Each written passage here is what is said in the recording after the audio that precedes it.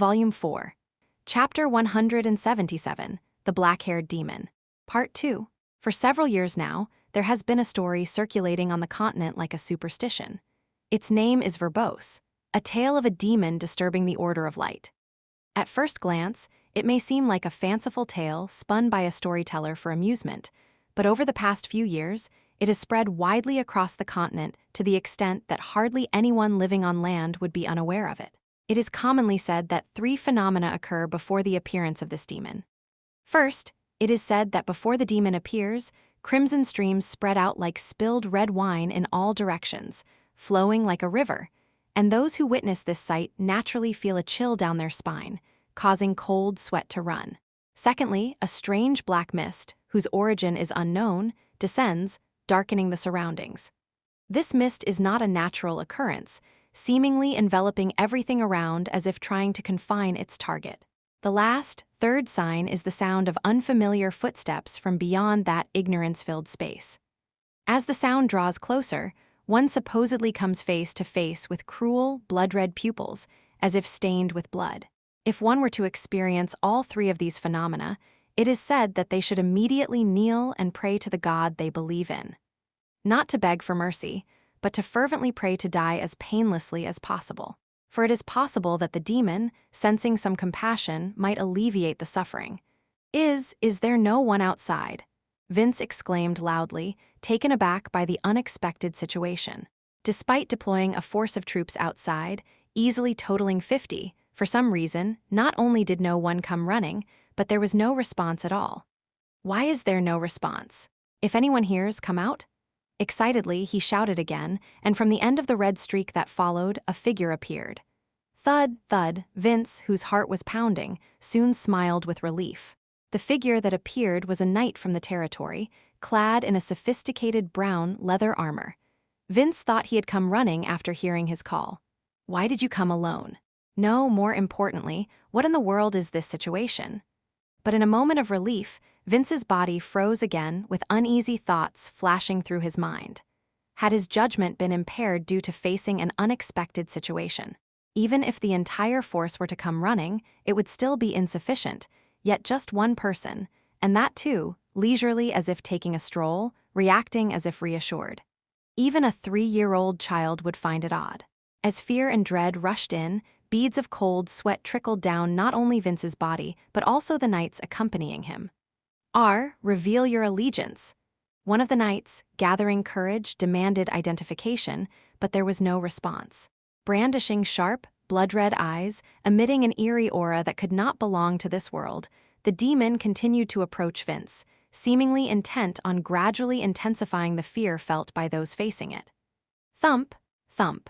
At this moment, the bulky knight who had previously subdued the man named Cyan stepped forward. Without a hint of faltering, he stared at the approaching red-eyed presence with an indifferent gaze. The bulky knight was special to Vince. During his days as a merchant, he had bought him from the slave market at a hefty price, released him, and then employed him as a guardian knight to accompany him to his territory. As such, Vince had some attachment to him. Not only was he naturally strong, but Vince also fed him blood of a demonic beast, and he was also like the ultimate guardian for Vince, capable of withstanding the strength of dozens of adult men. Despite the slightly threatening presence stepping forward, the demon with red eyes did not stop. There was no sign of it intending to stop at all. Its pace didn't even seem to slow down, and its gaze remained fixed on Vince. Whoosh. Upon this, the bulky knight swung his hefty fist. Thud! A dull thud echoed out as the firm sensation of solid jawbone was felt at the end of his fist. Sensing that the blow had landed properly, he attempted to follow through with force to send the opponent flying, but, for some reason, the mysterious figure didn't flinch at all.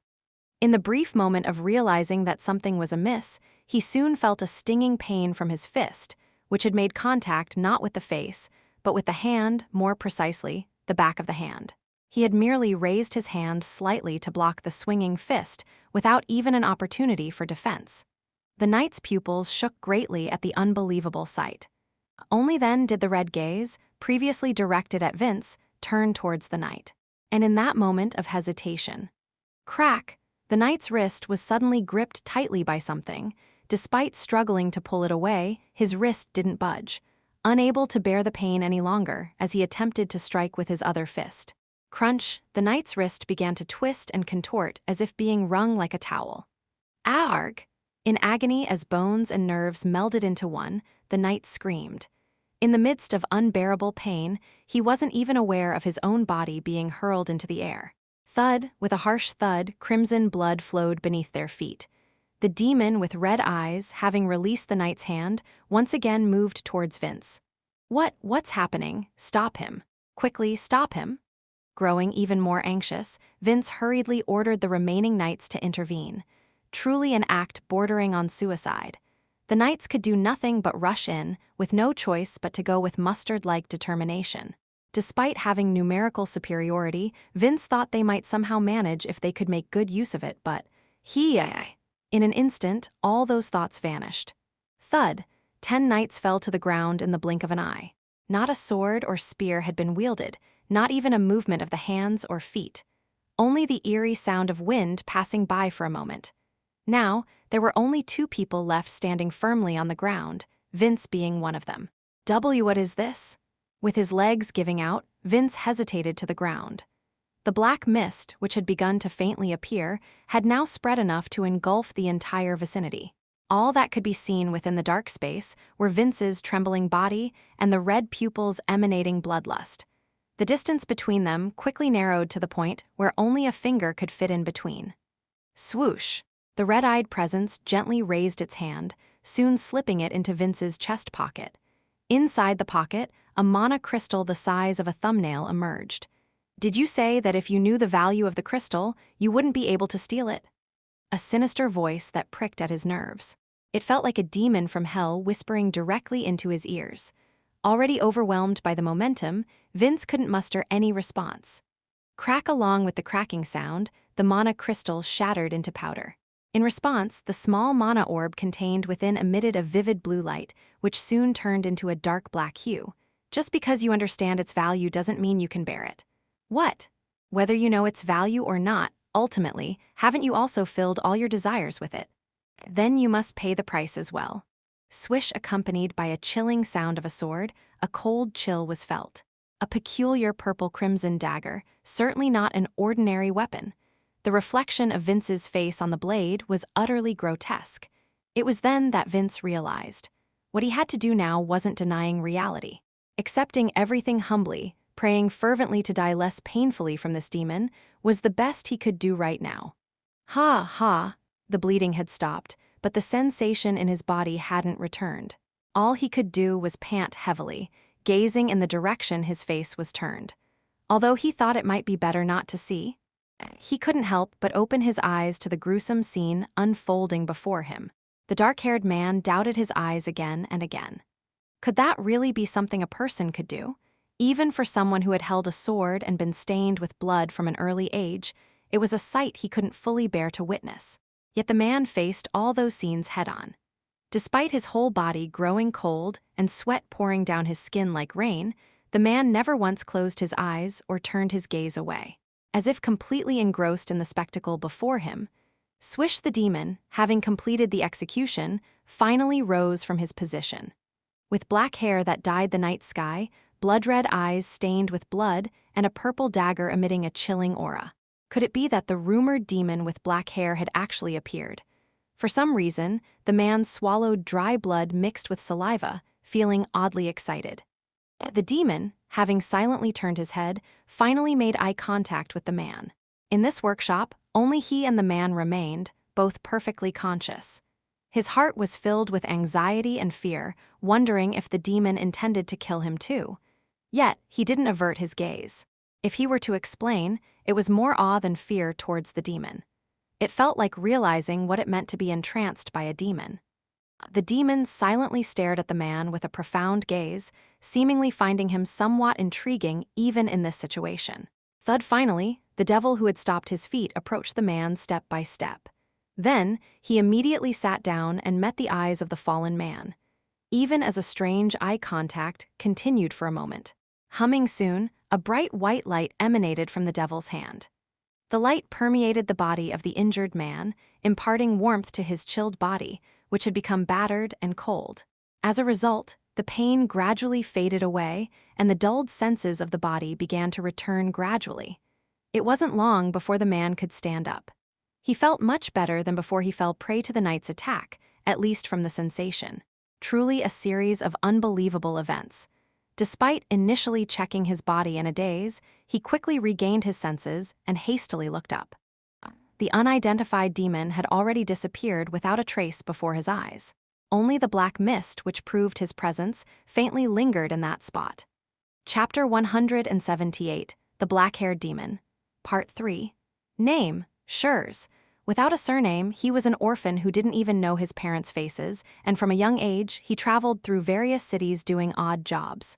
Then, at the age of 17, by chance, he caught the eye of a retired knight from the Ushif Empire who was a mercenary, and he joined the mercenary guild called Red Horse. Perhaps he had talent unknowingly, as he quickly gained a lot of attention from his fellow mercenaries for his swordsmanship and various specialized skills needed for mercenary activities. However, Schurz left the mercenary guild just 2 years after joining. When asked why by his colleagues, he simply dismissed it by saying he no longer wanted to do dangerous work. It wasn't unreasonable. Mercenary work typically involved high risks for high rewards, so during his 2 years of activity, he witnessed the deaths of many colleagues and himself narrowly escaped death several times. In truth, leaving because the work was dangerous was just an excuse. The real reason was simply that he couldn't bear it anymore. The purpose of mercenary activities ultimately boiled down to money. To earn that money, one had to do whatever dirty deeds necessary without hesitation, and Schurz couldn't escape the moral guilt that came with it. His colleagues scoffed, saying that such petty feelings wouldn't help in the real world, but what could he do? He himself was influenced greatly by such petty feelings. In the end, Schurz left the guild and heard news that laborers were being recruited at the Uito mine, so he impulsively crossed over to the Garam kingdom. When crossing over to the kingdom, he used the alias Cyan. About 7 years ago, there was a time when he sold cigarettes on the streets of the red light district in the neutral city of Lambert, and there was a boy who had overturned the most notorious crime city on the continent. Although there were certainly many witnesses, no one remembered his face, and all that remained was the name Cyan. Maybe it was because they were similar in age, but Schurz developed a sense of admiration, and he had been using the alias Cyan ever since. The work in the mine wasn't as difficult as he thought, and the pay was decent, not much different from mercenary work. He thought that if he worked diligently here for a few years, he would accumulate enough funds to not starve to death, and he believed that most of the laborers, including himself, came with that purpose in mind. However, the atmosphere in the workplace was unexpectedly strange. Among the stories he heard almost every day while working, one was, "When will someone steal the mana crystals and run away?" And there were quite a few stories of those who had succeeded and were now living elsewhere. Schurz couldn't understand it. If caught, wouldn't they immediately lose their status as laborers and become slaves under the miners? From what he saw, it was just shiny rocks with a bit of mana in them, so why were people making such a fuss? Even when he tried to ask those who had become slaves, it wasn't easy to meet them as they were always working in separate areas. Why not just check it out once? Had he been influenced by the lax atmosphere of the workplace? In the end, Schurz decided to put his small curiosity into action. However, unfortunately, he ended up being caught by the Lord himself. It seemed that he had been caught because he had helped a laborer who was being beaten during the day. At this rate, it was obvious that he would lose his status as a laborer and become a slave. With no excuse to say that he wanted to check it out once, Schurz just made up his mind to charge in. However, the world is vast, and there are many strong people. He thought it was just a big, unkempt pig, but this was nothing short of a demon disguised in a pig's skin. Is this really the power of a human?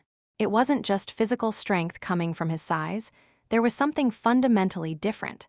The price of his belated realization was brutal education. His healthy body was quickly reduced to a battered mess, and he descended to a state on the brink of death. It was futile. If he had known it would end up like this, he should have just continued as a mercenary. Despite repeating regrets, he couldn't undo what he had done, and thus, Schurz resigned himself to facing death with resignation. Until the demon with black hair appeared, that is. What were you doing early in the morning of that day? I was up early doing my usual morning exercises. There should be several witnesses, so your alibi should be solid. The investigator, who was carefully examining Scher's personal records, couldn't easily hide his unease. Understood, we may need to call you in again later, so please wait in your accommodation for now. Nodding, Schurz got up immediately from his seat and left the room. It seemed that the investigation was quite challenging. Of course it would be. Considering he was the sole survivor at the scene, it was natural for him to be silent like this. Despite not having done anything wrong, why would he have a reason to be there with his hands up? With his expertise in dark magic, he had neatly erased all traces, so there was no need to worry about being caught. As long as the demon with black hair didn't talk to anyone, that is. As a result of the declaration by the Society to suspend mining operations for the investigation, mandatory leave was issued. It was more like a sobering break than a vacation, and it didn't seem like it would end soon considering the situation. Schurz lay in bed after the strange day. Even lying down, thoughts about the demon didn't leave him. Honestly, the demon wasn't a demon. Just judging by appearances, wasn't he nothing more than a genuine human? He had healed him when he was dying and even saved him, so it wouldn't be an exaggeration to say he was practically an angel to him.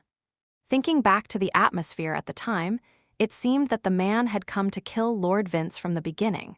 Why did he have a grudge against Lord Vince? Regardless, what was the reason for healing him and saving him, knowing he could be the only witness? With questions piling up, Schurz couldn't fall asleep easily. Schurz finally got up and went outside. He headed straight for the mine. Despite the late hour, the mine was filled with people gathered to investigate the scene.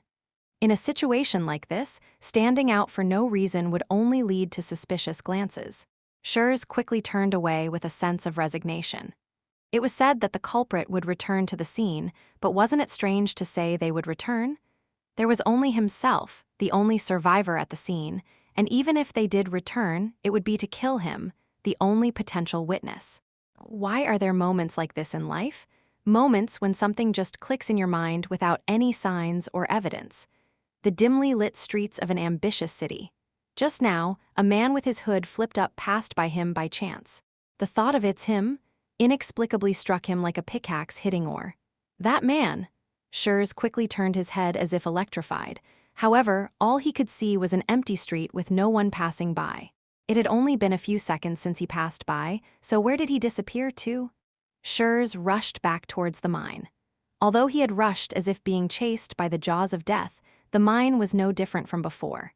There was no trace of the man anywhere, and despite waiting in a corner of the forest, hoping he might appear if he waited a little longer, he waited for nearly 2 hours, but all that came was a yawn and drowsiness. He began to feel self-loathing about what he was doing right now. I guess I should go and get some sleep. With a disappointed sigh, as he turned his body to head back to his lodging, the disappointed sigh escaped as Schurz turned his body to head back to his lodging. Schurz froze in place as if under a spell, his body seemingly immobilized. Shususu, a strange mist with a chilling touch brushed against his skin. Within that mist, at a distance of exactly 10 paces in the direction he was facing, under a rotten tree stump, sat the man with black hair, staring at him with deep-set eyes. It was the demon with black hair he had been seeking. When had he arrived, or rather, why hadn't he noticed his presence until now? Perhaps he had been too focused on the mine, but could he have missed any signs completely? Was he truly not human but a demon?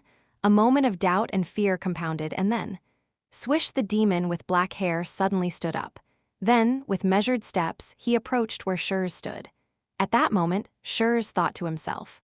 He was a fool to have briefly considered him an angel. 2 years of mercenary life wasn't for nothing. Did he just appear to have meaningless eye contact with him? Look into those red eyes, tainted with blood. Those were the eyes of an assassin who had come to kill him without a doubt. Didn't they say reckless curiosity leads to trouble? Intended or not, he should have just stayed still like a mouse when he was saved. His newly reclaimed second chance at life was about to be cut short in an instant. Then, Schurz thought again. It was pointless to sit there miserably and beg for life. He needed to come up with a more innovative solution to escape this situation quickly. Finally, something flashed in his mind, and Schurz slammed his head into the ground. I have been seeking your excellency all this time. At this, the approaching footsteps of the man abruptly stopped. I have not disclosed anything about your excellency to the outside world. For reasons unknown, I felt compelled to come here to repay the grace you personally bestowed upon me. Please accept me. Drops of sweat dripped from his forehead onto the earthen floor, gradually easing the tension. There was no response, not even the sound of footsteps. As his heart pounded and his whole body trembled like a bamboo in the wind, Schurz couldn't bring himself to lift his head. How much time had passed? It felt longer than the time he had been watching the mine. Sweat streamed down and formed rivulets. Bugs danced merrily on his arms and legs. Anything would have been better than no response at all, but the demon with black hair showed no reaction, not even an acknowledgement. Unable to bear it any longer, Schurz slowly lifted his head. Nothing. No one was there. Schurz hastily got up and looked around, but all he felt in the ambitious silence of the forest was stillness, devoid of any sign of life. What's going on? Whether it was a dream of a summer night or not in a daze, Schurz couldn't leave that spot for a while. Cyan? If it were any other time, he would have awakened at the slightest call, but today, it took shaking him several times before he could finally open his eyes. What's going on? The investigators want to see you again? Schurz's heart sank at once. What's the matter? Can you tell me why? How should I know? I heard they sent someone from the Garam Magic Society to investigate this case again. Maybe they want to conduct a new investigation among themselves. The Garam Magic Society? They sent someone from the Garam Magic Society to investigate this case. Schurz, who hadn't fully awakened from his dream of a summer night, was thoroughly disoriented. But why are you sweating so much? You never sweat even when you work. That's. Anyway, I'll go. Schurz fled the room and headed for the Lord's chamber. Knock knock. Despite knocking on the door, there was no response from inside. Ito Mine's laborer Cyan. May I come in? Come in. The indifferent voice of a girl filled the room. With rising questions, Schurz opened the door and entered. I heard you were looking for me. As Schurz entered the room, he was immediately speechless. A cute girl with a ponytail tied with a light blue ribbon, who looked like she might be someone's little sister who would not want to show her off. He had somewhat of an idea because he heard a girl's voice, but he had no idea there was a real girl there. Her dark, almost ominous eyes were unsettling, but, "Hello, Mr. Cyan, please have a seat." Schurz sat down with a bewildered heart. Is Cyan your real name? It was an unexpected question from her. Her gaze was not on Schurz but on his identification. It's, a pseudonym? I thought so. Momentarily taken aback, Schurz blinked. I checked the identities of the miners in the mine while coming here, and Mr. Cyan's magic attribute is darkness, right? Schurz calmly responded without being flustered. Well, what does that have to do with this case? Of course it does. It's related to this case and to why I'm here. At the incomprehensible answer, Schurz's eyebrows furrowed in confusion. Then, at that moment, Luna, may I come in? Chapter 179, The Black-Haired Demon, Part 4. Luna? Schurz doubted his ears several times, thinking he might have misheard. Even if one were not a native of the kingdom, the name was unmistakable if they had stayed in the kingdom for more than a day. The granddaughter of Regent's Rainriver, the leader of the Garam Kingdom's magic society, and a once-in-300 years genius mage who might not be born again. Recently, she had reached the exceptional rank of 8 stars at the age of only 19, truly a being beyond human. Was it possible that she, who could bring down the entire building with just one finger, was now standing in front of him? It couldn't be. It must be just someone with the same name, a namesake. A person who spent the whole day holed up in the society, researching magic, wouldn't come all the way here to investigate a murder case. Schurz refused to accept reality. Please come in. Upon her permission, a member of the society wearing a blue cloak entered. James Rodrian, I greet Luna Rainriver. The denial didn't last long. While the name Luna might be the same, it was unlikely that the surname Rainriver would be the same. In other words, the woman standing in front of Schurz was definitely the Luna he knew. What a bolt from the blue. Although the society member who came in seemed to be reporting something, Schurz didn't catch a word. Why are you so stiff if it's not petrification magic? Luna asked, looking at Schurz with an indifferent gaze. Ah, no, Schurz straightened his back and assumed a sharp posture. I heard you were exercising on the morning the murder happened. Is that something you regularly do? Yes, well, something like that. You usually don't go near the mines. I sometimes pass by there, but I didn't that day. Then you didn't see the knights waiting in front of the mine that day? And no, of course not. With that answer, a brief silence ensued. Luna, who was staring at Schurz intently, soon handed him a few sheets of paper on the desk. It was a list containing the personal information of several people. Do you happen to know anyone there? Schurz couldn't answer immediately. There were about 60 names on the list. Among them were several names familiar to Schurz. What is this list for, may I ask? It's a list of the people who died that day. Luna shrugged as if it were nothing. The people who died at the mine that day, including Lord Vince, totaled 63. They were mercenaries hired personally by Lord Vince, disguised as knights of the territory. There were various mercenaries, from unregistered mages to those who had operated in other countries, mixed in. Why are you showing me this? Schurz asked, swallowing dry saliva. Didn't you also work as a mercenary in other countries, Mr. Cyan? Yes. As he realized that he had already been investigated to some extent, he didn't deny it. Fortunately or unfortunately, there were no mercenaries from the Red Horse, the group he belonged to. Well, I might have seen some people while working as a mercenary, but I don't know them well. Besides, I've already retired from mercenary life. Schurz distanced himself, dismissing those he deemed unrelated. Would you lend me your hand? Upon her sudden request, Schurz extended his hand. As she grasped it, Luna closed her eyes tightly. They stayed like that for about 10 seconds.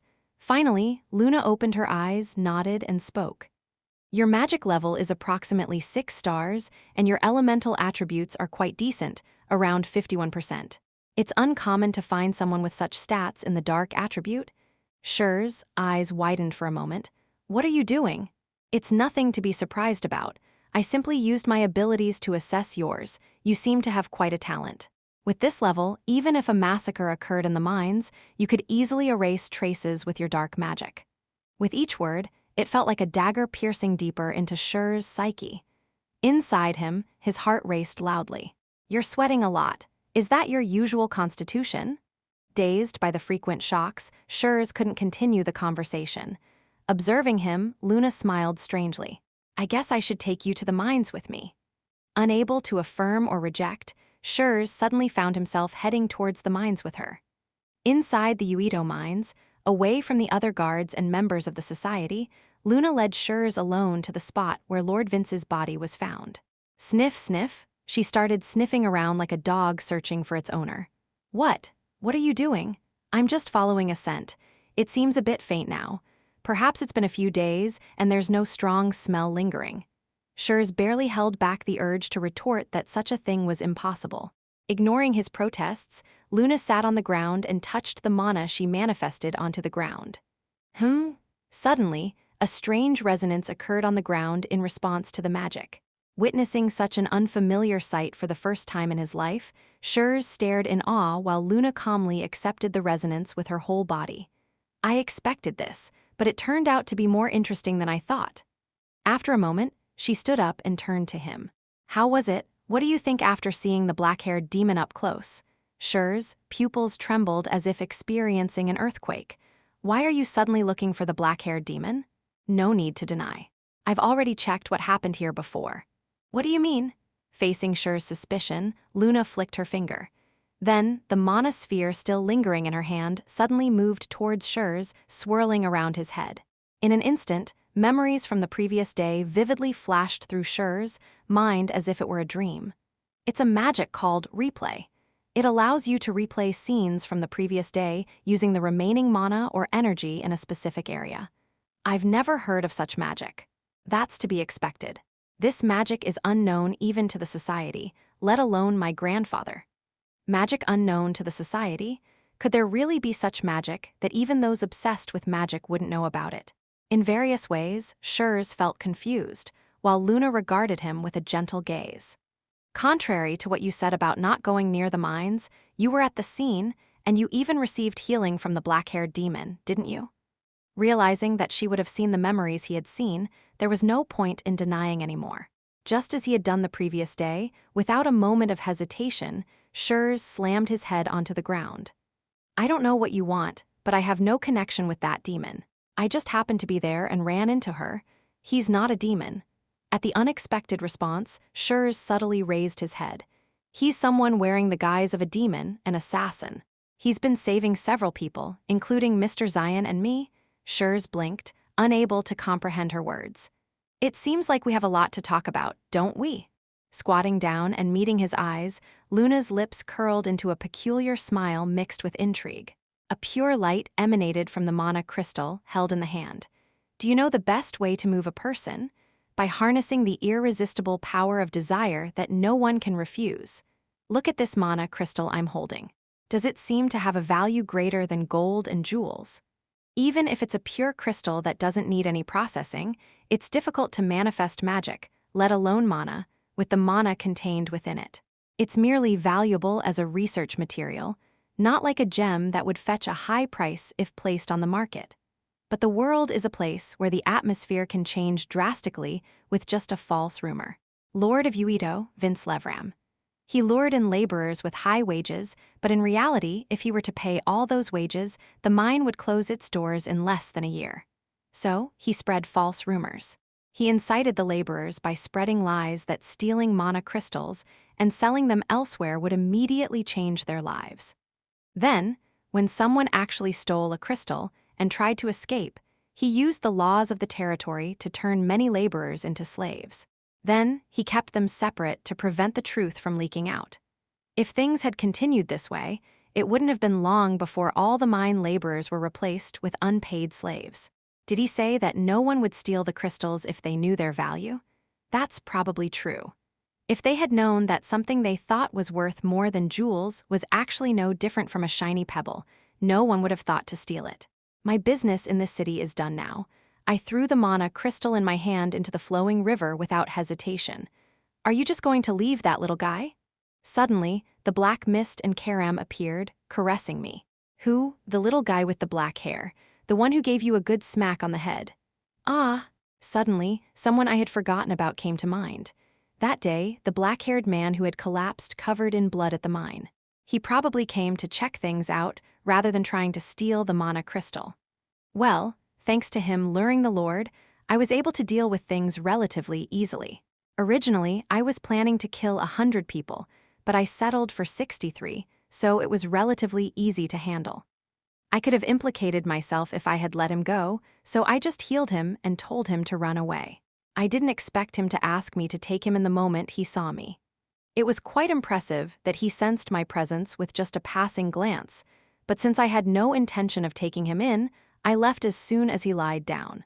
Although I don't have the ability to read people's fortunes, I suddenly felt that he wasn't the type to die young. Click, click suddenly, I heard faint sounds of wheels from the other side of the road.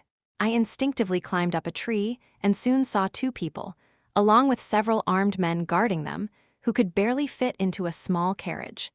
It seemed more like they were guarding someone inside the carriage from escaping. Seems like they're escorting someone important.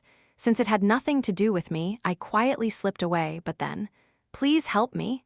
Suddenly, I heard the voice of a delicate woman in my head. Chapter 180. The One Protected by God. Part 1. It wasn't a misunderstanding. This is clearly a part of telepathy magic. Someone nearby has reached into my mind and spoken. Please, I beg you. If anyone hears this voice, please help me. The more I hear it, the more it stimulates my protective instincts. The voice was desperate yet tender, quite an original rescue request. Well, rather than shouting meaninglessly, could there be a better way? Of course, assuming there's someone around here who can hear that voice. But just because telepathy is cast doesn't mean everyone can hear it. Randomly shouting without a specific goal is even more pointless. Though I've nearly reached the absolute pinnacle in interpreting mana, it's unlikely that anyone here can hear the delicate plea of this unknown woman. I guess luck is both good and bad. Someone who could hear that voice emerged with a 1 in 10,000 chance, but even if that person witnesses injustice with a 1 in a million chance, they might just ignore it and move on. Next time, I'll hold a tiny hope in my heart that I might meet someone who can't resist helping when they hear a voice or witness injustice, and I turned my head away. There's a cute cat inside the carriage, isn't there? Yeah, just overlooking this situation isn't her style. I understand without needing to be told. How could I walk away without helping a woman in danger? That's not the way of a man, and so on. She'll try to tempt me with nonsensical talk. It's obvious even without looking. I've not been fooled once or twice, and I won't fall for such obvious tricks. Karam, who had been glancing towards the carriage, soon turned her gaze. Why, what? As I stared at her, wondering what was going on, Karam extended her chin with apparent dissatisfaction. Aren't you going to say anything? What about? About rescuing the person inside. An unfamiliar and awkward silence lingered. Karam, who had been staring at me with a puzzled expression, soon smirked. Our master has matured both physically and mentally, it seems. You now understand what to do without me having to teach you, huh? Got caught. I've dug my own grave by not resisting her provocation and instead slipping inward. Ignoring her provocation, I hastily distanced myself from the carriage. I was originally going to pass by, but I did not realize our master was interested. How about it? Should I tell you what cat is inside that carriage? Even if there is a god, I won't go. If there was that idiot god, it would be a different story. There's a white elf. The 2 steps that were advancing confidently suddenly halted. Who's there? A white elf. As if telling me not to question again, she spoke each word firmly and steadily. Moreover, it's a female. A narrow mountain path barely wide enough for a small carriage to pass through. Due to the unevenness of the earth path where I stood, the carriage shook violently. Clatter, clatter. They seemed eager to escape hastily as the carriage sped away, showing no concern for the person inside. With hands and feet tightly bound with ropes, she was thrown around repeatedly, causing bruising all over her arms and legs. Help! Help! With a muzzle strapped over her mouth, she couldn't even scream. All she could do was hopelessly reach out for someone to listen through meaningless telepathy. However, no matter how much she appealed for help, there was no one to hear her voice. Truly, a desperate situation where there was no one to help. Tears of despair endlessly streamed from the woman's eyes at the realization of being completely isolated. Sigh. Then, suddenly, faint black mist crept in through the crack in the door, enveloping her lightly. Even her blinking in the unfamiliar situation lasted only a moment. Soon, within her tear-blurred vision, the figure of someone began to appear. A man with long black hair and striking red eyes, possessing peculiar features. He sat cross-legged in the facing seat, observing the woman with an intrigued gaze. At that moment, the woman realized. The one she was seeing must be an extraordinary being. Not merely human, an aura of nobility emanated from him, distinct from the usual beings she encountered. A deity? Ah! Momentarily startled by the unexpected encounter, the carriage suddenly jerked to a halt amidst cries of pain from outside. Turning her head, she noticed people beginning to collapse one by one. Through the window, she couldn't see what was happening, but unidentified liquids were splattering. What's happening? Darkness easily triggers primal human fears. Without sight, one doesn't know what's happening, and without knowing what's happening, one can't predict what will happen next. The situation aside, the energy felt too abnormal. It felt like a demon from the depths of hell rising up towards me. Overwhelmed by a grotesque fear engulfing her entire body, the woman hugged herself tighter. Thud, thud.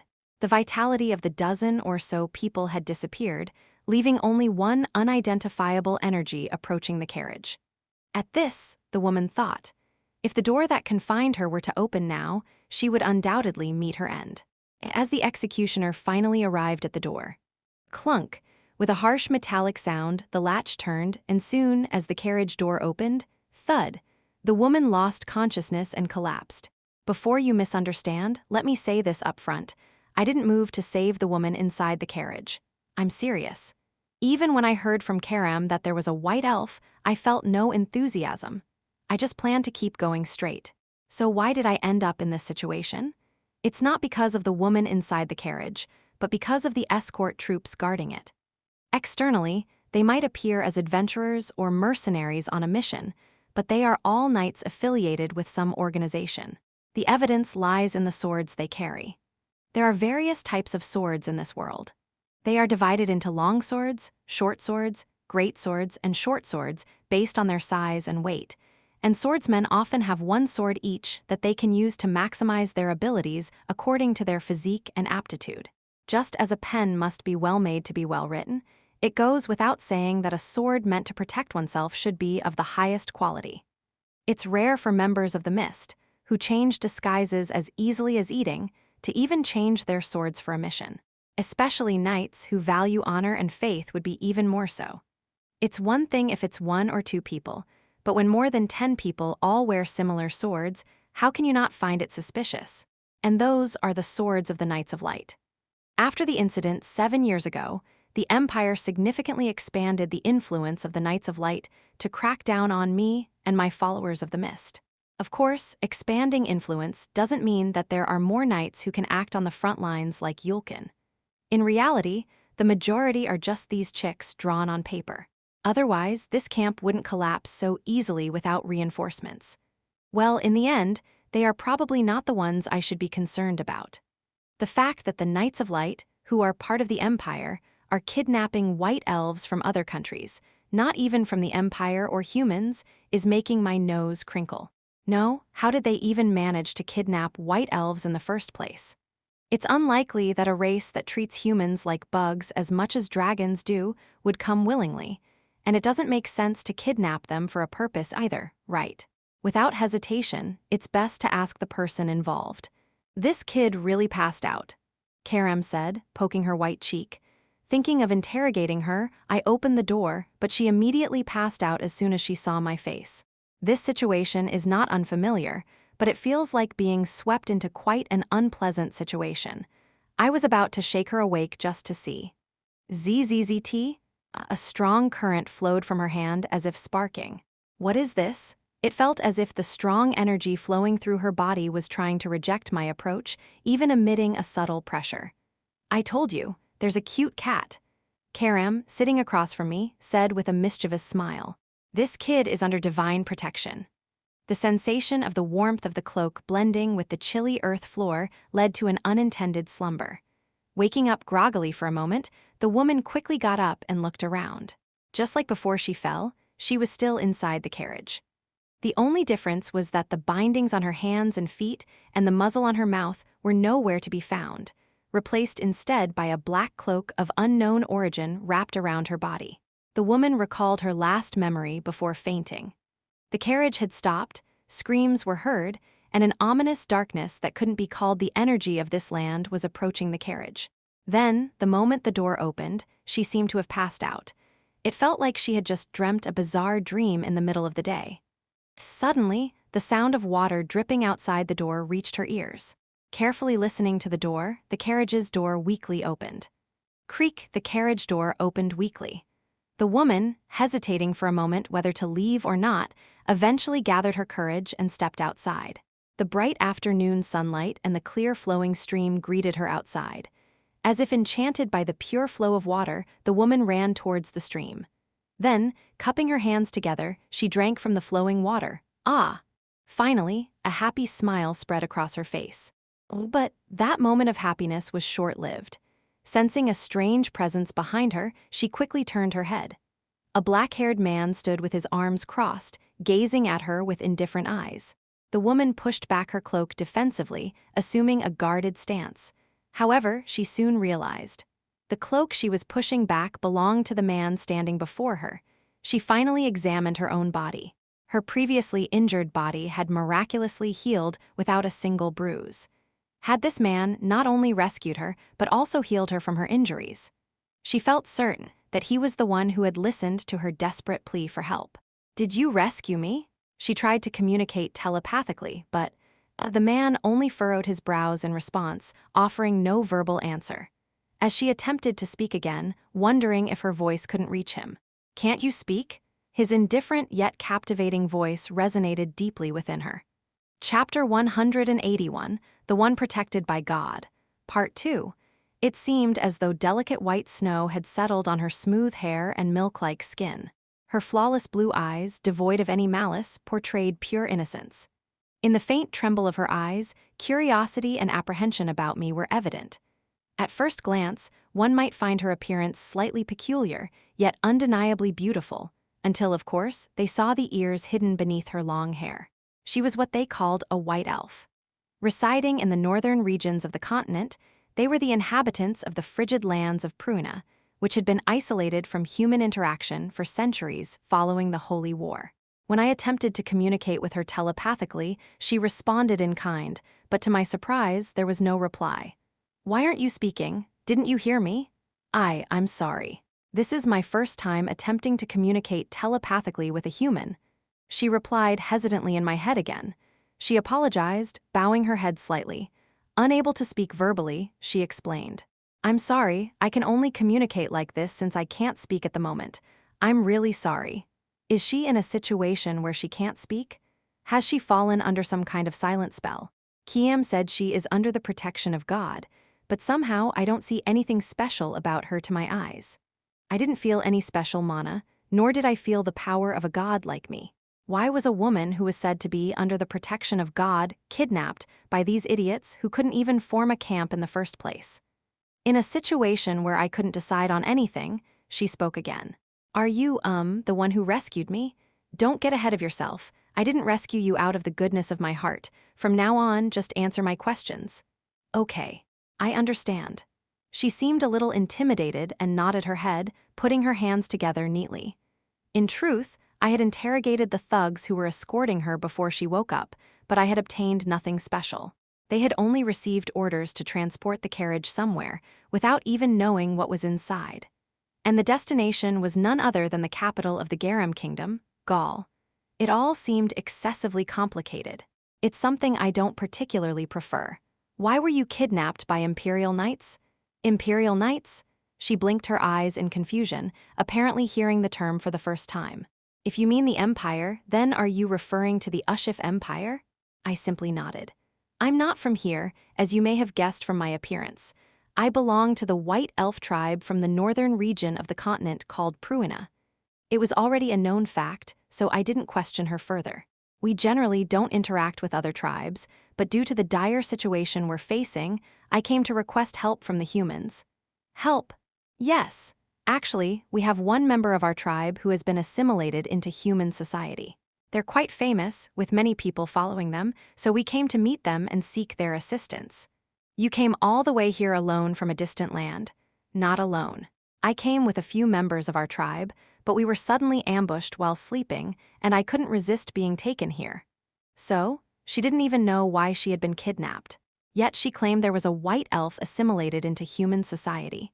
That too, very famous. This is a story I've never heard of in my entire life. Even if I don't know who or what they are, if they're known, it could cause quite a stir depending on the situation. Wait a moment. Suddenly, a thought crossed my mind and passed by. A white elf assimilated into human society. So famous that many people follow them. Is something wrong? I closed my mouth abruptly and pondered, but she approached me and asked, "Where were you originally planning to go?" Well, it was Gaul. I heard it's the capital of the Garum Kingdom. The original destination I had in mind, and the destination the kidnappers intended to take her were the same. This was definitely not something to take lightly, especially since it wasn't entirely unrelated to me. I have no other words than to express my gratitude for rescuing me. But it's a really shameless request, but could you possibly take me to that Gaul? Come with me. Huh. Her eyes widened like startled rabbits. Come with me. Since you have to meet your tribe members again in Gaul anyway, I'll take you there. Just follow me. Really? She opened her mouth for a moment as if she had not expected it at all, but then she nodded her head vigorously with a bright smile. Yes. Approaching me hesitantly, she clasped her hands together and revealed sparkling eyes. It was quite an unusual sight, being willingly accepted by a stranger in a foreign land. Slightly bewildered, I chuckled. Hey, why? Don't you have one more question to ask? Nope. I knew why she came here and what she planned to do next. There was nothing more to ask. Any further information would just be unnecessary gossip. My name, aren't you curious? So? But still, shouldn't you ask? Why? Even so, we'll be traveling together in the future. Fine. What is it? Hastja, can you please call me Hastja? As if waiting for this moment, she spoke with a voice mixed with aggro. I nodded absent-mindedly, then turned my head again. Chin. This time, she grabbed my wrist and stopped me in my tracks. Why? You too, you have to tell me your name? Just call me whatever. But why? Living a life where your own name isn't used is a very unhappy life. If you're uncomfortable with other people knowing, don't worry, I have no intention of telling anyone. It's not that, but for the past 7 years, except for a specific person, I've never been called by my name.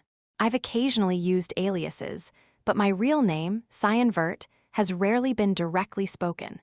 Of course, I've never even told my real name to someone I met for the first time. As if urging me to speak my name, she blinked her wide eyes expectantly. Cyan, I blurted out unexpectedly. It felt incredibly awkward, probably because it had been so long since I had spoken. What a nice name. I'll count on you, Cyan. Instead of a gaze filled with despair and fear, Hastja looked at me with what seemed to be genuine affection. This stirred up emotions within me that I had forgotten about for a while. Hastja is missing. Yes. The knights who were trying to transport her to Gaul have all disappeared near Uito. We were about to deploy emergency forces for a search, but we heard there are members of the Garam Magic Society there, so we haven't been able to conduct a detailed investigation. What's wrong with having members of the Garam Magic Society there? We have people who use magic on our side too, don't we? The lady's firm questions silenced the knight as he held his breath. The fact that Luna Rainriver is there as well. Luna Rainriver? Slightly taken aback, she tilted her head slightly and asked. Yes, it's a situation where everything about us could be exposed. I've ordered caution for now.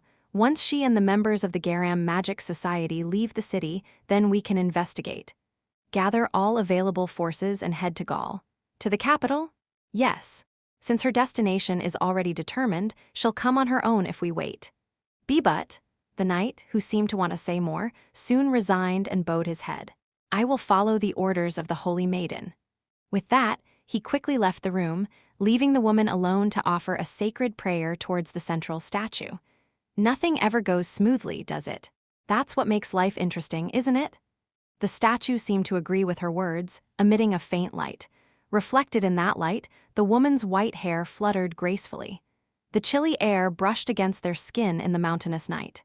Finding a suitable cave for the night, Cyan immediately sat down and lit a fire.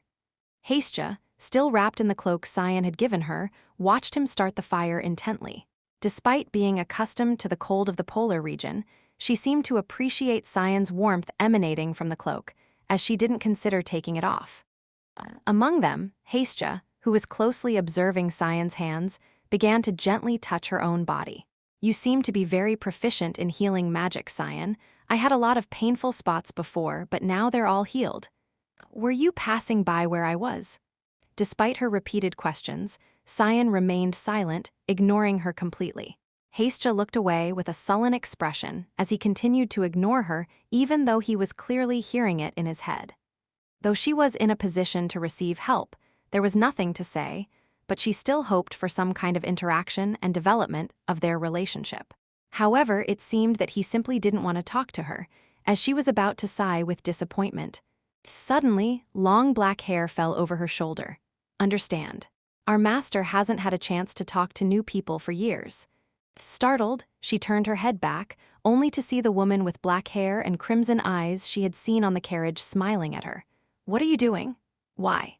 We're going to travel together anyway, right? Isn't it awkward not to exchange greetings at least? Cyan, showing a very uncomfortable expression, asked as if he knew of her existence. Hastja quickly calmed her heart and cautiously examined the woman's figure. Following the faint mist trailing her footsteps, she saw a connection to the sword next to Cyan. Realizing something, Hastja clapped her hands and said, "You're the demonic sword. Oh my, you know me? Of course, we've heard a lot of stories since we were young. You were the one who saved our tribe a long time ago. If you're a white elf, you must know about him, right?" In an instant, Karam's gaze flickered slightly. Who saved who? Cyan furrowed his brow in disbelief. I've heard so many stories since I was young, about the owner who was with her back then and in the war. The cold fingers of the demonic sword silenced Hastja's tender lips. Confused, Hastja blinked her eyes. You shouldn't talk about things you don't need to, little one. With a slight tilt of her waist, she leaned closer to her ear and whispered softly, If you don't want to die, you'd better keep quiet. Chapter 182, The One Protected by God, Part 3.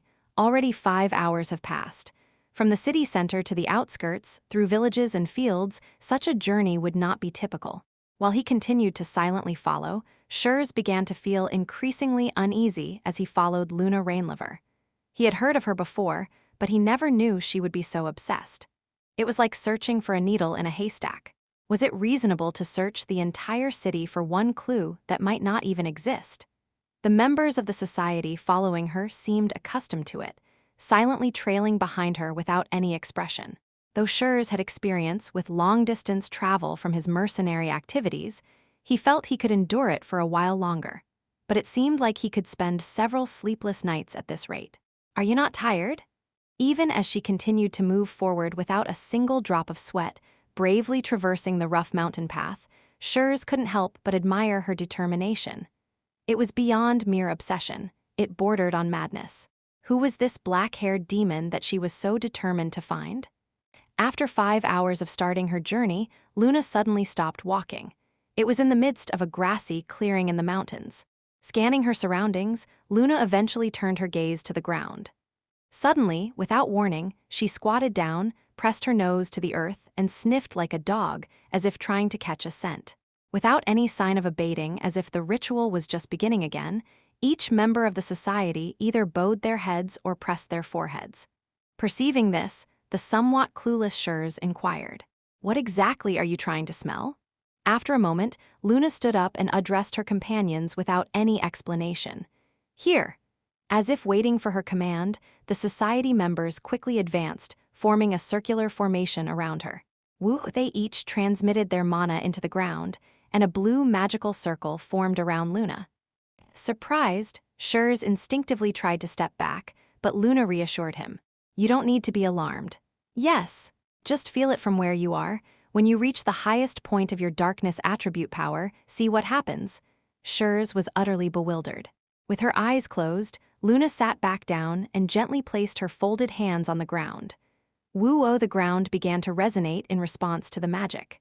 Schurz realized that, just like in the previous mine, she was casting a spell called Replay, but he wasn't the only one sensing an unknown energy. Feeling a large amount of mana coursing through his entire body via the magic circle, Schurz sensed a strange yet familiar energy. Dark attribute magic? It was a darkness attribute magic, similar to his own but distinctly different in quality. There was a carriage and knights. Luna, who had quietly opened her eyes, spoke softly. Someone attacked them. Everyone around her held their breath, watching her intently.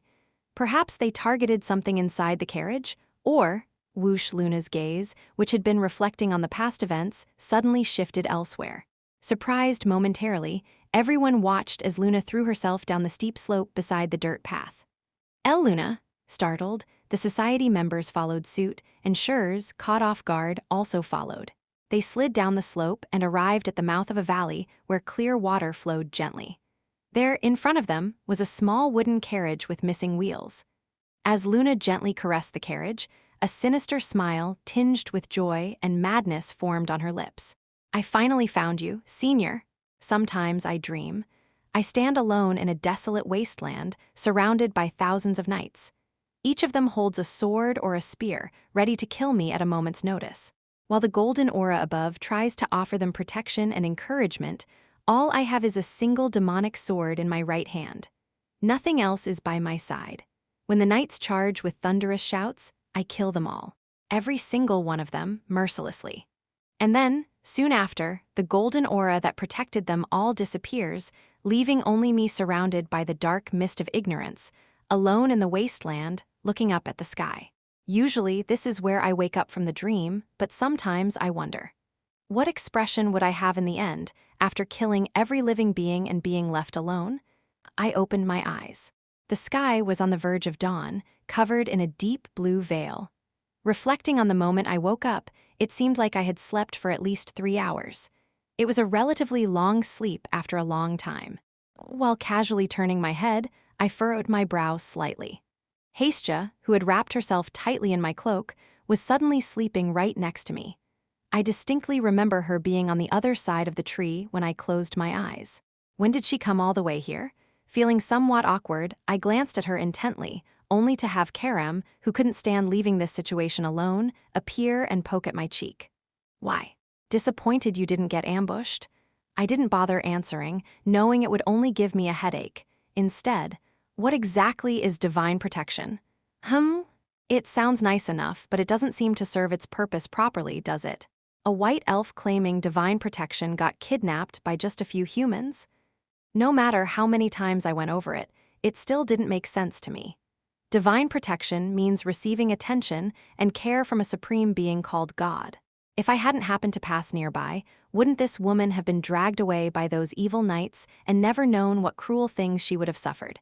You know, those pompous bastards wouldn't bother offering such grand protection to just protect from a few worthless humans, would they? What do you mean, protected from then? You! Karam's sharp finger jabbed my forehead.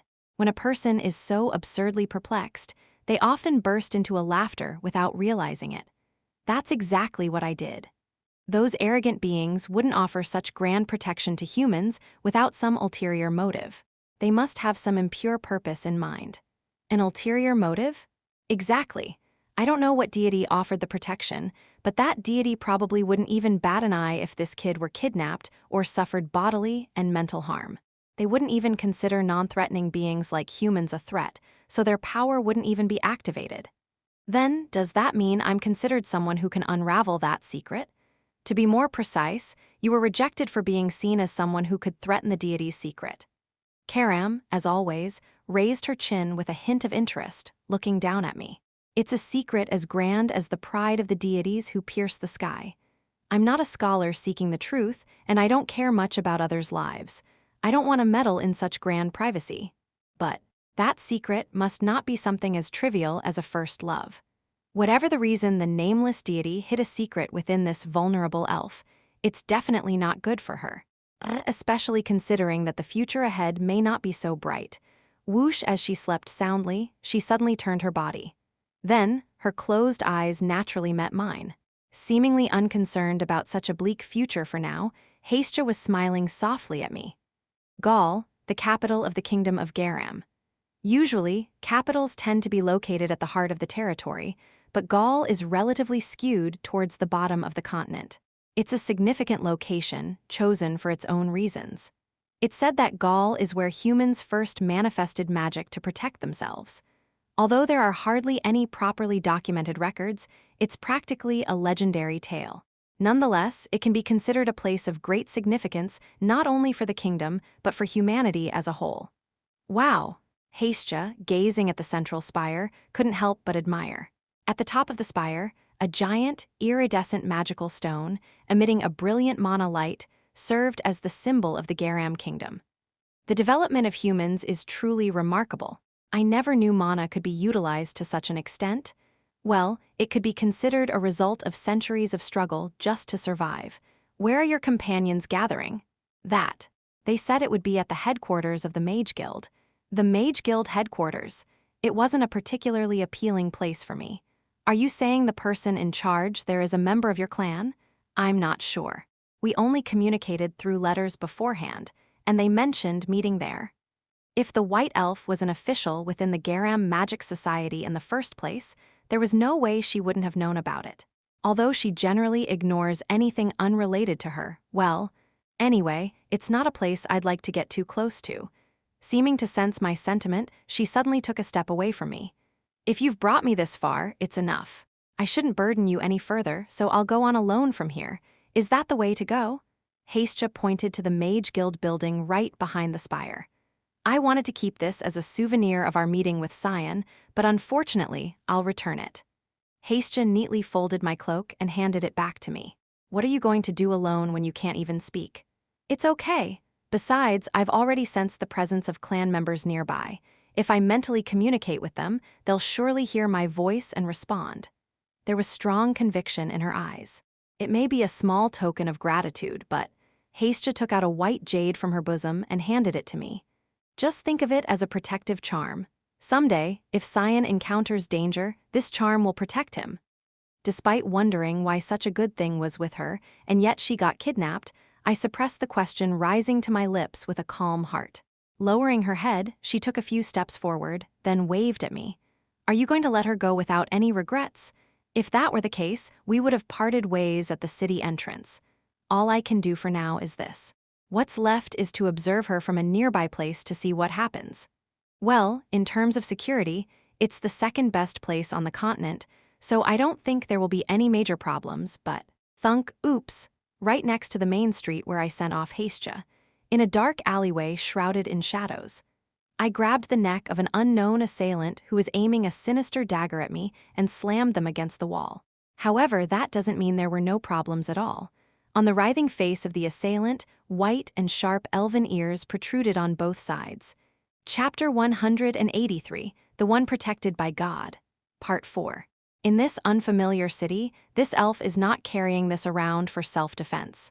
Look at this viscous green liquid oozing from the tip of the dagger. It's poison, and a very deadly one at that. This elf has come purely to kill me. Yick! The elf tried to resist it and swung the other fist at my face. I turned my head lightly, and I dug into the empty armpits of the guy and crushed the bottom of the lower rib cage. Ugh! Just as he tried to scream, I grabbed his jaw, completely blocking any sound from coming out.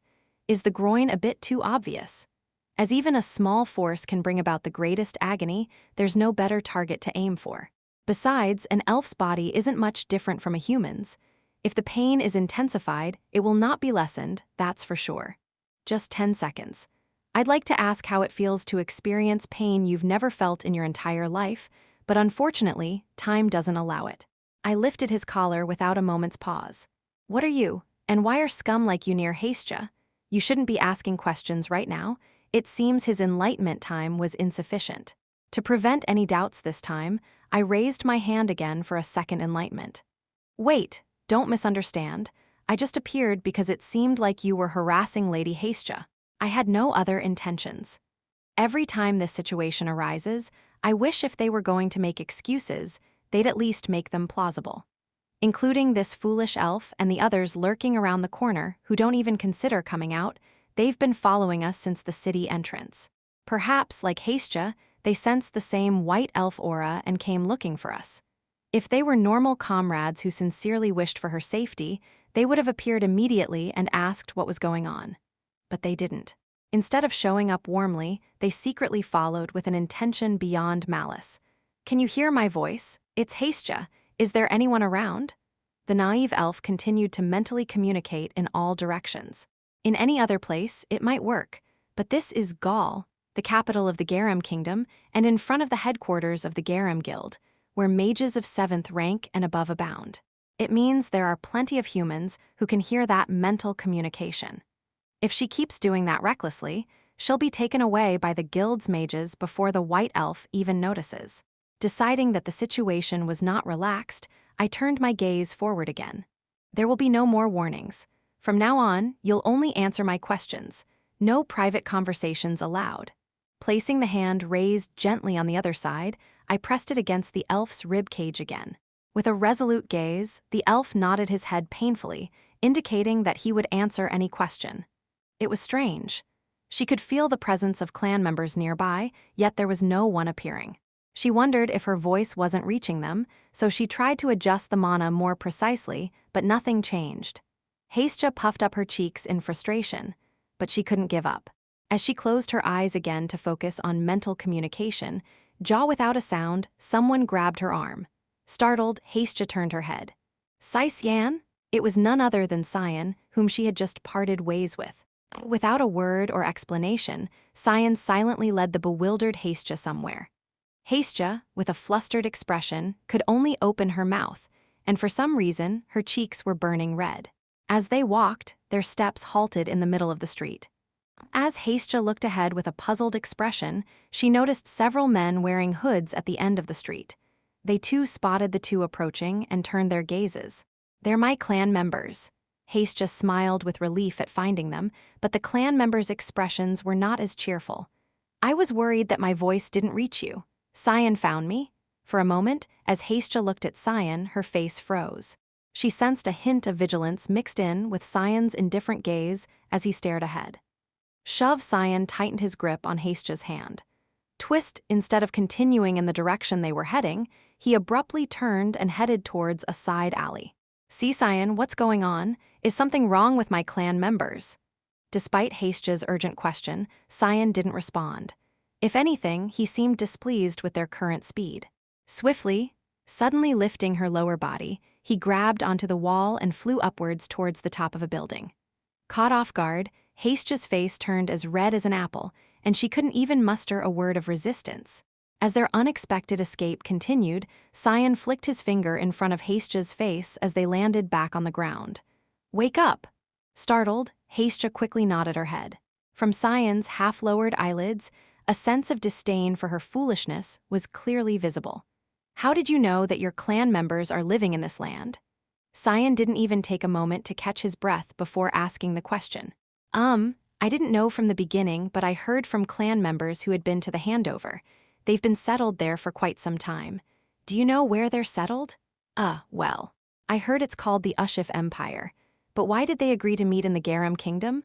Haistja couldn't easily answer. "I'm sorry, I'm not sure either, just. Our companions who came with me were promised to meet them here in Gaul."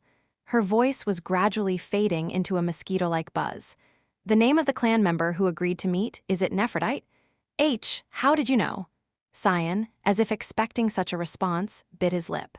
Haistja, in the midst of their serious conversation, another voice suddenly echoed in their minds. They both turned their gaze towards where they felt the energy. This can't be. It's really Haistja." Similar to the white elves they encountered earlier on the street, 3 white elves with hoods covering their heads were running towards them. "Roll!" Haistja's face brightened suddenly. As the elves approached, they kneeled before her.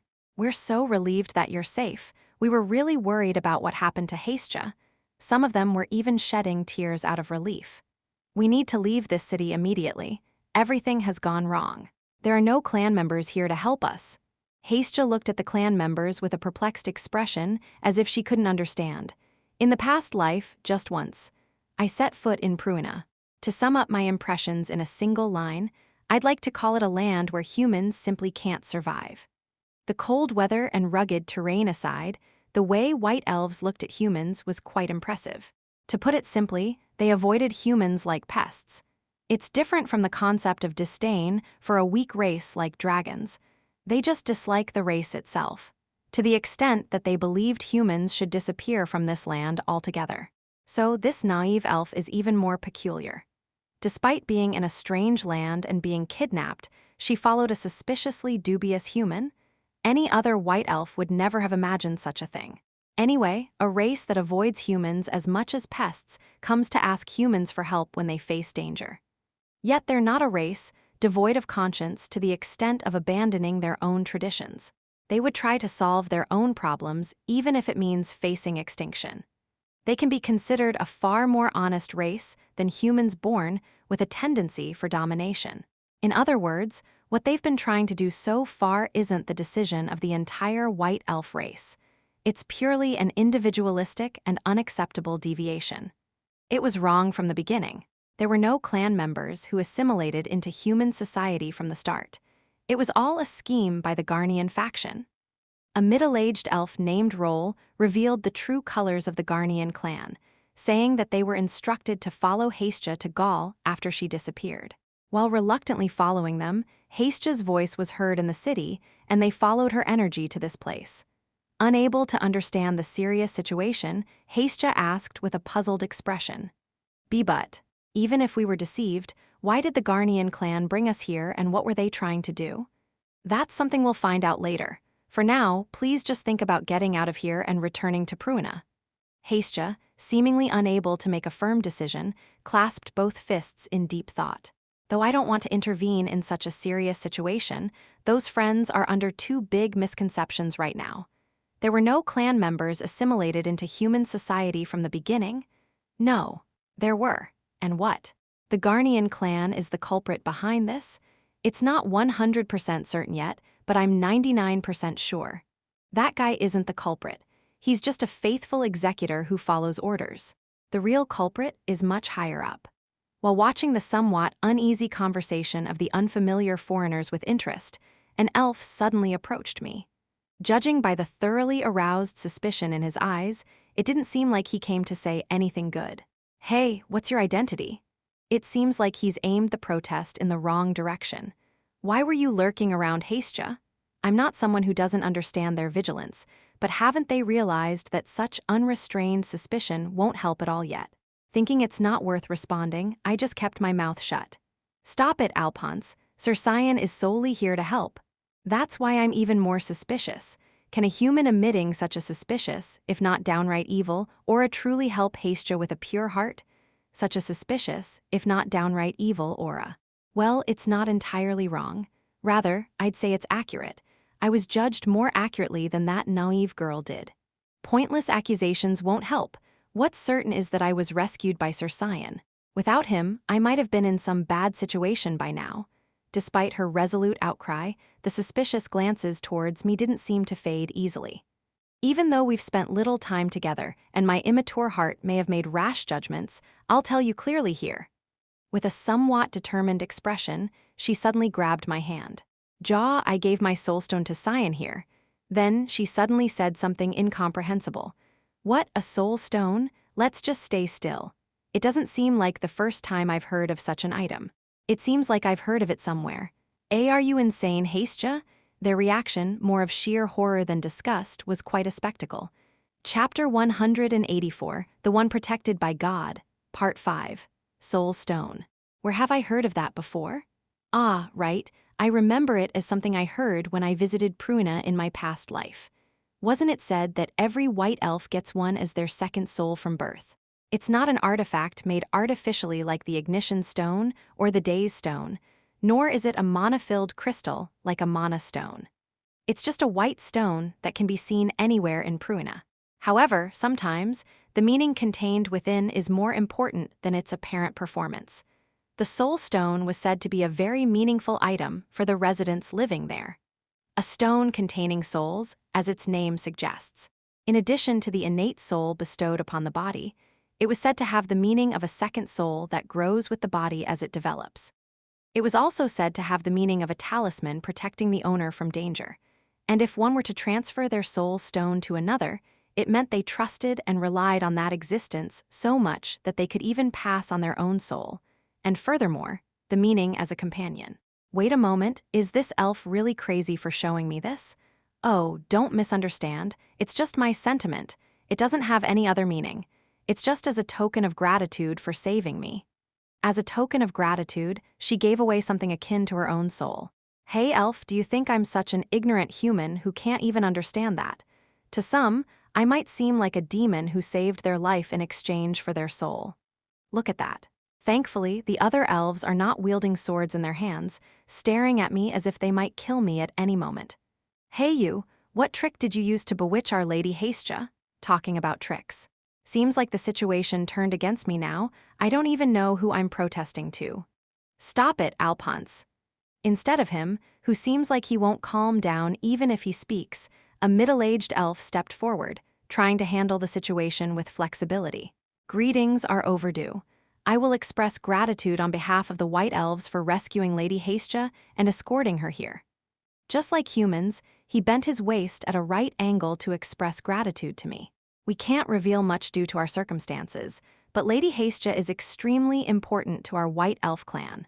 I don't know for what reason or purpose you helped, but since Lady Haistja also trusted and relied on you sincerely, I won't ask further. In his raised head, determination and a fierce determination could be seen. But from now on, please refrain from interfering. Just as you have your own affairs, this matter is solely the business of our White Elves. I barely managed to hold back a laugh. It's not like you're a desperate team for some kind of great deed, so what are we going to do with just 4 people? I guarantee it. If they leave in that state now, they won't even be able to leave the vicinity of Gaul, let alone the kingdom. My gaze naturally turned to Haistja. I'm sorry for surprising you, but what Roll said is true. This is purely our affair, and we can't involve people who have no relationship with us like Cyan anymore. She bowed politely, her hands neatly folded. It was really nice to be with you, Cyan. I don't know when we'll meet again, but I'll pray every day that the blessings of the gods will be with you too. With her final farewell, she turned without any lingering feelings. The clan members followed one by one, and I just blankly watched them go further away. What? Not following? Karam asked, seeming surprised by my reaction. Instead of answering the question, I just stared at the white soul stone she left behind. It's hard to understand when people, whether human or elf, act like this. It's absurd that they trust me like some lifelong savior just because I saved them once. I don't understand how they can be so naive while pretending to be brave. As someone from not-so-distant memories comes to mind, my brow furrowed involuntarily. Wishing for the blessings of the gods. They themselves have always openly received divine protection, but not me. I raise the demonic sword gripped in my right hand and gaze at my reflection on its blade. I've lived like this for the past 7 years, and I'll continue to live like this in the future. Unchanging, regardless of whatever truths are presented, is my immutable self. After a brief moment of reflection, I quietly lowered the sword. Then, opposite to the direction Hastia and her party went, I leisurely walked away. On the vast expanse of fields, a gentle mountain breeze blew towards the procession of carriages heading back to Gaul, where the headquarters of the Garam Society was located, departing from Uito. Leaning out of the window, Luna glanced outside, gently closing her eyes to feel the touch of nature on her skin. Before her, Shurs sat with hands and feet somewhat gathered, appearing even more awkward than usual. Sweat dripped down his forehead, clearly uncomfortable in his current position. Don't just sit there like a constipated puppy, ask comfortably. Yes, you want to ask me something, right? Stabbed by her straightforwardness, Shurs simply opened his mouth dumbfoundedly. Can I? If there's something you're curious about, don't hesitate to inquire. It's a truth you must uphold in life. As he thought about it, he realized she was speaking like someone who has lived twice as long as her age. Despite feeling incredulous, Shurs couldn't muster any objections. Instead, he decided to pursue his curiosity. I've been thinking carefully on my way here, but I just can't understand why Luna would. Why did I choose you? Looking into her eyes, it seemed she had known for quite some time. After an uncomfortable cough to compose himself, Shurs calmly spoke. My real name is not Cyan, it's Shurs. My parents, whom I've never seen, traveled from city to city when I was young, just to make ends meet. I've literally lived to survive. Shurs, deeming there was nothing more to hide, revealed his identity without falsehood. I've sometimes thought my life was absurd, but I've never complained. Despite the hardships at the beginning, I've managed to overcome them and make it to where I am now. Luna listened silently, showing no change in expression. While I've always thought living alone was no issue, I realized that the world is vast, and within it, a vagabond like me is no different from the wanderers who aimlessly float around. At some point, living a life of uncertain death itself. Shurs remembered the injuries he sustained that day and absent-mindedly rubbed his shoulder. It may be a hasty assumption, but I believe that you, Luna, have also seen a lot while living a life as challenging as mine. That's why there are many others far more talented and capable than me who you must have encountered. Yet, why did you choose to pick up a rootless mercenary like me? I still don't understand. It's nothing special. Luna answered without waiting for him to finish. It's because your potential, Cyan, no, Shurs, is essential to me. My potential? Shurs couldn't comprehend her words yet. A darkness attribute, not welcomed by the world, with limited capabilities, what kind of potential could there possibly be? By the way, that black-haired demon you encountered was also of the darkness attribute. The attribute ratio was 91%, wasn't it? Who knows, it might be higher now. Shurs blinked his eyes, wondering if he had misheard. 91%? Is that a number a person can have? Considering that even if half of the attribute's value is exceeded, it's considered a divine selection, but 91%. It would be more credible to say that a being from the divine realm descended. Though it's just a number, what does this girl mean by casually mentioning it? The more he knows, the more elusive she becomes. Then another question arose. What relation does she have with the black-haired demon? Listening to her, it felt like there was an inexplicable tenderness beyond mere understanding. It even seemed as if she were searching for a long-lost lover. The black-haired demon you mentioned? What kind of person is he to Luna? Shurs smoothly brought up the topic, as if naturally inclined towards it. Nothing special. Luna responded without any hint of displeasure, instead showing a faint smile. He's someone I loved, love, and will continue to love. The unchanged emotion over 7 years. It was an immutable emotion that wouldn't change even after 70 or 700 years. And someone I must find. Find and, Schurz momentarily thought. The sight of Luna now seemed more serious than ever. The sincerity tinged in her indifferent gaze was evidence, devoid of any denial or doubt. Now it's someone I must save. The faint smile that once graced her lips had vanished, replaced by a confident glint in her eyes, though.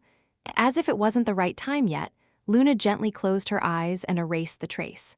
When she opened them again, she returned to her usual indifferent demeanor, devoid of any lingering emotion. Before her, the carriage crossed a hill, revealing the colorful magic stone atop the spire, shimmering brilliantly in Gaul's landscape.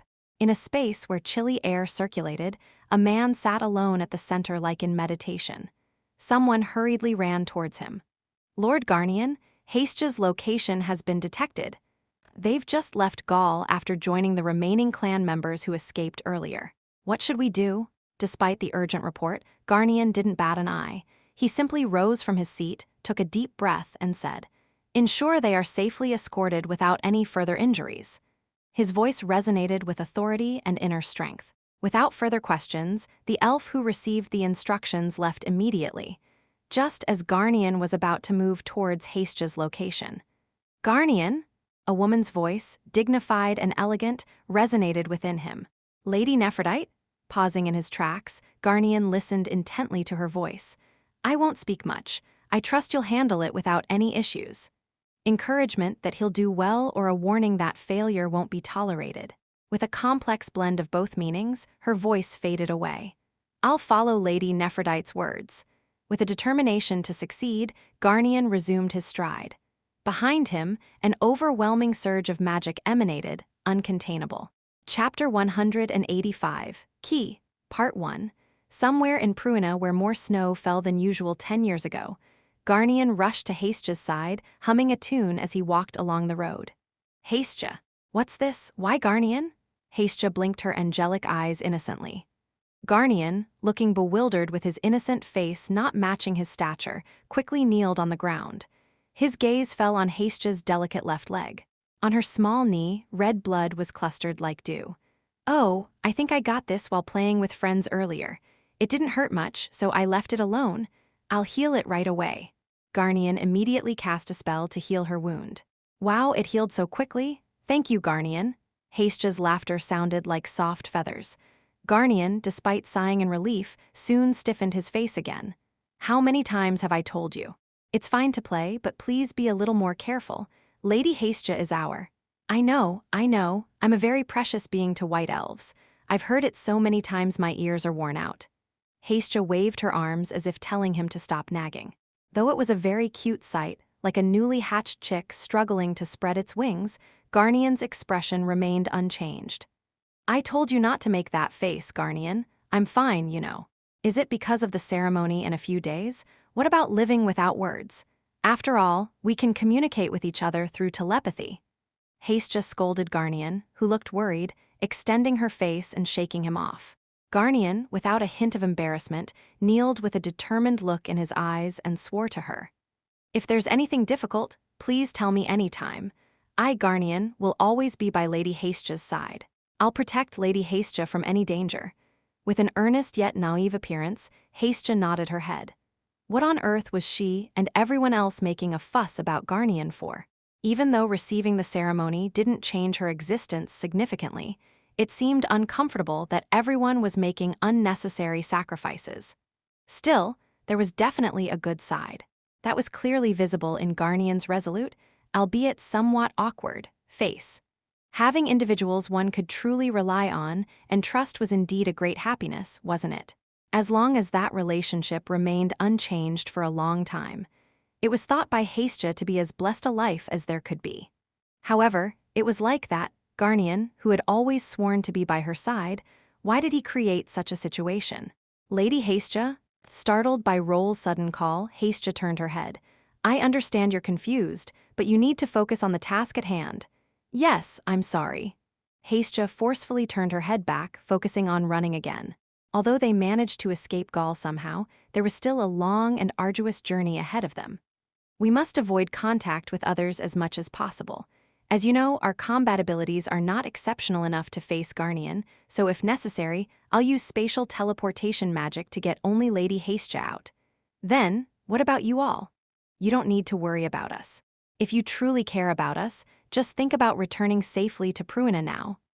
The two clan members following also nodded in agreement with Roll's words. But for Hastja, it was something she could never accept. Due to her own ignorance and carelessness, the current situation had arisen, yet how could she alone return to the homeland? But the situation was far from allowing such a pleasing outcome. Thud. Suddenly, a huge wall shot up from the ground, blocking their path. Reflected in the transparent ice, Hastja's face revealed emotions that wanted to deny the current situation. Ice attribute magic, ice wall. The familiar presence of magic emanated from the icy wall, which spewed a chilling cold as if warning them not to approach. What on earth is the reason? Roll, turning his head first, asked in a voice full of anger. Why are you doing such a thing, Garnian? Following Roll, Hastja also turned her head. At the end of the dusty road, staring at them with heightened gazes were the clan members and the central figure among them, a white elf of their tribe. The aura of strength emanating from his entire body weighed heavily on the surrounding air. Garnian, desperately calling his name as he stood firm, but all that returned was indifferent silence. He, who was revered as the guardian of the key to the gods and the greatest warrior of the tribe, is now threatening his own kin like this. Hastja hoped desperately that the current situation was just a dream. What's the reason, Garnian? If there's some unavoidable situation, please just tell me, I can understand. Garnian. Despite Hastja's earnest plea, Garnian's response was nowhere to be heard. He simply continued to advance towards her with heavy footsteps, like a summoned being moving to carry out its orders. Then, quietly gathering mana beside her, Alphonse chanted a spell and created a blue magical circle. May the wrath of the frost pierce your heart. Wuong in the resonating magical circle of cold, a transparent ice spear shimmered into existence. Swish! In the blink of an eye, it flew forward. The tip of the spear was aimed directly at Garnian's heart. Thud! With a sound akin to tearing eardrums, the brief silence around them shattered. From Hastja's group's perspective, the ice spear launched by Alphonse was precisely lodged in Garnian's heart as he approached head-on. However, before his heart, there was something clearly visible, Garnian's right hand gripping the shaft of the spear. Alphonse's face contorted in an instant. He felt pitiful for thinking the attack had landed. The counterattack, which was almost like giving it his all, was weakly blocked by Garnian's right hand. Glancing at the spear for a moment, Garnian tossed it aside. I will say nothing. Finally breaking his silence, Garnian, standing firm like a rock, spoke. You need not forgive me, nor understand. Even if you hate and resent me, I will accept it willingly. What on earth is the reason? Surely, there must be a reason why you yourself are doing something so dishonorable, Garnian. Alphonse, inadvertently overwhelmed by emotion, shouted in anger. Garnian spoke with the same unchanged gaze as before. It is to fulfill a long-cherished wish. A long-cherished wish? A task to unravel the long-standing wish of our tribe, which began who knows when and may continue indefinitely. You will soon understand as well. A long-standing wish? Hastja couldn't understand. A long-standing wish? Was there something so pessimistic that it could be called a long-standing wish for our white elf tribe? Despite her persistent gaze mixed with doubt and suspicion, Garnian stubbornly avoided meeting Hastja's eyes. Lady Hastja, beside her, Roll whispered softly, snapping her out of her trance. Perhaps it's fortunate amidst the misfortune, but it seems we've averted the worst-case scenario. Garnian doesn't seem to have any intention of harming us, after all. As he spoke, he quietly began gathering mana, except for withdrawing one hand backward. We still don't know what their purpose is, but we won't be too concerned anyway. As I mentioned earlier, I'll use spatial teleportation magic to help Lady Hastja escape, so please flee safely. It's unreasonable, Roll. How can I leave you all behind alone? She vehemently protested, but Roll's hand was already prepared to cast an advanced spell. We shall defy the logic of space to escape this impending crisis. With the incantation, a small magic circle formed beneath Hastja's feet, and the light emanating from it gently enveloped her body. Garnian, sensing the movement of mana belatedly, swiftly leaped forward, but Hastja's body was already fading into the light. thus leaving everyone behind just as the unwanted, lonely escape was about to unfold. Thud. Suddenly, a large sword appeared in the sky along with the magic circle. The sword descended without delay, its sharp tip aimed at Lady Hastja, dodge, directly above Hastja's head. In the blink of an eye, it would strike. In such a pressing moment, there was no room to evade. She simply bowed her head deeply and tightly shut her eyes. Thud. Exactly 5 seconds passed, neither more nor less. As Hastja realized she was unharmed, she slowly opened her eyes that had been shut. The moment she discovered herself standing alone, lonely, on the field where the mountain wind blew. Thump, whether it was a moment of relief or not, she weakly sank down. However, realizing it wasn't time to relax, she immediately lifted her head. The energy of the clan members was still distinctly felt not far away. What should I do? Even if she couldn't flee alone, there wouldn't be much difference if she returned. Though her heart was torn with anguish, Hastja repeated her dilemma while pacing back and forth, but she couldn't come to a decision. You don't need to agonize so much. At the strange sensation that woke her from her confusion, Hastja turned her head. There's no need to be frustrated by the reality that you can't do anything. A woman with long, silvery hair, similar to Hastja's, smiled strangely at her. Somehow feeling an oppressive aura, Hastja unconsciously stepped back. Though she looked human on the surface, Hastja immediately realized the woman before her was of the same white elf tribe as herself. No need to be on guard, no need to have doubts. Our meeting here and now was destined from a very distant past. Hastja couldn't comprehend the meaning of the words. To put it bluntly, wouldn't it mean to just not think about anything? As the unknown woman gently took steps towards her, amidst the confusion clouding her mind, she gently brushed away the frozen tear on Hastja's cheek and whispered softly, "It's time to be freed from the long-standing wish that has lasted for 300 years. Let go of everything and close your eyes comfortably. Then everything will be over." As her sweet voice gently penetrated Hastja's ears, her eyelids gradually began to droop, sleep pouring over her. Towards the unknown abyss of space, not knowing when she would awaken, sleep well, Hastja. Hastja fell into oblivion without a sound. Chapter 186, Key, Part 2. Even in small territories with less than 100 standby troops, outsiders must go through procedures when entering. What about places known as the capital of a country? More meticulous and stringent procedures than ever should be in place. The guards of Gaul, visible through the window at an angle. Even as a mercenary who had traveled through many cities, Schurz couldn't help but feel awestruck. Is it because it's not just the capital of a country, but also the symbolic birthplace of magic? He thought there would be unfamiliar and complex procedures, but the carriage they were riding passed through the castle gate without any procedures. No procedures were in place, not even guards stopping them.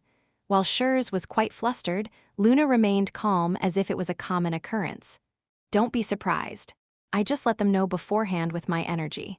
Why your energy? Yes, before reaching the gate, I mentally communicated with some of the knights to let them know I was coming. Why bother with that? Because it's bothersome. Schurz immediately understood the simple yet clear answer. Have you always done that? Yes. If there seemed to be any issues, I would have disembarked first to check. Most of the time, they are minor issues like the condition of the walls, or if any guards are absent, just trivial matters. Schurz subtly raised his head and looked out the window.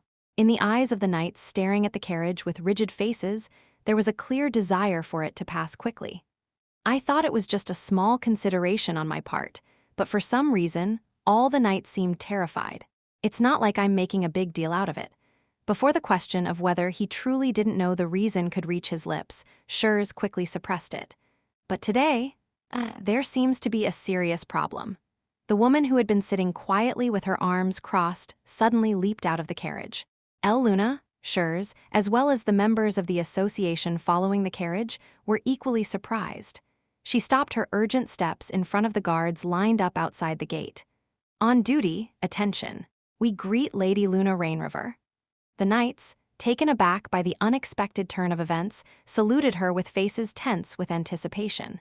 With a gesture that acknowledged their salute, Luna casually directed her gaze towards somewhere unknown. What about the people who entered today? A group of merchants from the Kingdom of Spania, 4 of them, and several hundred individuals who came for personal matters. The knight began reading dozens of entry records as if he were reading them all. What about entities that aren't human? Yes, non-human entities. Yes. For a moment, the knight, who had been reporting with a stiff face, became puzzled, struggling to answer the cryptic question. I don't particularly like this situation. It seems something suspicious was happening in a place we didn't know about.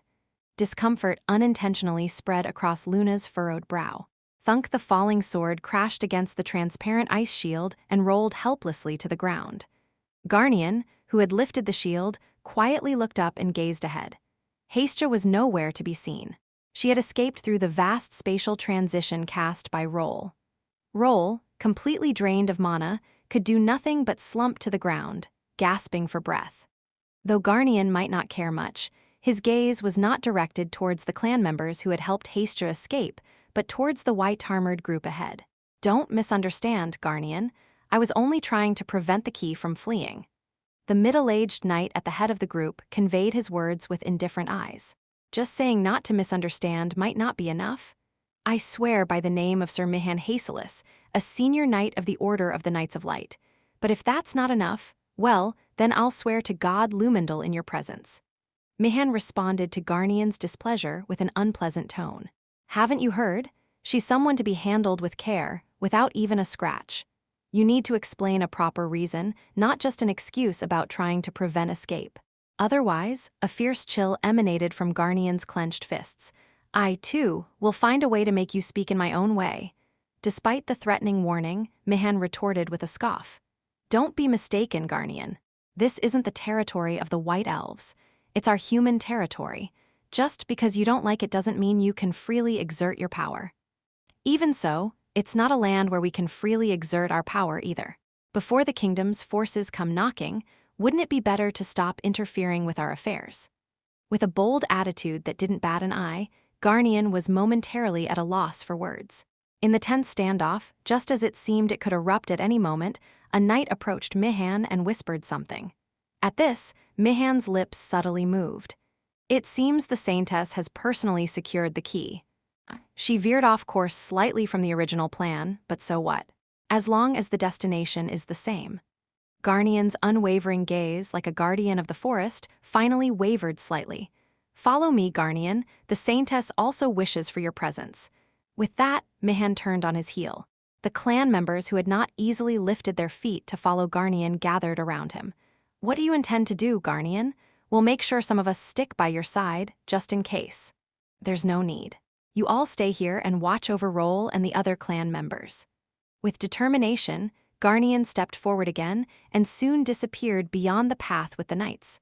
Left behind were Roll's companions, surrounded by clan members following Garnian. Speak up, surely you can tell us what happened with Garnian? The clan members only exchanged glances, none of them daring to speak up. We're just following Garnian's will. It's all for the greater good. That's nonsense. Did the one we were supposed to protect suddenly change to Garnian? If you have a mouth, at least try to explain. Despite Alphonse's agitation and outcry, the clan members remained silent, only avoiding eye contact. For now, come with us. If you wait quietly, everything will be over soon. Lady Hestia will return safely, and we will proudly pay for all my sins when we return to Pruina. As the conversation took a turn for the worse, the Knights of Light who had not yet returned approached. Do not interfere with them, we'll take care of them ourselves. Although they attempted to resist their approach, the knights didn't even respond. A sense of unease permeated the air with their inexplicable silence, and in that strange atmosphere, a clan member stepped forward, blocking the knights. Come to think of it, I've been wanting to ask. Why did you drag us into the territory of another country, not the Empire's? Why did you kidnap Hestia without reason, and who exactly is this supposed saint? Thud, before the tangled questions and suspicions could be unraveled, the gruesome sound of a blade piercing flesh silenced them abruptly. The clan members' eyes, filled with anxiety, slowly lowered, and within their sight, a chilling blade stained with crimson blood was cruelly displayed. What is this? Swish. The knight answered the question by mercilessly drawing their sword. The clan members' eyes widened without a scream, their pupils dilating as they collapsed backward. Leo! Other clan members watching rushed to his aid. Leo, with half-closed eyelids, barely maintained his breath. The clan members immediately cast healing and hemostasis spells to stop the bleeding and stabilize him. The knights looked down at them with indifferent eyes, despite their desperate actions. What you say is correct. This is for everyone's sake. But everyone does not include you. The knights, drawing their swords in unison, aimed the pure white blades imbued with light magic at the white elves. If you think you've been betrayed, just surrender. This was planned from the moment you and we joined hands. It's also her will. The clan members couldn't muster any rebuttal. They only glared at the knights with eyes filled with anger and despair. The knights, without hesitation or doubt, slowly raised their swords to deal with them. At that moment, may the holy light protect you. With a faint chant, a white barrier enveloped the white elves. Both the elves and the knights holding their swords were taken aback. Should I call it boldness, or would recklessness be more fitting? Who would think this is not the Ushif Empire? An underlying anger was evident in the indifferent voice. As if they had heard the cries of a demonic beast from the Lemia Gorge, the knights felt a shiver run down their spines. The unfamiliar aura of foreign magic added to their unease. The knights quickly turned their gaze following the voice. "You're members of the Order of the Knights of Light, aren't you?" A confident stance and a disdainful gaze met the sky-blue-haired woman before them. It was Luna. Above, even when looked up, the end of the pristine pillar and the elongated corridor between them couldn't be seen. Without any conversation or idle talk, the two casually walked along the illuminated corridor. "By the way, Garnian, I heard you've guarded the key of the gods for 300 years. Please be careful with your words. The term key is quite unpleasant.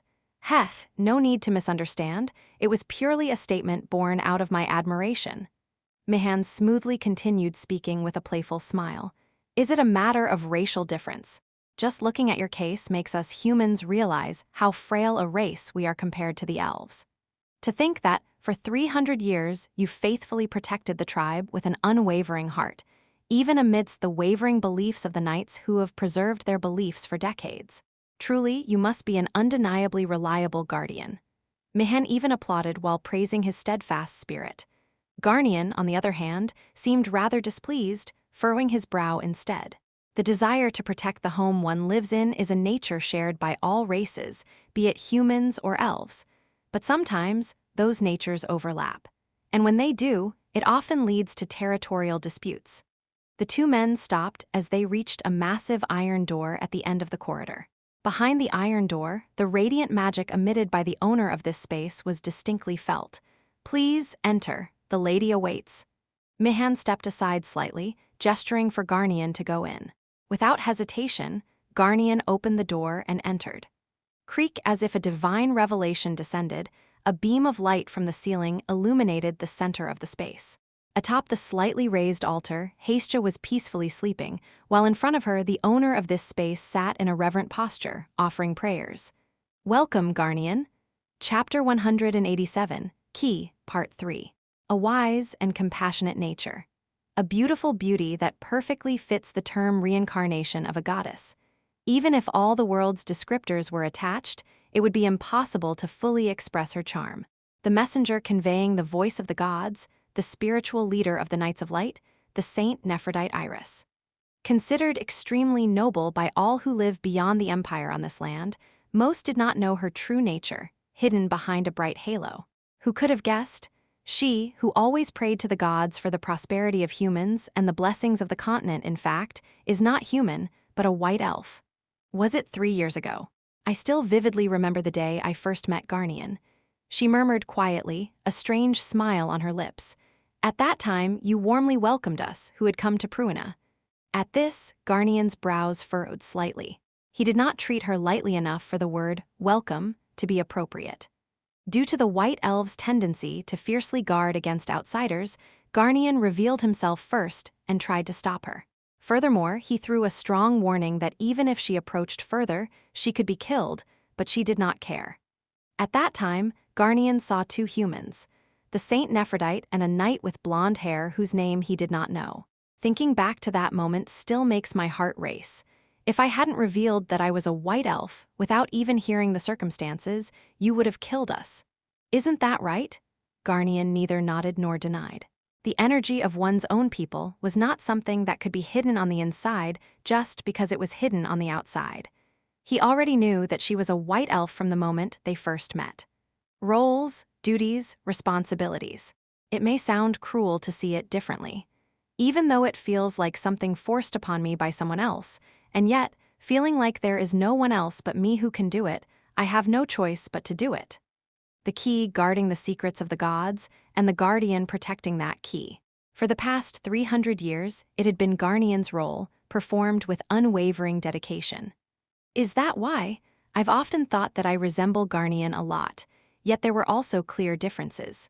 If I thought everyone should follow me for one purpose, Garnian was willing to sacrifice only himself for one purpose. Nephrodite's gaze was still directed not at Garnian, but at Hestia.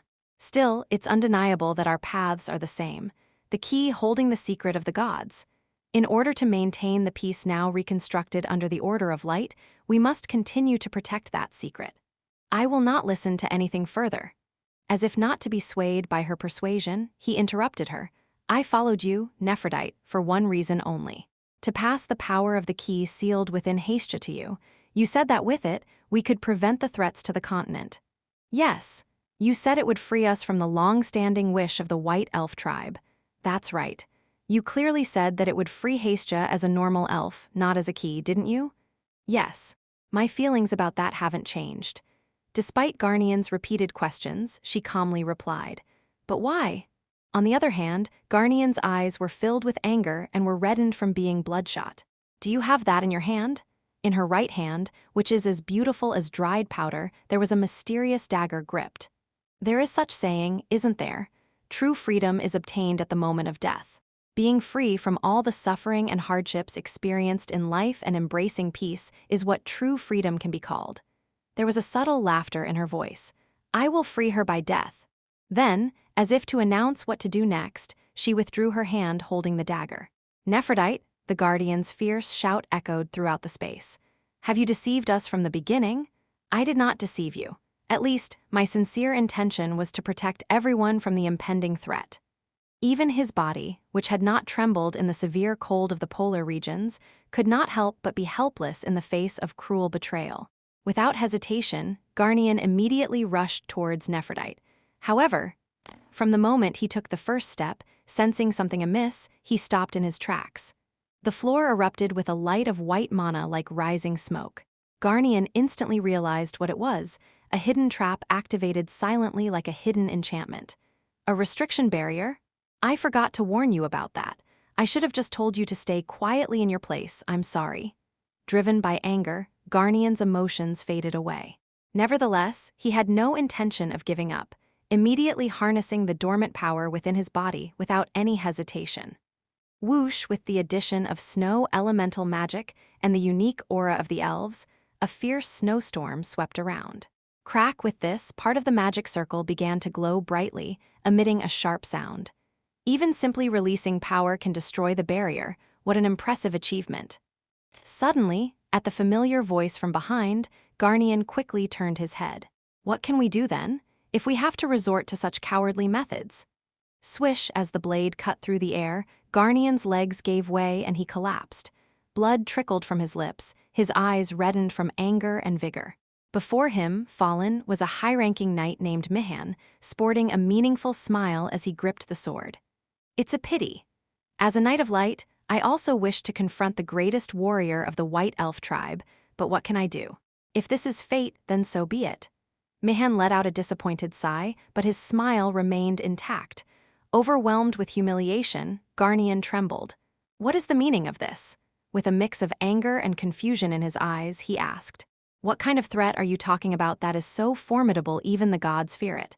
What are you afraid of that you would dare to uncover the secrets of the gods? Instead of answering, Nephrodite, who had risen from her seat, gently stroked the cheek of the peacefully sleeping Hestia atop the altar. It's the mist. The mist. An existence of mist that threatens the light. In this world that rejects and threatens the existing order, it is an absolute negative existence.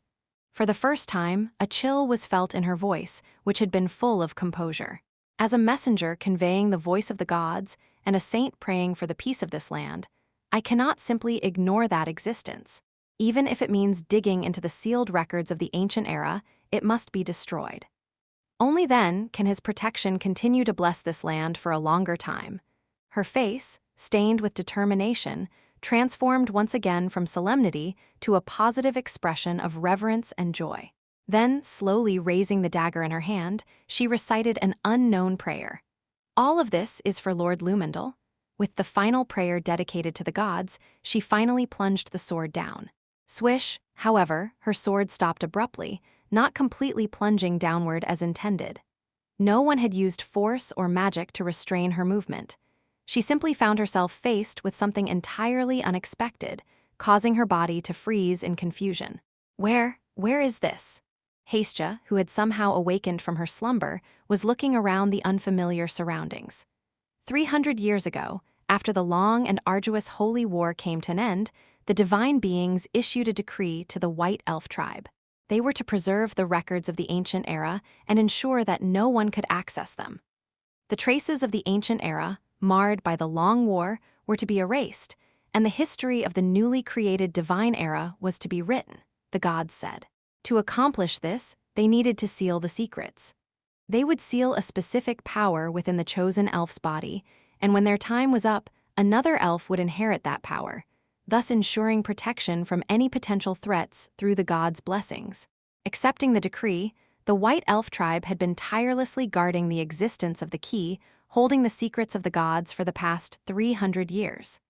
A strange space filled with a bright glow illuminating all around. Hestia stood alone at its center. There was nothing visible around her, and the same scenery repeated if she tried to move forward. Is there no one here? Hestia, who suddenly gave up searching, stood still in her place. Loneliness. Isolation. It felt as though something had entered her mind. Although she was protected by everyone, under the mission to guard the secrets of the gods, she had to remain silent for 10 years. She could only communicate briefly with some tribe members through telepathy. Yet, there was no one she could truly confide in or share her worries with. Did the predecessors who performed this role before her also feel this way? The weight that no one could relieve or empathize with.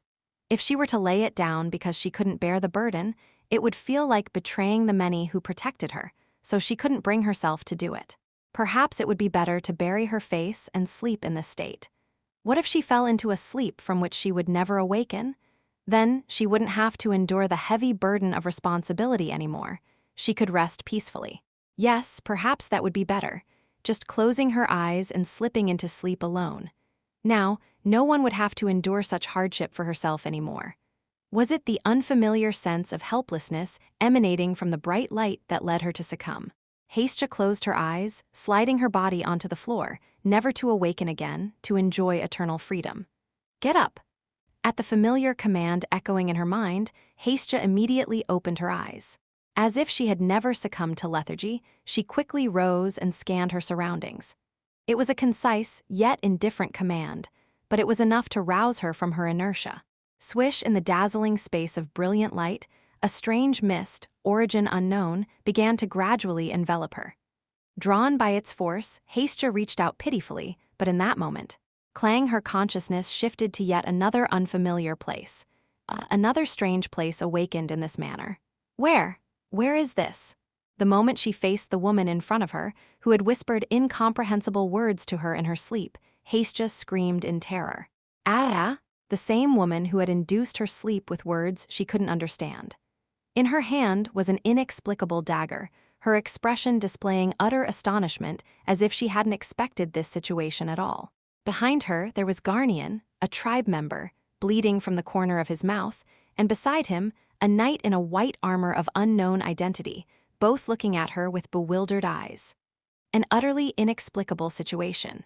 Eventually, Hestia's gaze moved past them to another figure approaching from beyond the open door, clearer than anyone else, like a black dot on white paper. She already knew who that man was. Cyan, Chapter 188, Key, Part 4. Meanwhile, Luna didn't have the emotion of anger until 7 years ago. Anger is an emotion that arises when something beloved suffers harm. But for her, who didn't even harbor affection for herself, such an emotion seemed impossible. Despite 7 years passing, not much had changed. She still remained indifferent to others' affairs, paying attention only when necessary. The only target of her anger was the Knights of Light. The reason was simple. They were a group who insulted and belittled the man she loved and cherished as the world's only villain. How could she not be angry when ignorant fools spread baseless rumors and insulted him, destroying the existence of vile mist? Even jokes couldn't soften her words. For Luna, the Knights of Light were the only group that could disturb her composure, a group that should disappear completely from this world, even less than insects. Near the capital of Garam Kingdom, amidst the unknown group of white elves, the conflict between the Garam Magic Society and the Knights of Light intensified. Slurp, the knights withdrew their swords and quickly changed their stance, realizing they couldn't proceed with their original plan. It was the best course of action they could take. Why the silence? Exercising your right to remain silent without reason only fuels my anger, doesn't it? Do you really not understand that merely bowing your heads won't resolve this situation? Most of the society members swallowed nervously at her unusually stern attitude. They realized she was genuinely angry. Even the elves, watching the situation with surprised eyes, couldn't hide their confusion as they looked at her. Who is that woman? I can't say for sure, but at least I'm confident she's a woman who can put an end to this situation. Even Roll, who had considerable insight into magic to the extent of spatial transition, couldn't help but be amazed. Externally, she seemed like a young woman who might be barely 20 at most. However, the aura emanating from her young body was so extraordinary that it could rival that of a great sage. A knight stepped forward from the knight's side. I'm Justin Briel, a mid-level knight of the Knights of Light. First, allow me to apologize for causing disturbance as a knight from another country entering your kingdom's territory. He bowed deeply, representing the knights. We will formally apologize and compensate for this incident from our side in the future. So, for now... Swish, before Justin could finish his words, fierce flames erupted from around the knights. Most of them didn't even seem to notice the movement of magic. Their pupils were trembling slightly. It seems you don't understand my words. Do you think the situation can be brushed off with compensation? Do you really see this as a situation where you can negotiate with me, considering every aspect of the current situation? Do you really want to die? Luna raised her hand slightly, gathering even more magic power than before. Please don't entertain the thought of leaving this country unscathed. I might tolerate it with others, but I don't think I can afford to look at your kind with warm eyes. As if facing an unforgivable enemy, her eyes were filled not only with unbearable anger, but also with a chilling resolve. At this, the knights seemed to exchange glances as if deliberating something. Slurp, he drew his sword once again. The society members perceived that they had chosen resistance over compliance.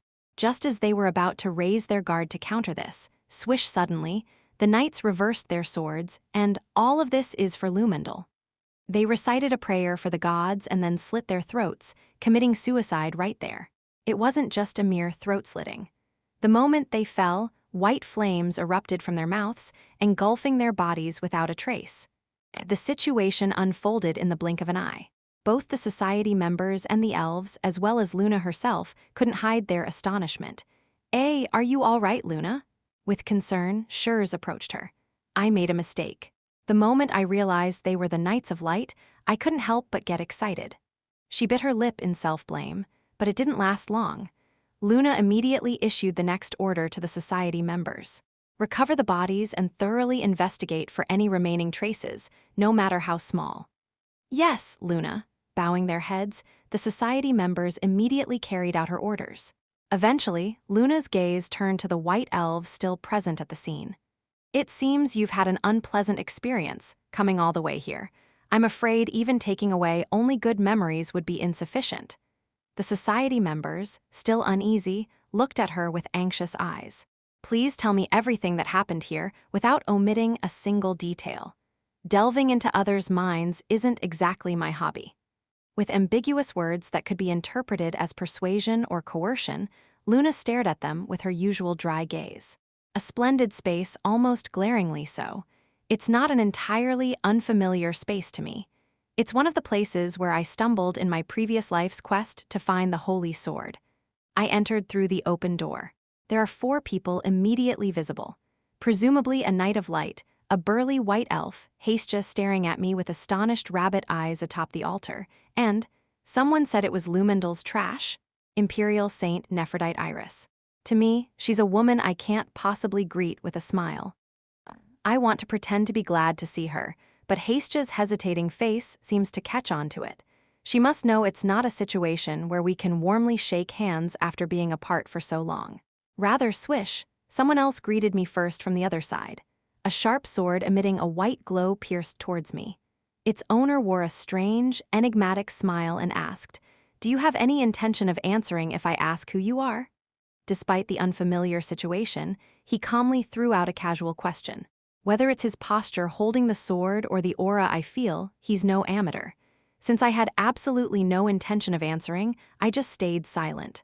"I'll take that as a no." He nodded as if expecting it, and his gesture considerably touched my nerves. "Well then, let me introduce myself. I am Mihan Haselis, a senior knight of the Knights of Light. I am honored to serve the saint in her closest proximity." The name sparked some recollection in me. A knight who always stood by her as her closest guard. Well, I certainly didn't hold fond memories of him. "Since you're not speaking, let me take a guess. With your black hair resembling the night sky and being a wielder of rare daggers, not to mention the distinctly felt dark elemental magic.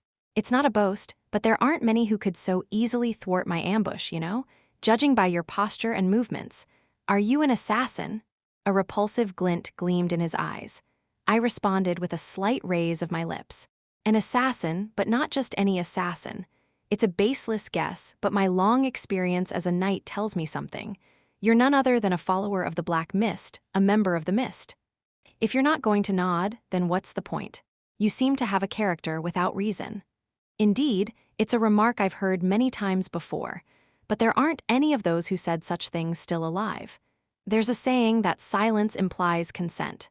Well then, as a Knight of Light, I suppose I can't help but judge you. I couldn't understand the reason, but the smirk never left his lips. "Hopefully, you didn't try to gauge me and conserve your strength. I want to see you giving your all. Of course, I'm prepared to do the same. Although I'm generally not the type to refuse a fight that comes my way, it seems like I can't avoid it this time. Especially when there's a warrior right in front of me who seems to crave a fight with you more than I do." Bang! The ground sank as if a boulder had fallen. Flaming eyes burning like fire within a snowstorm. The sight was unbelievable, considering he was just bleeding on the ground moments ago. The knight named Mihan swiftly dodged the elf's attack. It seemed he had been prepared for this before I even arrived. There's no need for me to interfere and waste unnecessary energy. My gaze naturally shifted towards the altar, but before I could even approach, she approached me first. It's been almost 60 years, meeting a follower of the Mist face to face. It's been an unbelievably long time for a face that's lived 60 years. Although it might be different if we're talking about another race other than humans. Looking at your face, I don't think I need to introduce myself. You already know who I am, where we are, and why I am here. I looked at her with an expression devoid of affirmation or denial. "But I don't understand why you came here. Did you come here to block the ritual after an order from the organization? You're not going to speak until the end, are you? I was expecting a bit of wit to match your refined appearance, but it's disappointing." The saint wrapped her face with a gentle gesture, then light emanated from the part she held tightly. For about 5 seconds. I thought it might be some great transformation, but when she let go, her face looked the same as before. Except for one thing, except for the elongated ears growing on each side of her face. Consider it an honor. Showing my true form to a human is not a common occurrence. With a deeper smile, she gently raised her hand and recited a spell. "Confess your sins and seek forgiveness from the gods." That magic! Hastja knew exactly what the incantation the woman just recited meant. Confess your sins, the confession. It was a magic that converted light attribute magic into the power of the Almighty God, mentally subjugating the target. It wasn't just something you could use because it was a high-level magic. Even those with attribute values of over 50% could barely mimic it. It didn't just end with giving a shock like mental breakdown. If one were to be swayed by its absolute power, they could even lose their original personality, making it an extremely dangerous magic. It was said that there were only 1 or 2 beings on this earth who could master it perfectly. Is this really happening? The woman in front of her no, the elf was casting that magic with a surprisingly calm face. The astonished Hastja, unable to close her mouth, and Cyan, with an indifferent expression as if he didn't care, presented a stark contrast. Creak!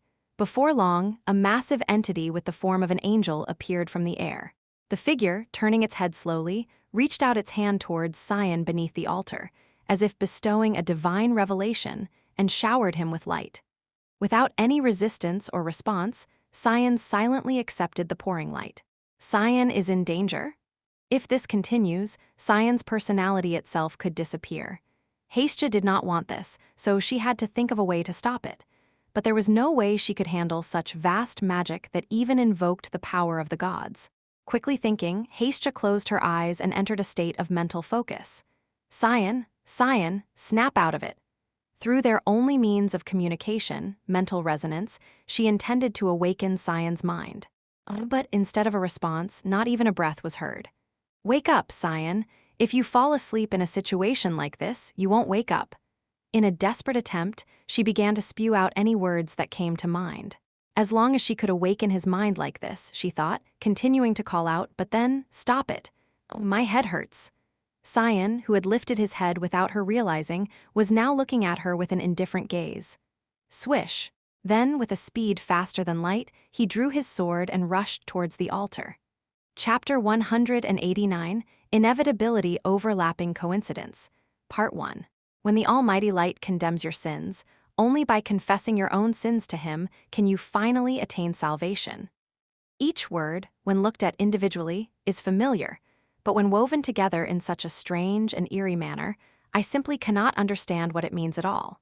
It's probably an attempt to enlighten me with noble words. Instead of feeling inspired, I don't feel anything at all. Rather, please wake up, Sir Cyan. If you sleep in such a manner, your jaw will lock. You should sleep in a comfortable place. The voice of the pure and naive elf sounds clearer to me. It seems like she's just blurting out whatever comes to mind in her eagerness to wake me up. It's unbearable just to listen. Stop it. My head hurts. With that statement, I regained consciousness. As I lifted my head, I met the gaze of Hastja, who was blinking her eyes. For a moment, I stopped staring at her carelessly. My gaze shifted from Hastja directly below to the saintess glaring at me with distrust and denial. Then, without hesitation, I picked Karam and rushed towards her. The judgment of the holy light. Thud, I grabbed the hand of the saintess who was about to cast a spell. Shadow sixth form. Mist space of nothingness. As a reward for giving me this tedious time of enlightenment, I thought of giving her a meaningful time too. A time that would be more painful for her than falling into the pit of hell. Swoosh, the mist spread from my fingers like rays of light, enveloping the space where the saintess was. Soon, a colorless space without a single trace of light was formed, and the expression on the saintess's face, who now occupied the center, was so pleasant that one could hardly refrain from smiling. For a moment, in the dazzlingly bright space, as Hastja's body was engulfed by the strange mist emanating from Cyan's hand, she was transported to an unknown space shrouded in black mist. Wow, where is this? In the unfamiliar atmosphere she had never experienced before, Hastja's eyes couldn't help but wander. Nephrodite was equally bewildered. This is the realm of the gods? No way. How is this possible? Unlike Hastja, she seemed to know what this place was. It was not just a space created solely by the power of mist, but a space infused with the power of the gods. How could such an absolute space, which even ordinary humans could never imitate, be created in such a perfect form? Nephrodite's gaze soon fell upon the owner of the space, who was standing just a few steps away. And soon, she realized. The crimson-purple sword in the hands of the black-haired assassin, and behind him, the black-haired woman gazing at her with an intriguingly malicious smile, what their true identities were. The demonic sword, the follower of the black mist, and the wielder of the demonic sword. There was only one being in this land who could make that possible. Ah, I see. You are indeed Cyan Vert, the successor of the black mist. Now it all makes sense. Nephrodite nodded with a smirk or a smile, it was hard to tell. Has it been 7 years? Are you tired of being called the demon with black hair? Or perhaps is the day of prophecy drawing near? Cyan didn't react. I don't know what connection you have with that key, but you should know this. The current situation is entirely your doing." At this, Cyan's brow twitched slightly. "You seem to have a look of incomprehension. That's all right. You'll soon understand the truth. All of this is by the will of Lumendal." "Hey, Saintess." Cyan finally broke his silence. With closed eyes, he seemed to convey that he no longer wanted to hear her words. Instead of rambling on with useless words, it's better to take the best action we can immediately. Do I have to explain even this? At his words, Nephrodite's eyes trembled. Then, as if responding to his words, she spread her hands wide and manifested a large amount of mana. May the radiant light of guidance illuminate the darkness. With the spell, the sphere of light she conjured above her head radiated a guiding light that illuminated the darkness. Enveloped in the warm aura, the Saintess smiled with relief. However, the sphere of light soon flickered and died out, falling limply to the ground. Followed by mocking laughter. As the light disappeared, the surroundings plunged back into darkness, and Nephrodite's face twisted again with despair. "Is it already that difficult for you to make that expression? Is shining a light once all you can do?" Under the humiliating mockery she had never experienced before, she trembled. "I am the messenger of Lumendal, the god of light, so any insult to me is an insult to Lumendal. There will be no rest for you who defy the authority of the gods. All of this is brought upon by you." Her rage, which had finally broken her composure, lasted only a moment. Nephrodite's body froze as if petrified by a spell. Mana? The mana that had been surging within her like a volcano suddenly disappeared, as if a candle had been snuffed out. Despite trying to summon mana again in the unexpected situation, why? There was no trace of mana left in her body. She realized she was facing a desperate situation where she couldn't do anything. As if giving in to despair, she let out a laughter that seemed to have no clear intent. "So, you truly are a heretic trying to undermine the order of light. What will you do now? Do you intend to inflict unimaginable suffering upon me?" "Unfortunately, you won't be able to do that. I am under the protection of the almighty Lumendal. No evil entity can bring despair upon me." Whether she had a last resort left to reveal, or if it was baseless arrogance, it was unclear, but Nephrodite provocatively stretched out her arms as if to invite Cyan. Cyan approached her without hesitation. 1 step, 2 steps. In the midst of the profound darkness, the shadow of despair was gradually closing in on her. Cyan, who had finally reached within arm's length, slowly raised his hand. Thud. He firmly grasped her chin, which was adorned with a wide smile. She cocked her head abruptly, perhaps sensing something amiss. "You mentioned Lumendal's protection? It seems that God has forsaken you. What do you mean?" Cyan's gaze suddenly shifted towards Hestia, who was watching from a corner of the space. She was surrounded by a clear blue aura of protection. On the other hand, around Nephrodite, "Otherwise, it wouldn't make sense for me to be able to touch your body, which is said to be protected by God." There was nothing. Instead of light, Cyan's mist seemed to be gradually encroaching. There was no visible protection akin to what would shield her. "I'll give you 1 minute to pray to that mighty God of yours. Please beg for salvation from this moment of despair. If that God hasn't abandoned you yet, he won't let you die like this." Slowly raising his hand, Cyan's cold demonic sword pressed against her neck. Nephrodite, with a strange expression of hope or despair, had no choice but to accept the whisper of a human who had proclaimed himself a demon. Garnian and Mihan continue the battle with the intention of ending only if one of them dies. But upon seeing their loved ones engulfed in the black mist, they finally turned their gaze away. Despite the immediate urge to rush forward, neither of them could take a step closer. As if their feet were bound by the negativities flowing from the unfamiliar mist. They stood there, lost in thought, without any action for several minutes. Poof, the mist that had imprisoned the Saintess and Hestia vanished with the sound of wind, finally revealing their forms. Hestia, Saintess. Without needing to discuss who would go first, they both rushed to save their respective masters. "Hestia, are you all right?" "Garnian?" Hestia, who was suddenly embraced, blinked in surprise. Thankfully, she seemed unharmed with no serious injuries. Meanwhile, the Saintess, please snap out of it. Whether she had received a severe shock or not, although her eyes were open, her vacant gaze couldn't seem to focus. Mihan's gaze soon turned to the black-haired assassin still standing on the altar, overlooking them. How dare you lay a hand on the saintess? The previously affable look had now distinctly changed. Just from that, it was evident that he had already lost his rationality. Slowly, Mihan carefully laid the saintess on the ground and immediately rushed towards Cyan. Now, for the fledgling knights who had just begun to familiarize themselves with the sword, there was a saying they would hear first upon joining the knighthood. Do not succumb to anger the moment you grasp the sword. While giving in to rage might provide temporary strength, without the ability to see the essence of things through the clarity of reason, it would not yield positive outcomes. Mihan Hasselis, a senior knight of the Knights of Light. He was considered the epitome of respect and admiration within the knighthood. Although he was a knight who knew the aforementioned essence very well, do not think you'll die so easily. In his current state, consumed by anger and lust for revenge, he couldn't see that essence. For a knight who had even forgotten such a simple principle, thought the only result would be an extremely cruel and realistic one. Just a moment ago, Cyan, who was on the altar, was suddenly under it.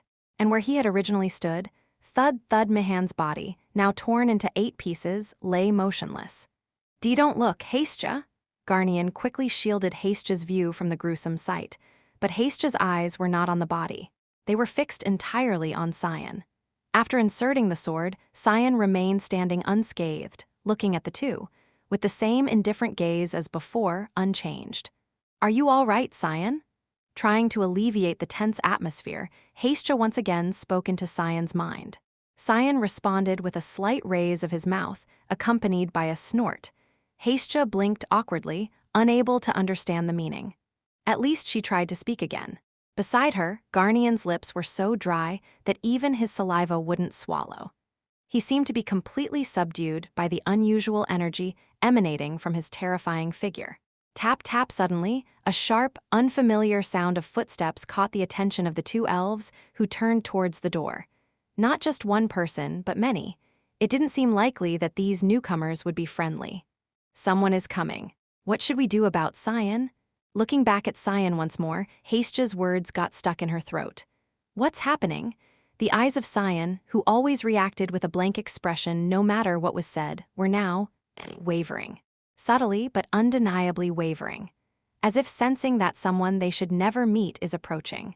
Before she could ponder the inexplicable situation, she suddenly heard someone's urgent shout through her ears. "Luna, don't go alone. It's dangerous." Chapter 190, Inevitability Overlapping Coincidence. Part 2.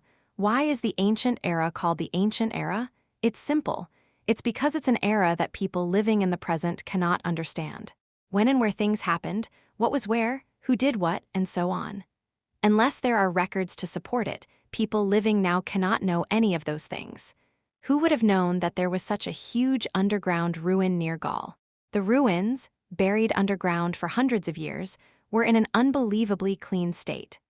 Although it's still unknown for what purpose these ruins were built, as if influenced by the civilization of the ancient era, the members of the society were all astonished and couldn't close their mouths. Except for one person, except for Luna.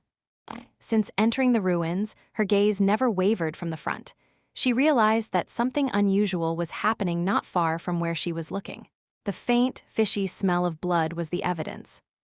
She, who had been walking forward absent-mindedly, suddenly stopped in her tracks. Then she slightly pushed her head forward and suddenly began to sniff. Had she smelled something familiar? Her eyes, surrounded by doubt, soon widened, and without anyone stopping her, she rushed forward. No one could stop her in the blink of an eye. "Luna, it's dangerous to go alone." Despite the objections of the members of the society, she paid no attention. Like someone who had longed for something, she ran confidently along the path with determined eyes, finally arriving at a large door. Creak! As she forcefully pushed open the slightly ajar door, a bright light flooded into a huge square. Even to the elves standing chubby on one side of the square, to the white-haired saintess lying beneath the altar, to the cruelly spread-out corpse on the altar, Luna didn't even spare a glance. Her restless pupils were focused on only one thing, a man in a black hood who was staring at her with a sidelong glance not far in front of her. Ha, ha! It wasn't even that far of a distance. Maybe about 50 meters at most. Yet for some reason, her breath became shorter and shorter as if suffocating. it wasn't just a physical reaction due to exhaustion. It was triggered by a vague memory engraved in her body and mind. Even if it wasn't a physical reaction, it didn't matter. The smell that vividly stimulated her nose, the scent of human blood like perfume made from it, the smell that could only be smelled from one person in the world, it was wafting from the man in front of her. Schurz, who had been following her, also noticed the man in front of him and opened his mouth wide, startled. Wasn't there a saying that if someone is too surprised, they just stand there dumbfounded? His head turned white, his entire body stiffened, unsure of what to do in this ambiguous situation. "Tell me," Luna asked abruptly to Schurz. What do you mean? Is that man the one Schurz saw in Uito, the black-haired demon? Is he that man? It was a blunt question without any room for evasion, to which Schurz, without hesitation, promptly replied, "If my eyes and memory aren't mistaken, then there's no doubt about it." The impression, the feeling, everything was the same. The man in front of him right now was definitely the same man he saw in the Uito mine. Was it the answer she had hoped for? Heh, a strange smile, the meaning of which could not be discerned, appeared on Luna's lips. Including Schurz, whom she recently met, and the members of the society who had been with her for a long time. They all, without exception, shared the same thought. Right now, Luna wasn't in her right mind. Indeed, she wasn't. Luna was not in her right mind at the moment. If she had maintained her usual sanity, as soon as she entered the space, she would have created a high-intensity restrictive barrier, preventing anyone from escaping. But she didn't. She didn't use any means of coping, not even magic, just silently approaching the man in front of her. To the onlookers, her demeanor felt profound and pitiful. As the distance between them gradually narrowed, the black-haired man who had been silent suddenly rushed to Luna's side. Startled, Luna blinked her eyes unknowingly, but nothing happened. The man passed her swiftly without a word or action, and only her sky-blue hair fluttered sadly in the strong wind that followed. Was it disappointment that crept into her heart? Luna let out a short, bitter laugh. "It's not like I'm trying to eat you, but does it matter if I say hello?" Then she muttered softly with a strange voice, unsure whether it was laughter or tears. "You're still the same, senior," towards someone who passed her by indifferently. The headquarters of the Magic Society located in the center of Gaul, the capital of the Garam Kingdom. In front of Hestia and her companions, who were unable to even smile and wore pitiful expressions, there was Garnian with his head bowed to the ground. "It's all my fault. My ignorance has committed unforgivable sins against everyone, including Lady Hestia." Garnian soon confessed everything without leaving out any details. 3 years ago, the saintess who came to find Pruina proposed to him to hand over the power of the key held by Hestia. She claimed that in addition to freeing her from the long-standing desire of the White Elf tribe, which had to protect the secret of the gods, it would also resolve the crisis of Pruina. Therefore, he persuaded some members of the tribe and devised a false plan to seek help from the tribe enchanted into guardianship. Eventually, luring Hestia here was the whole story of this incident. However, contrary to the promise of Hestia's safety, the saintess did not keep her promise. If the unknown black-haired assassin hadn't appeared, the tribe didn't even want to imagine what would have happened to her by now. In fact, looking back, I think my desire to break free from the long-standing restraint of guarding the key, rather than for the sake of the tribe, was even stronger. That would be just a pitiful excuse. When I return to Pruina, I will accept any punishment that comes my way. Hestia knew his heart well. It's been nearly 300 years. During that long time, Garnian had faithfully fulfilled his role as the guardian of the key, protecting not only himself, but also other tribal members of the predecessors. Elves, in general, have a lifespan several times longer than humans. However, perhaps due to the side effects of containing the secret of the gods, the lifespan of most key holders was less than 100 years, and most of them died early. Garnian had witnessed the deaths of several of those key holders. The emotions he felt each time these individuals, whom he had personally protected, died in vain, there was no need to mention it. However, she still had questions. For what reason did that saintess covet the power of the key she possessed? Even if she transferred the power of the key, it was practically useless without someone to unlock it. Although she didn't know if there was someone who could make it possible. You should keep this in mind. The current situation is purely the result of your actions. Hastja couldn't forget the saintess's words she heard in the misty space. What could Cyan have to do with uncovering the secret of the gods?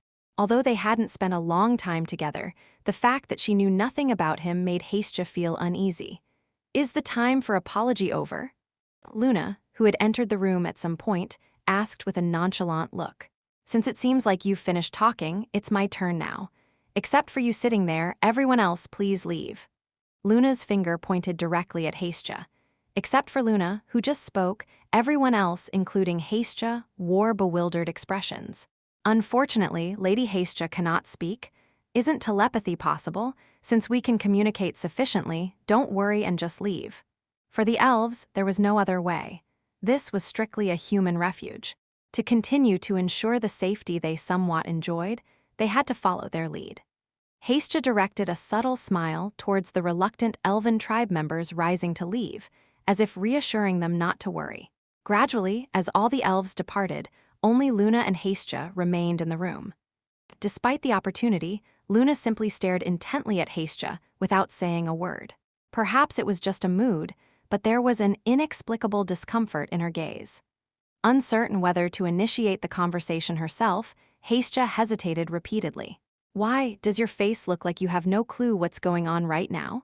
Caught off guard by the sudden question, Hastja shivered involuntarily. I didn't come here to give a kind explanation. I'll just state my business. Hastja simply nodded without saying a word. From her gaze and demeanor, it seemed like she was about to ask something very important about her own tribe. With a firm resolve, she attempted to confront her question confidently, but, what's your relationship with Senior Cyan? Her heart faltered before even a second passed. What? I mean, you can't speak, but you can still hear, right? Shall I repeat it? Well, the question was just so unexpected. It was odd not to be surprised by suddenly being asked about her relationship with Cyan in such a serious atmosphere. It's not difficult. Just tell me everything you know, when and where you met, what happened, and what you think. Just everything you know. Moreover, Luna's gaze quickly sharpened like a blade. Why is Cyan's scent coming from your body? There was a hint of chill in her voice, defying even Pruina's coldness. Though bewildering and awkward, Hastja soon regained her composure. In truth, she didn't know anything substantial about Cyan. But spreading rumors about the savior of her life certainly wasn't proper conduct. At least, Hastja thought she needed to know why this woman was probing about Cyan. You're called Luna, right? Yes. I know it's shameless, but I also want to ask, what's your relationship with Cyan, whom you're asking me about? There was no other intention. She simply wanted to know whether Luna's interest in Cyan was genuine or malicious. If it was the latter, Hastja had nothing to say. Luna remained indifferent, looking at Hastja with an unchanged expression. Hastja, as if refusing to back down, glared back fiercely, waiting for her answer. He's my man. At this seemingly mocking remark, Hastja's eyes widened once again, dumbfounded. Chapter 191. Inevitability Overlapping Coincidence. Part 3. After concluding their intimate conversation, Luna walked outside. Outside, the white elves, who were eagerly awaiting the end of the conversation, were gathered. Anyone who sees us would think I'm torturing someone, wouldn't they? Was their gaze particularly unpleasant? There was considerable displeasure in Luna's voice. The conversation is over. Whether you go in or not, do as you please. As if they had been waiting, the elves opened the door and went inside in a flutter. Still, only Roll and Garnian remained resolute. Sorry for the delay. On behalf of the tribe, I would like to express our gratitude for your consideration. Roll bowed politely, expressing his gratitude to her. Don't misunderstand. We haven't decided how to deal with you yet. You should join hands with the tribe members and hope for good news. With a cold reply, Luna turned away immediately. Now I understand the importance of never underestimating human potential. Roll, who was watching her back intently, spoke in a serious tone. I agree. I feel like I understand once again why humans have become the rulers of this land. I earnestly hope that this potential does not fall into the wrong hands. There was an inexplicable fear in the eyes of the two elves. Soon, a member of the society appeared around the corner and bowed to Luna. Luna's prediction was correct. In an underground space not far from the society headquarters, presumed to be a Night of Light, several bodies have been found. The member handed her a neatly rolled-up letter along with the report. Luna silently read the contents of the letter. They planned to transfer the power of the key, embedded in her body, through a ritual and dispose of the unnecessary bodies in a remote area of the forest. We'll have to wait until the priestess Nephrodite wakes up to know more. They just wanted to commit the act and pass the blame onto us, didn't they? The member affirmed with silence. We don't need to investigate who the culprits killing the knights are, right? It's obvious. After reading the letter, Luna carefully placed it in her bosom. Nevertheless, the Empire responded faster than we expected. They stated that this incident was solely the decision of the Knights of Light and that the Empire and the royal family had no involvement. Commonly known as tail-cutting. It wasn't particularly surprising, given the very imperial-like situation. However, it seems they're not denying their fault entirely. They intend to pay compensation for this incident, so they clearly expressed their desire to safely retrieve the priestess. It was a complete change from 7 years ago, when they had paid compensation under the pretext of causing an uproar in Brenu. How is the priestess doing? She's still the same. She's still in a state where she can't regain her senses and is repeating incomprehensible mutterings. We need to make it clear that it wasn't us. We don't know what kind of scheme they might come up with on their end. I'll convey that. Even though the report was over, the member did not leave. Is there anything else to report? That, well, it's not confirmed yet, but there's a rumor that someone unexpected will come as the representative of the dispatch team sent by the Empire. Someone unexpected. Does that mean someone from the royal family will come? Yes, none other than Princess Erin is said to be coming. At that moment, her brows furrowed slightly. Then, she quietly raised her hand to touch her lips, wearing a subtle expression that was unreadable. When is the dispatch team expected to arrive? It shouldn't take more than a week, I suppose. Then please convey it to grandfather on my behalf. After a brief moment of hesitation, Luna turned her steps in the direction she had come from. I'll be the one to meet that dispatch team. Even on an ordinary day, just like on a difficult and tiring day, night always comes. The night sky with sparkling white stars embedded like jewels. Looking at the same sky as in Pruina, Hestia was lost in deep thought. Roll and other tribe members were called for further investigation. This unexpectedly gave her some time alone. As Hestia gazed at the sky intently, she soon placed her hand on her chest and shook her head. She wasn't important. Only the secret of the god inside her was important. Had she been too careless, thinking that as long as she bore it alone, if she showed a strong and confident appearance to others, everyone could live at ease. But the weight carried by the tribe's aspiration was heavier than she had thought. Realizing this now, Hestia felt too ashamed to even lift her head. Suddenly, she heard a strange sound from outside the room. If she hadn't misheard, it was definitely the sound of someone falling. There should be guardian knights guarding the door right now, so what could have happened to them? As she approached the door with questions, creak before she could even grasp the door handle, it opened from the outside. Startled, Hestia unconsciously took a step back. It was a man whose identity was unknown, wearing a blue robe symbolizing a member of the Garam society. As soon as he entered, he closed the door, leaving Hestia with no way to escape. After shaking with anxiety for a moment, Hestia soon tilted her head. She realized who the man was. Master Cyan? It was none other than Cyan disguised as a society member. Cyan calmly removed his hood, revealing his true appearance to her. Take it. Then he threw something harshly onto Hestia's hand from his pocket. It was the soul stone that he had given her when they first parted. Wasn't it supposed to be a talisman protecting the owner? I don't understand why you gave this to me with such audacity. How could he? Surely, only the tribe, not humans, would know the significance of the soul stone. Hestia's face turned as red as an apple in embarrassment. Even though she was embarrassed to the point of twisting her body, Hestia hastily bowed. I really don't know how to repay the favor you've given me, Cyan. I sincerely appreciate your help. Don't misunderstand, saving you was purely coincidental.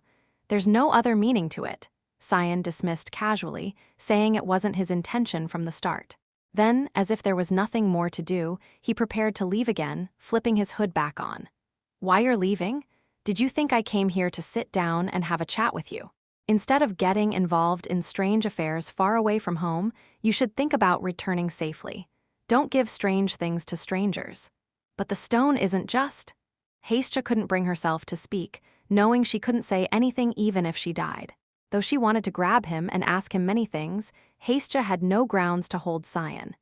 Being in a position where she had only received help, could she shamelessly ask anything? She could only stomp her foot in frustration. Since I'm here, I'll ask one thing before I go. Cyan, grabbing the doorknob abruptly, looked back at Hestia. Hestia raised her head as if waiting. What exactly is this crisis that has befallen your tribe?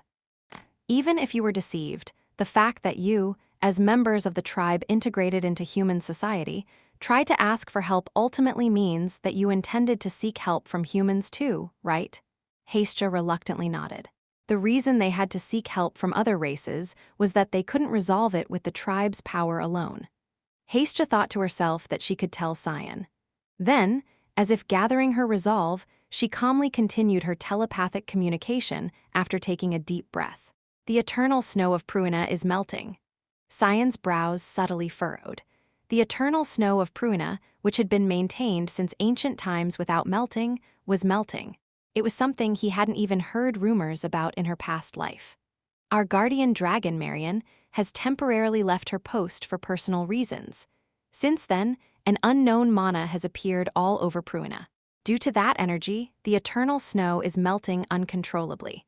Although it's still at a minimal level, if this continues, the entire snow of Pruina will melt soon. Marion. The name was not unfamiliar to Cyan. Surely her real name would be much longer than that. So, the problem is that your sanctuary is disappearing? That's one aspect, but it's not a huge problem. Once we adapt to the newly changed sanctuary, it'll be fine.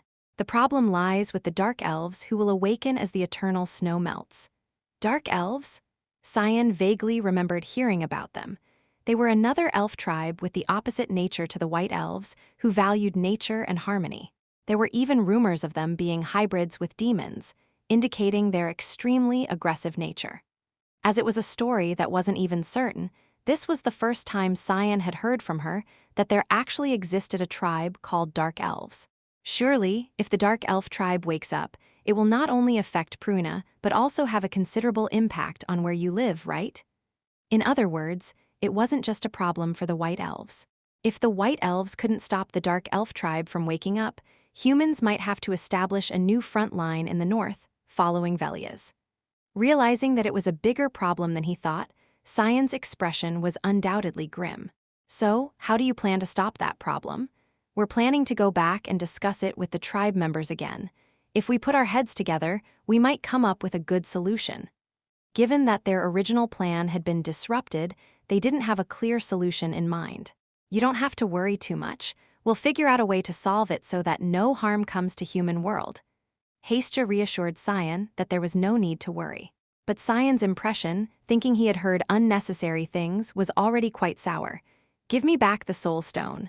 Huh. Hestia cautiously approached and handed the soul stone she was holding to Cyan. Sparkle. Cyan lightly grasped the soul stone he received, and with a brief light, black mist swirled around his hand. Then, he returned it to Hestia. What did you do? Don't worry about it. I didn't do anything. Hestia tilted her head in confusion at his cryptic words. With that, Cyan turned away. Can we see each other again? Hestia hastily grabbed Cyan, who was about to leave, and asked. If coincidences keep happening, we'll have reason to see each other again. Cyan, turning his head once more, responded indifferently. Someone once said that if coincidences keep overlapping, it becomes inevitable. If the 3 meetings that had occurred so far were simply due to coincidence, Hestia believed without a doubt that their next meeting would be based not on chance, but on fate. See you next time, Cyan. And so, Cyan left Hestia's side. The soul stone, filled with memories of their encounters, still retained traces of the mist Cyan left behind. Chapter 192, Ignoring, Part 1.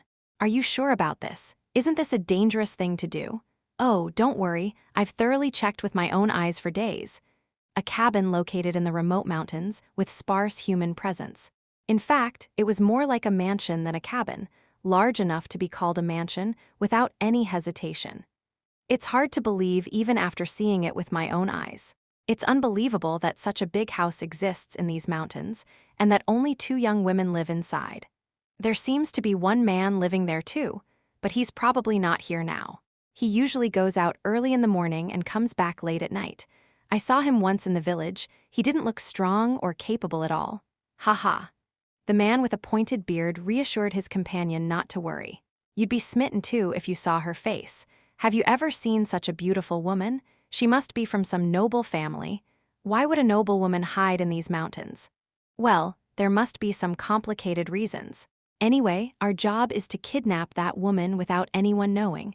Surely we can sell her off for a good price elsewhere. It wouldn't hurt for us to make some profit before selling her off. There's another person. Then let's just kidnap them all. As if the job had already succeeded, the men chuckled at each other, until the voice of a slender woman from behind was heard. Do you have business with our house? Gah! Startled, the men quickly turned their heads and then seemed to lose their wits, awkwardly pursing their lips.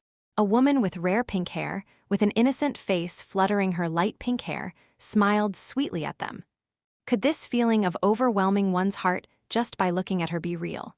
She appeared to be around 19 or 20, extremely cute despite her young age. No response? Are you speechless?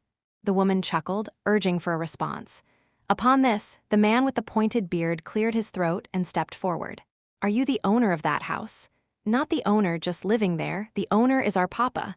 At the mention of papa, the men inwardly sighed in relief. They were convinced she was from a noble family. I see, we're not bad people. Rather, you could say we've come to help. It seems like living in these mountains without any knights for protection could be risky. We're here to offer some help in that regard. Lies. With firmness in her voice, the woman cut off the man. With such a foul smell emanating, you came to do good deeds? You can't fool me. A foul smell? What do you mean? I should eat before Emily sees us. As if suddenly reminded of delicious food, she extended her tongue and licked her lips. The sight was so eerie that sweat dripped involuntarily from the men's backs. But that biological reaction was only temporary. The uneasiness the men felt soon turned into fear. What's happening? The woman, who had been smiling angelically at them, no longer had a human appearance. The hearts that had fluttered with excitement now pounded with fear, and despite the desire to flee, their feet, invaded by terror, refused to move. I'll enjoy this meal. It was the beginning of a pleasant dining time. What's up? Where have you been? Oh, just went outside for a moment to get some fresh air. In case she suspected something, Nana hurriedly wiped her mouth. Is Brian late again today? It seems so. Probably caught up doing some useless chores for the villagers. Emily stirred the ladle in the soup pot, her expression somewhat displeased. There seems to be more food than usual today. Can you finish it all, kiddo? Yes, I can finish it all. Why the expression? Did you go somewhere to eat? WL, what do you mean? I'll be in my room. Call me when it's ready, sis. Nana rushed to her room as if fleeing. Without feeling anything strange, Emily focused on cooking the soup again. Sigh. Nana, who had rushed to her room, flopped onto the bed. After seeming to rest with her eyes closed for a while, she suddenly remembered something, then opened the drawer next to her and took out a letter. The letter itself was quite worn out, as if it had been read dozens of times at least. Nana seemed absorbed in reading the letter but soon sighed weakly and put it down. I miss you. Who? Suddenly hearing a familiar voice, Nana sat up abruptly. The confident gaze she had just moments ago disappeared completely, replaced by eyes full of surprise and joy. Papa! Cyan, who had returned unnoticed, sat calmly in front of Nana. What were you doing that you couldn't even smell me? Oh, it's nothing. Nana hurriedly hid the letter she was reading. Oh, when did the young master arrive? Emily, who had sensed Cyan's presence, also entered Nana's room. As if genuinely pleased to see the master after a long time, Emily looked Cyan up and down. Do you only eat and wander around? Your face seems even more gaunt than last time. Looking at the more slender face than before, Emily asked with concern. It's not enough for a man to just eat well, is it? Sometimes you gotta take in some regular nourishment too. That's how you really enjoy life. What's the use of keeping everything in good shape if you don't know what to use it for? Karam, who had manifested alongside him, stretched out on the bed and spoke. Cyan, seeming too bothered to reply, didn't even glance in Karam's direction. Papa, let's go out. I want to take a walk, Papa. Sure, I understand. Excitedly, Nana jumped up and went outside quickly. Even as he watched her leave, Cyan's gaze soon turned to the drawer next to the bed. She had been reading the letter until just now. Even though he didn't want to check its contents, the name written on the back of the letter was impossible to ignore. Aaron Azelda, a border city in the northern part of the Garam Kingdom. It was not only the closest city to the neutral city of Lewin, where the Royal Academy was located, but also the place where officials from the Ushif Empire and the Garam Kingdom had gathered for negotiations after the day the mist cast light incident 7 years ago. Coincidentally, the two officials who had been present at the scene at that time were now facing each other as representatives for this negotiation. Before the imperial envoy arrived, they had already agreed to the terms of compensation for this incident through written correspondence.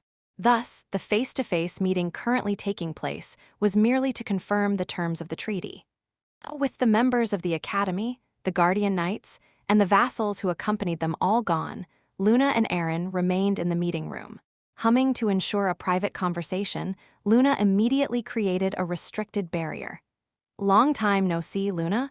I never expected you to be the representative for this negotiation." Likewise, I also never expected Her Highness to come as the envoy's representative. While Luna struggled to relax her stiff expression, Aaron's face remained consistently smiling. Luna was well aware that Aaron's smile was not one of natural ease, but rather a facade to conceal herself. "It's been almost 4 years since graduating from the academy, right? I've noticed this before, but you seem to change every time I see you. You've always been noticeably growing." Arranging this meeting wasn't about discussing their trivial growth. Without any response to her praise, Luna took out a letter from her pocket and handed it to Aaron. Without asking any questions, Aaron began to read the letter immediately. Her reaction was mostly indifferent, with little surprise. "Are you pretending not to be surprised? Or perhaps there's nothing to be surprised about? I didn't know, but I didn't think much about it like you said." The document contained the truth about the misconduct of the Saintess, Nephrodite, along with attempts to blame it on the Garam Kingdom. "Please don't misunderstand. Our royal family has no connection to this side." "It's not the royal family, but perhaps only Her Highness has no connection?"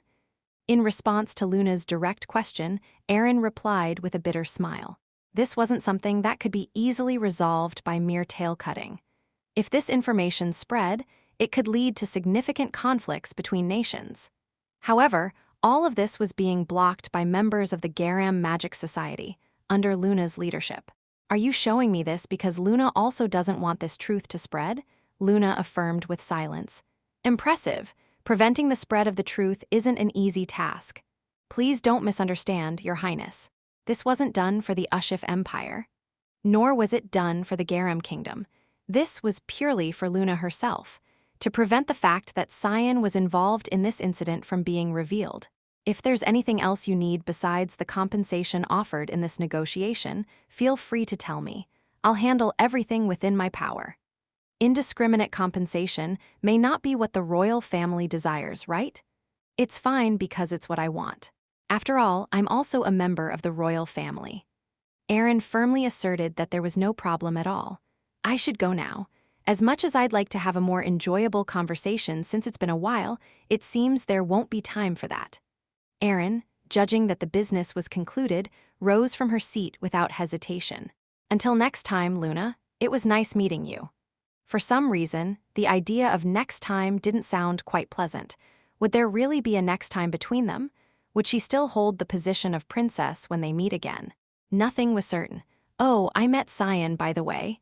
Aaron, who was about to leave the room, stopped in her tracks at those words. "Did you?" There was an unmistakable tremor beneath her casual response.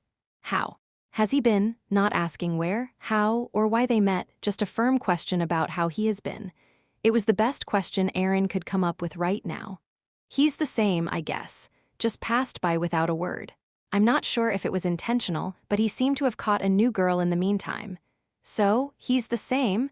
Her disappointed laughter still carried poignant emotions. "I'm glad he's doing well." With that, Aaron left the room. Chapter 193, Ignoring. Part 2. Do you know what one must have while living their life? It's a place to come back to. Wherever you go, whatever you do, a space where you can come back anytime and rest comfortably. With that, one can truly say they are living their life, whether it's short, a month, or long, over half a year. Regardless of whether there's leisure or not, once the work is done, without delay, come back here and check on the state of my belongings. It's been like that before, and it will continue to be so in the future. At least as long as I continue living in this world with my eyes open, I think it'll always be like that. The evening sky beyond the western horizon is dyed red. Sitting side by side on the hill overlooking the village, we were watching the very ordinary flow of nature. "Papa, I actually ate someone earlier." "Oh," having already seen traces on the way, I wasn't particularly surprised. "Yeah, they've been coming to our house for days, giving off a bad smell, so I just ate them secretly from Emily." "Good job." I gently stroked her head without any special reaction. She leaned her head on my shoulder as if the touch felt really good. "She's grown a lot. If she goes out like this, she'll probably look like someone of my age. It's not bad to grow up fast, as long as you don't age too fast." "Earlier. Did you see?" "What, a letter?" "You saw it." Feeling a little embarrassed, Nana smirked. "It was the one you received through Brian before, right?" "Yeah, it was the last letter Sister Erin wrote to me. I don't know why, but I think of her from time to time.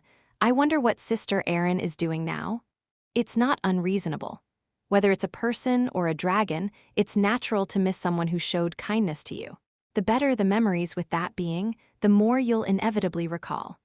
Someday, when I grow up enough to live without Brian or Papa's protection, will I be able to go meet Sister Erin by myself? Of course. You can go wherever you want. It's not just empty words, it's sincere. The problem is when that time comes, whether Princess Erin will be alive, let alone me, I can't guarantee. Jobok, whenever I feel like taking a break, it feels like something comes up without fail. 50 steps behind us. Someone familiar was coming to deliver something not very welcome. A man with a black mask appeared and bowed as soon as he saw me. He's a member of the Mist. He silently handed me black papers. The leader asked me to deliver this. Considering there were at least 10 sheets, it's not an order. Then it must mean to read the contents and decide what I'm going to do from now on. I started reading the documents I received calmly. Then his face contorted as if the paper had been crumpled. 7 years ago, after the so-called day the mist took light, naturally, my existence, Cyan Vert, was considered the root of evil that must be eradicated from this continent. So I hid for a while. They told me to do whatever I wanted, and I loudly claimed I was ready to fully accept that. But when I thought about the annoying things that would accompany it, I realized there wasn't much point in thrashing about, so I just lived like a dead rat. Of course, due to the occasional purification efforts I had been making, I was called by all sorts of strange titles like the black-haired demon. But this crazy world seems never to leave me alone. It feels like it keeps demanding something from me. I'm not a blind fool seeking salvation, so why do I keep getting pushed into this? I simply can't understand. Turbuk on an ambitious moonlit night. Footsteps from outside the house could be heard. It wasn't a night visitor coming for trivial purposes. Tack-tick-tack, the leisurely steps soon turned into urgent ones, speeding up. Kerchunk, and then the door opened. "You, young master. When did you arrive?" My ever-clumsy servant, Brian, is awkward no matter how many times I see him. "Not too long ago." "I see." Brian scratched his head, looking quite uneasy. "What did you go there for?" I went down to the village to help the elders with some work. Since there aren't many young people in the village, if I'm not there, nothing gets done." "Why aren't there many young people?" "They said they went to big cities to find jobs." There seemed to be something uncomfortable to say, and Brian avoided eye contact. "Never mind, read this once." I handed Brian the black documents I had been reading a moment ago. Receiving them unexpectedly, Brian cautiously began to read what was written inside. "What do you think from your perspective?" "Excuse me? You've been going down to the village occasionally to work, right? Then you must have heard some of the gossip going around." For a moment, wearing a somewhat embarrassed expression, Brian soon opened his mouth with a calm look in his eyes. "Since your true form was revealed 7 years ago, haven't there been more movements to suppress everything related to you, including you, young master?" I nodded without saying a word. "But apart from that, there seems to be a growing trend of people following you. Lately, I've been hearing quite frequently that one of the reasons young people are moving to the city is to become followers of the mist. Followers of the mist? It was a statement I couldn't react to without furrowing my brows. Yes, I doubted my ears when I heard it too, to the point where I wondered if I really understood what it meant. Oh my, has a support group arisen without our master's knowledge? As if the situation were turning interesting, Karam appeared out of nowhere, laughing. But it doesn't seem like a situation to laugh about. As Brian mentioned, the document given by the leaders also stated that, as followers of the mist, the factions were increasingly emerging throughout the empire, defying the established order of light and prophesying the arrival of a new era based on a new order. What's ironic is that the empire doesn't seem to be suppressing them greatly. Instead of suppression, they seem to be blindly observing, almost as if they wish for the faction to grow even stronger. And most of all, the last sentence written at the end of this document was too absurd. The prime suspect leading this situation is none other than Princess Erin. The saint, who had lost focus, regained her composure as her eyes lit up, returning to their original state. "Are you feeling better, Your Holiness?" In front of her, slowly rising to her feet, was none other than Princess Erin. "Don't worry, this is the Empire. We brought you here from the Kingdom of Garam because you lost consciousness. We are currently en route to Sevelinus." Nephrodite looked around, still holding her groggy head. There was a large carriage traversing the vast plain and two figures inside. There was no other energy felt. Why would Princess Erin herself come and not someone else? I volunteered. For what reason? To test my abilities as a princess. Nephrodite's face was filled with suspicion. How much did you overhear? She knew very well that there was definitely a price to pay for getting herself out of the situation. Erin calmly spoke with a steady gaze. "Whatever I heard, rest assured, I have no intention of sharing it elsewhere. Not to mention that you were a white elf, Your Holiness." Nephrodite's eyes momentarily flashed. Doesn't everyone have secrets in life? What's important is burying those secrets and moving forward for what purpose? I've always appreciated the efforts of the saint for the prosperity of the empire and the peace of the continent. Do you know who caused this to happen? Instead of answering, Erin responded with silence. Seeing no need to mention it, Nephrodite immediately nodded after asking. Nephrodite's body trembled with a sudden chill of distrust and anxiety. She glared at Erin with eyes full of suspicion and anxiety, while Erin met her gaze with an unchanged attitude. "What is the meaning of this, Princess Erin? I've already told you, haven't I? I came to test my abilities as a princess." Eventually, as the carriage came to a halt, a knight waiting outside opened the door. "Please disembark, Your Holiness." Without any further explanation or words, Erin instructed her to get off. The place where they stepped down was the edge of an unknown plain, in front of a cliff where the fierce wind was cutting through the skin. When they first appeared over 60 years ago as the origin of the mist, and revealed themselves when the followers of the mist first appeared, you raised concerns about their danger.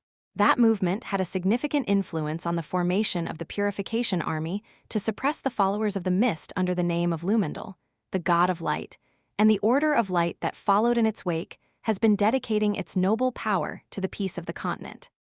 Esrung, as the saint looked at the landscape of the cliff, the sound of drawing swords reached her ears. "But I cannot judge your subsequent actions as anything beneficial for the empire and the continent." "What makes you think you can judge what I've done? I've been living for the peace of this continent long before you were born. What standards did you use to judge that the path I've taken wasn't for peace?"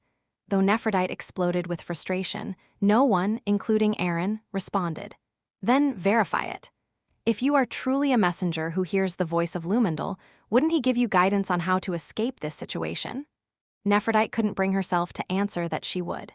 "If not, you will be known to people as a fragile saint who, with a single moment of wrong choice, felt shame and sought redemption through death." With reverence, Erin knelt before her. Following her lead, the other knights also expressed their final respects to the saint. "May the blessings of Lumendal be with you." Thunk with those words, Erin's sharp sword plunged into the saint's heart. Nephrodite fell without a scream, spilling blood, and Erin looked upon her pitiful form with indifferent eyes. "Thank you for your service, Princess." As she finished her task, Resimus approached her. "Send a report to the royal family, Resimus." She was no longer just a princess in appearance. She had grown into a human who did not hesitate to stain her hands with blood to pursue the path laid out before her. Now it seems we can proceed with our plans. Chapter 194, Fake Followers, Part 1. Even if you chew on it, it's not going to be refreshing. What exactly are you complaining about? That's why people don't trust nobles. Who would have thought the youngest of that reputable Berta family would do that? Why aren't the Knights of Light catching those guys quickly? What do you think? These words are truly unpleasant, even to hear casually. It's something I've often heard passing through crowded streets. It's a clear insight into the thoughts of those directed towards Cyan Vert, the despicable follower of the vile mist. But what are these words that I hear in my ears now? The world has changed. Who would have thought the day would come when people follow the black mist? But if you look closely, they haven't really done anything wrong, have they? They've killed corrupt nobles who deserved it multiple times, and they haven't harmed people like us, right? It's certain that they've done what no one else could. Beyond doubt lies suspicion, and beyond suspicion lies questioning. After all, humans are said to be imaginative creatures. Anything, whether positive or negative, changes in various directions when repeated in thought. They must be the same. I see the negative thoughts established from long-standing concepts of the order of light have transformed into small doubts and questions over time. It's not that I've lived unaware of this nature until now, but it couldn't be an easy adjustment for me, unfamiliar with such reactions. Saffron, a central city of the Uship Empire, where I've returned after almost 10 years. Surely the organization wouldn't send false information, but out of curiosity, I came to see if there really are factions claiming to be followers of the mist appearing throughout the empire. The atmosphere has definitely changed. Originally, mist was just a symbol of negativity to ordinary people, nothing more, nothing less. It's somewhat interesting that people are expressing doubts. As I continued walking and listening to conversations, a hooded figure suddenly blocked my path. Without a word, the person looked at me with a penetrating gaze. Seeing the intensity in their eyes, it seemed they wanted something. Feeling no malice, I casually met their gaze. Swish, then they suddenly vanished. Wondering what that odd person was up to, I considered just leaving, but there was a strange feeling, so I decided to follow. The person stopped not far ahead, in front of a young woman similar to myself. Just like before, they stared at her with a gaze that seemed to hold some intention. In response, the woman made an incomprehensible gesture. She seemed to be grasping something in the air with both hands, then suddenly blew into it. Before I could make sense of this bizarre behavior, the hooded figure seemed to understand and whisked her away. What were they doing? Karam, who was watching with me, asked, puzzled. Unless one is a fool, they could realize that the gesture the woman just showed was some kind of signal for something. While I've been wandering around, I wondered if there were any new signals from the mist, but that's unlikely. I may not know what it means, but I definitely caught the gesture. I approached a similar hooded figure wandering around and mimicked the same gesture as the woman. Then the woman performed the same gesture as before. At that moment, the hooded figure's face flushed red, and after glancing around, he sent me a look to follow him. I didn't hesitate and followed him immediately. We arrived somewhere after a short while. Honestly, I expected a gloomy underground space or a deserted alley, but this is quite unexpected. The place I arrived at was none other than a monastery. And not just any monastery, but one praising the god of light, Lumendal. For a moment, I wondered if I had come to the wrong place and stood there awkwardly for a while. Whether from the outside or from within, it just seemed like a very ordinary monastery. Monks and nuns greeted people with smiles on their faces. I could see the hooded figure from earlier and the woman he brought along. Naturally, it's not a good place for me. I thought about just turning back, but since I was already here, I decided to go in and see what was going on. Our almighty god Lumendal has bestowed new light upon this land, bringing about the current era of peace. According to his teachings, the sermon of the monastery's head continued, sounding like a lullaby. It wasn't much different from what you'd see in a typical monastery. Then why go through the trouble of exchanging strange signals and gathering people? With various doubts in my mind, my gaze turned to the scriptures they shared. The light is the sun, and the sun is the light. The sun always remains with us, but occasionally, when the mist descends, we cannot see the sun. Therefore, the sun and the mist cannot coexist. Huh, what's this? Wasn't this supposed to be a sermon praising Lumendal? Why mention the mist here? You might think it's just mentioning the importance of light, but it's definitely not. As I mentioned before, humans are incredibly imaginative, and given room for thought, they change in various ways. Those who truly exalt the light wouldn't compare themselves to the mist like this. Then what is this scripture? However, we need to consider, did only the light exist in achieving the current peace? All things exist in their places because they each have their own necessity. Moreover, the mist that we so vehemently oppose may not be so different. The monastery head even expressed doubt about the existence of the mist. I can guarantee that if someone were to utter such words in front of the light worshippers, that person would immediately be branded a heretic and disappear into the morning dew of the gallows. Indeed, there were some who showed skeptical reactions. After reciting praises to Lumendal for hours, to have such unfruitful remarks, there seemed to be quite a few people expressing their doubts. What followed was amusing. The smiling monks and nuns approached those expressing doubts and began to obfuscate their reactions with meaningless words. Then, those who were watching quietly closed their mouths and refocused on the monastery head's sermon. I was convinced. These guys are no ordinary bunch.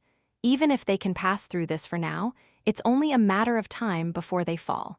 Do they really not know that their misconduct could eventually be exposed? As I pondered in disbelief, the hooded figure who brought me here approached. He silently sent a signal through eye contact. It meant to follow him. I obediently got up from my seat and followed him. He led me to a small annex located right behind the monastery cathedral. When he opened the creaky wooden door, a suspicious atmosphere emanated from the underground staircase. Without a question, I followed down the stairs. Well, this should be enough to consider some sinister activities are brewing. A dim, lightless space of darkness. Strange parishioners wearing black hoods lined the corridor. As I proceeded down the path, a large pulpit soon came into view. Around it, numerous young men, presumably similar to me, were seated. Well, it's somewhat similar to the mist's void space. "Hey, Master," Karam, who had been following me silently, asked with a questioning tone. "Is this really a place where those scoundrels worship the idiot god?" "No," I replied firmly. I thought by now I might feel something akin to the power of the mist, but there was nothing. Not even a hint of the mist's power, let alone the slightest flow of mana. As I wondered what kind of absurd place this was, I decided to take a seat for now. After waiting for about 5 minutes, the monastery head who had been giving the strange sermon in the cathedral appeared again. Was there something different this time? A slight change in atmosphere? Unlike the previous atmosphere filled with laughter, there was a seriousness on their faces. Before we begin the sermon, I would like to express our deepest gratitude to all of you who have come to seek the truth of this land. It's just like the actions taken before a lunatic starts spouting nonsense. If you were to ask if it's an anecdote, it is. Among the targets I've dealt with during purification operations, there have been quite a few like them. For centuries, we have been forced to accept the erroneous concept of the order of light. Is the black mist the negativity that should be rejected in this land? Absolutely not. The god of the black mist, Eru, is the almighty being who will bring about a new order to this land and is the pioneer. I barely managed to hold back my laughter. Who's bringing what? If the parties involved were to hear this, they'd surely raise a question mark about what kind of lunatic talk this is. It's not that what I and the mist do is righteous, but being praised in this way is not desirable. Who on earth injected such ridiculous ideologies into these lunatics? Now, I'm even curious about their faces. What if real followers of the mist show up? What would happen then? Wait a moment. A clever idea flashed through my mind, causing the corners of my mouth to involuntarily rise. "Hey, Karam. Why? How about we have some fun?" Karam suddenly narrowed her eyes as if to say, "What are you talking about?" Straight back, upright gaze, clear voice. The most basic posture required for preaching to people. The monastery head delivered his teachings to the people without a hint of hesitation or deviation. We are nearing the end. Like the day when the mist swept away the light that pervaded this world, the existence of the mist will reappear to us, and when that happens, we will. Thud a small but strong resonance. The gazes of those drawn by the sound naturally turned to one place, about 10 steps away from the monastery head's podium. A stranger, a man, stood atop the altar, casually surveying the congregants in the square. For now, it didn't seem like he was one of the fervent believers who rushed out after being moved by the monastery head's speech. Even amidst the sudden situation, everyone seemed perplexed for a moment, but soon, unfamiliar black mist began to emanate from around the man. The most startled person was the monastery head. Unlike the relatively puzzled other congregants, he seemed to know what that aura was. "So, is this really happening?" When people are faced with unexpected situations, their usual thinking tends to come to a halt. While some may overcome such sudden situations well, most do not. The monastery head was no exception. He hadn't even thought about standing up, let alone being able to. A real follower of the mist had appeared before him. All he could do in that situation was simply widen his eyes and grin. Why so silent? In the blink of an eye, the man's body had moved right in front of the monastery head. "The existence of the mist you all desired has appeared. Shouldn't you be pleased?" No words came out of the monastery head's mouth. It wasn't because he had nothing to say. His vocal cords simply seemed to have stopped functioning due to overwhelming fear. "Let's hear more. What will happen when I appear?" The man, with a malicious smile, had a hint of interest and anticipation in his eyes.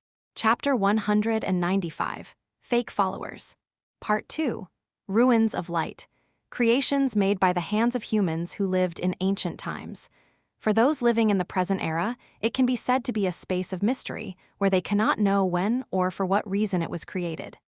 Luna placed her hands, along with Mana, on the altar where Hestia had been lying. Yuwang, however, there was no noticeable response. Only faint resonance occurred. Shurs welcomed her as she descended beneath the altar. "Ha, have you already finished?" "Luna, not finished, we haven't even started. It seems this ruin doesn't want me to exert my power." A small amount of mana that had not yet disappeared continued to manifest in Luna's hands. She attempted to directly confirm what had happened through replay, but an unknown force was interfering with her power. That saint woman claimed to be a messenger of the gods, but why would an elf capable of hearing the voice of the gods play the role of a saint in the human realm? Nephrodite Iris, the Saint of Light. The practical leader of the Order of Light and the one who first conveyed the will of the Supreme God. 60 years ago, since the Mist God first appeared on this land, she has maintained eternal youth until now. She explained it was because she was under the protection of the god. However, the truth hidden beneath the mask inevitably reveals itself someday. She remained youthful because she was not human but a white elf. Yes, haven't there been such sayings for a long time? Humans are said to be the creatures most resembling the nature of the gods. Wasn't it done to lead the creatures of the gods onto the right path?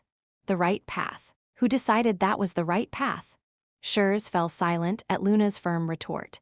Is the Order of Light that maintains the current peace truly inherited from ancient times, unknown to us? It was a question Shurs couldn't possibly answer. At least that girl, Nephrodite, knew, so she must have found this ruin on her own without anyone's guidance. Then shouldn't we have interrogated that saintess further? Even if we interrogated her, she would probably just chant incomprehensible praises. Unfortunately, I believe only what I see, and that girl probably didn't survive to return to the Empire. What do you mean by that? I saw Senior Aaron during the negotiation, no, Princess Aaron. Her eyes were very unusual. Luna replied casually as if it were nothing. Shurs could only nod in puzzlement. So, this time, shall we borrow the strength of Mr. Shurs, who has ample experience as a mercenary? What are you talking about? Suddenly, a member of the society approached behind Shurs and handed him something. It was a document with small writing packed on a single page. After checking the document, Shurs glanced at Luna with a deeply furrowed brow. Luna met his gaze with her usual unwavering eyes. At the top of the document, the word mist in black was clearly engraved. There are usually two situations when asking, "How dare you do such a thing?" The first is when there are thorough precautions in place to justify such actions. The second is when it is done blindly without any thought. But in my opinion, the current situation is the latter. Look at the face of the abbot, who is on the verge of fainting out of fear. A foolish sight that proves she had no idea of the current situation. The current situation is an undeniable display of foolishness, proving the inability to anticipate what was happening. This individual clearly didn't even consider the possibility that impersonating a follower of the Black Mist could attract the real follower of the Black Mist. There's no point in dragging someone like this for interrogation. There's nothing to gain. My gaze naturally shifted to a book placed on the desk. Although it superficially looked like a scripture, the entire book was so dark that it was hard to make out any writing. It definitely seemed different from the scriptures I saw in the cathedral, but before confirming its contents, I had to figure out where this came from. "Where did you get this, Abbot?" While he usually spoke like flowing water, he was now suddenly struck dumb. I asked again out of mercy, "It's about the presence of the mist. Where did you get this?" "Ah, the presence of the mist." Would he pretend not to understand what's already evident? His inner thoughts were transparent, almost to the point of being reflected. He appeared. The presence of the mist has finally appeared among us, to show us the true path of salvation. Snap. I grabbed his wretched neck and pulled him in front of me. I might not mind it once or twice, but I'm not patient enough for a third time. What I want to hear now isn't some generic praise, got it? Does something need to be cut off for you to understand? The abbot, with her throat grabbed, emitted painful groans while raising his finger. His finger pointed to my right hand, nothing but the book. Was the person who gave the book written in it? As I turned my gaze back to him, he fainted. Talk. Since there seemed to be no need to wake him up to ask again, I just left him. When I discreetly turned my head, I met the varied gazes of the parishioners. Surprise, fear, or awe. Although their diverse reactions were quite interesting, what could I do? It's not my concern. The Black Mist isn't a benevolent entity to proclaim salvation from the start. Moreover, there's no reason for to know how they think of me either. Without any hindrance, I smoothly departed from that place. Are you in your right mind? Why? What's the problem? What's the problem? Are you aware of what you're doing and where you are? One of the tables on the second floor of a bustling inn tavern. Accompanied by the tavern's specialty appetizers, I was reading the scripture I had confiscated from the monastery earlier. Well, is there a problem? Selling your face to worthless scoundrels and now reading books in a place like this? I think it's a kind of reverse thinking. How would these people know where I've been and what I've done? They're not the type to come looking for me all over the city. So I'm just casually reading a book like this. Really? Karam looked at me with apparent dissatisfaction. Knowing she would say something, I focused solely on reading the book. Thump. She plopped down in front of me. Why? What's the problem? Then she flashed an audacious smile, as if there was no issue at all. What are you up to? She had used complete manifestation to reveal her form. A man doesn't look as dejected as you do alone in a tavern. At least I don't like seeing my master in such a state. So, what can I do? This big sister has to be your drinking companion. Then she casually filled the empty glass in front of her. Unlike when I was alone, the gazes around began to shift towards us. Of course, not towards me but towards Karam. Anyway, you know I'm pretty as a flower. That's why I tried not to show up whenever possible. How can you make such remarks without even blinking an eye? I wonder what expression they'll have when they find out the flower they're admiring is actually a centuries-old withered flower disguised as a fresh rose. As if sensing my wicked thoughts, she narrowed her eyes and asked, "Hey, what were you thinking just now?" A good thought. Just as if she were about to pout at my firm answer, she suddenly downed the filled glass heavily. Does the demonic blade even drink? Men drink it, so why can't I drink it? Karam flashed a mischievous grin, saying there's no problem at all. So, did you get anything from that black book where you can see the writing? If I obtain something, then I gain something.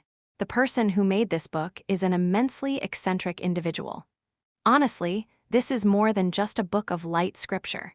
Even if it had belonged to the Mist's original Mist devotees in the distant past, it painstakingly recorded nonsense about Eru. If they had written a novel, they would have been a huge success, right? I'm curious about who would think to write something like this and what their name is. Don't authors usually have their names written on the front or back of the book? I immediately checked both sides of the book. There was no author, and the title was not even written on the front. On the back, there was small writing at the very bottom that would have been easily overlooked. It was a name I hadn't seen before. Why who? Do you think you'll know? I might.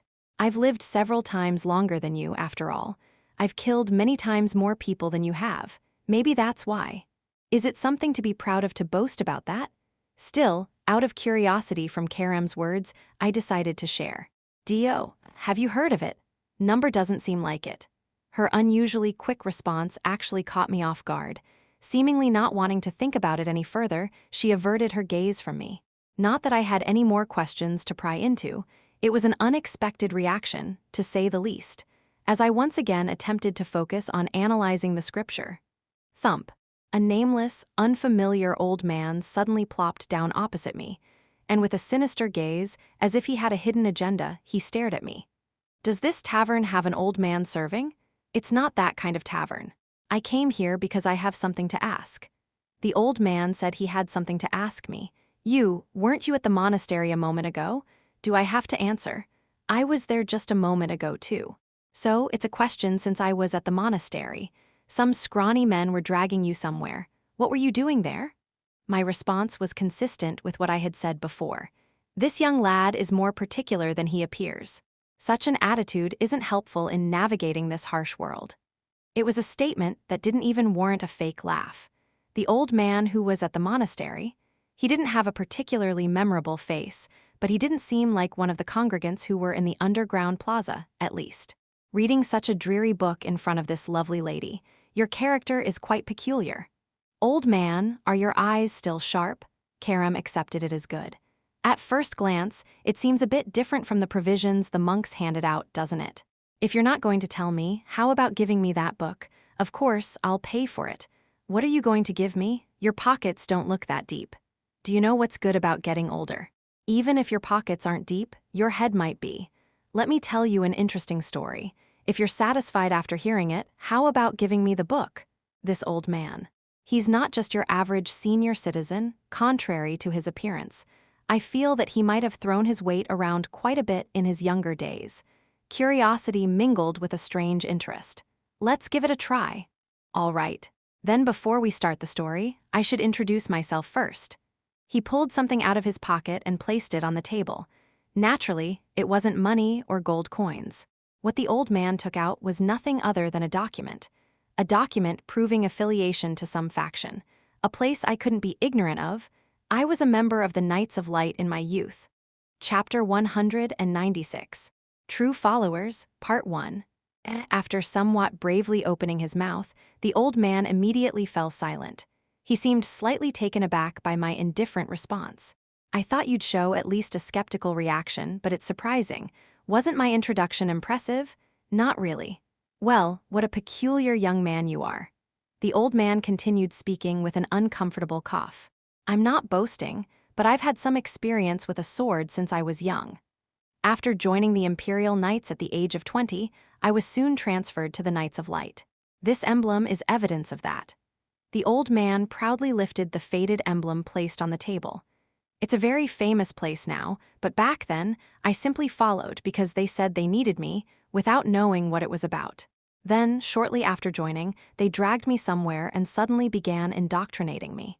Indoctrination? Yes. A saint named Nephrodite appeared, saying that we, as Knights of Light, must eradicate the misdevotees who disturb the Order of Light. They claimed it was the will of the gods, and only the all-powerful Knights of Light could carry out the mission bestowed by the gods. Isn't it ridiculous? They said these misdevotees were just people who denied their humanity without any explanation of what they had done wrong, and we had to eliminate them. It wasn't a story I hadn't heard before, so it didn't surprise me much. So, what do you think I did? You did as you were told. Exactly. Honestly, what could I have thought at such a young age? I thought it was right to just follow orders. The old man chuckled, then seemed to fill his empty glass by himself. I endured that tedious preaching for about a week, but as soon as rumors spread that they appeared, I grabbed my sword and ran a month's journey. The first impression with them was quite fantastic. It was completely different from what I had imagined. Were they dancing naked or something? Well, that might have been better. At least I would have agreed they were lunatics. But what I saw wasn't that. They were doing something very ordinary yet great. It was charity. Charity? Yes, charity. They were distributing food and relief supplies to those suffering from hunger and cold. They didn't ask for anything special. They just unilaterally extended kindness to them. A smile appeared on Karam's lips as she listened quietly. It wasn't a smile born out of amusement at the old man's story, but rather a subtly wicked smile, born out of some uneasy feeling. We had to kill them. They deceived people with unidentifiable relief goods, accusing them of ridiculous crimes. It was the first time. It was the blood of humans, not demonic beasts or monsters, that stained my sword.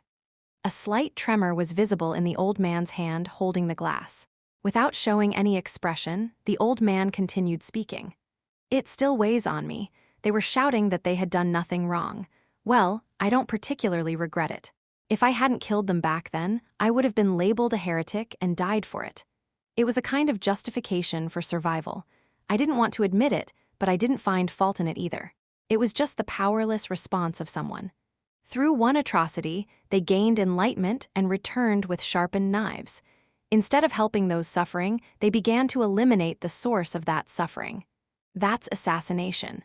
You've heard of the Mist, right? They're a renowned assassination group.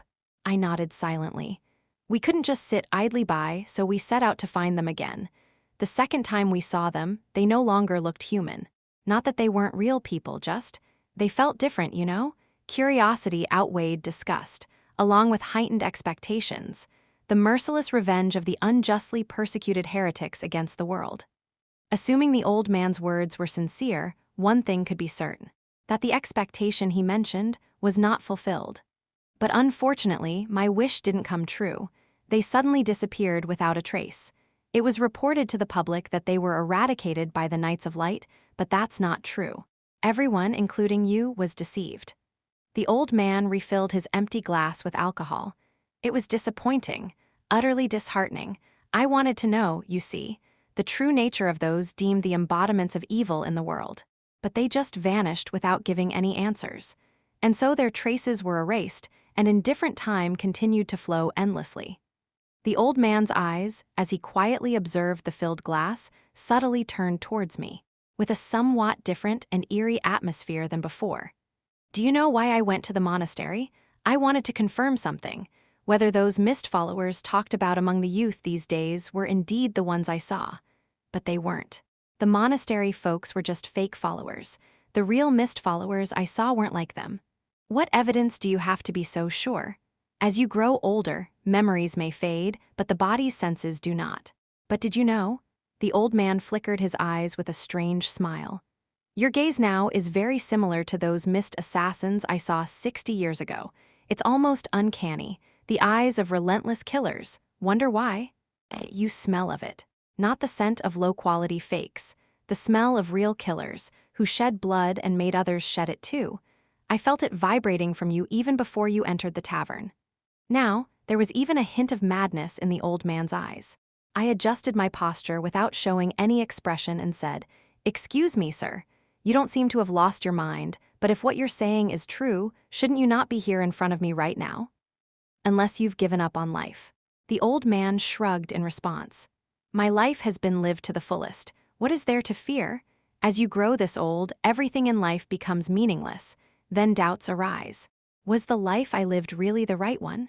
Even the moment of such reflection might not come, right? Young people have remarkable confidence. After all, age is just a number. Wasn't there an incident about 7 years ago? A mere 13-year-old boy wiped out senior Imperial Knights and disappeared effortlessly, wasn't there? I wonder what that boy is doing now. That boy is now in an ordinary tavern, listening to the strange old man's story. Oh, by the way, I haven't mentioned my name. Do I really need to know? Even dumb animals respond when given a name. Besides, shouldn't we at least know each other's names for the sake of any future meetings? Just in case we happen to meet again. The old man straightened his clothes as if he were about to say a grand name. My name is Jerian. Clang, as the knife and fork collided, a loud noise echoed. In my hand was a dining knife with a blade on one side. In the old man's hand was a fork with bread skewered on it. Was my story quite amusing to you? I didn't expect such a rough response like this. How long would it take for me to stab the old man's neck with the knife on the table?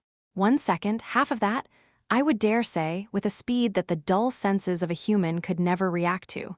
Yet the old man blocked it. Not quite leisurely, but effortlessly, as if he had anticipated my movement and been on guard from the beginning.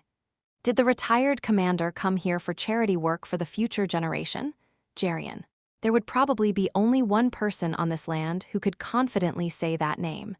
The former commander of the Knights of Light, and before that, a knight known as the Executioner. Why the Executioner? Because he was the knight who best executed the so-called praised Order of Light. He led the way in killing mist devotees more than any other knight. I told you, didn't I? I just came here to find the truth. The old man didn't deny his identity. Whether it's a knight of light or a paladin, it's all ancient history anyway. It's not my concern now. And besides, suddenly, beads of sweat trickled down the old man's forehead. Even if you weren't so wary, I've been standing at the crossroads of life and death since earlier. At his words, my gaze turned towards Karam, who sat beside the old man. Her unyielding gaze and arms folded arrogantly, but her sharp fingers held an unseen power of mist. She had been wary of the old man long before me. Miss, were you hiding a dangerous blade behind that pretty face of yours? Don't play around, old man, if you don't want to see your own organs with those disgusting eyes of yours. Karam retorted the old man's casual question with a fierce smile. If life's end is to be sealed by the hands of a lovely lady, it wouldn't be too bad. At this, Karam's gaze became even sharper. But unfortunately, that's not the case for me. I haven't chosen my partner for the final dance. The old man's gaze turned towards me again, but my gaze went in a different direction, not towards the old man. Swish, the drinkers who had been casually drinking moments ago began to approach me. Some even came up from downstairs. It wasn't alarming. I had already sensed the change in the atmosphere around us the moment the old man came to our table. Don't misunderstand. I didn't come here to target you from the beginning. I told you, didn't I? The smell wafted from the entrance. It's just a pure coincidence.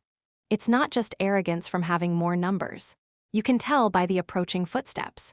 Not green knights, not amateur mercenaries, but seasoned warriors who have wielded swords and shed blood for decades. They soon surrounded my table. Just to be clear, I didn't come here to harm you. I just want to know. If you want, I can even change seats. This time, it'll be your story, not mine. Hey, old man.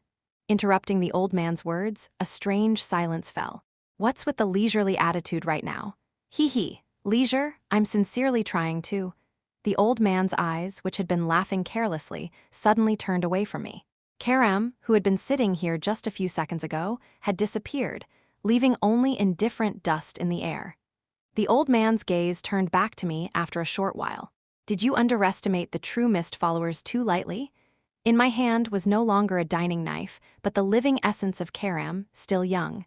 Chapter 197, True Followers, Part 2. The sun had set, and it was a serene night with the moon rising. In front of flickering candles on the table, a retired knight sat. Where there is light, there is no mist.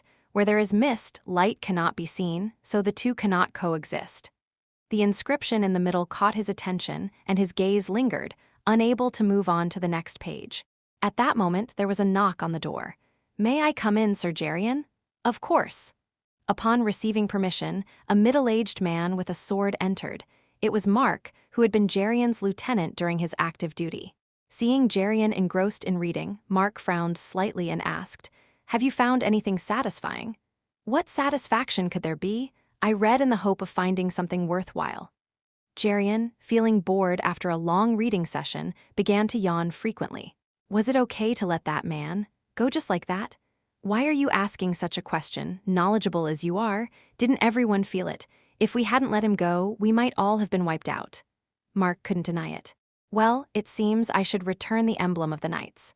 We, who never flinched even against superior enemies on the front lines, who could have known we would retreat against just one young man. It's a blow to our dignity in many ways. Why did that man willingly hand over the book? Was my story entertaining? Perhaps. So why did you come in?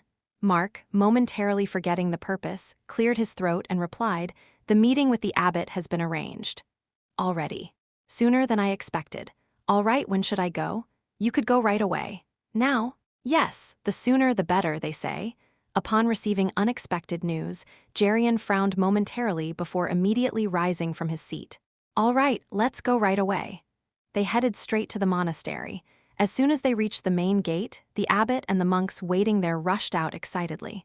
Welcome, we've been waiting for you. The noble knight commander of the renowned Order of Light has honored our monastery with his presence. You were waiting for me? Geryon couldn't understand why they would wait for a retired knight like himself, not some noble from the palace. He quickly sensed that there might not be good reasons behind it. We'll escort you this way. The abbot led Geryon and his companions inside. I doubted my ears when I first heard. The famous executor of light, Sir Geryon Alkin, has graced our monastery with his visit. Truly, as Lumendal said, light always exists by our side.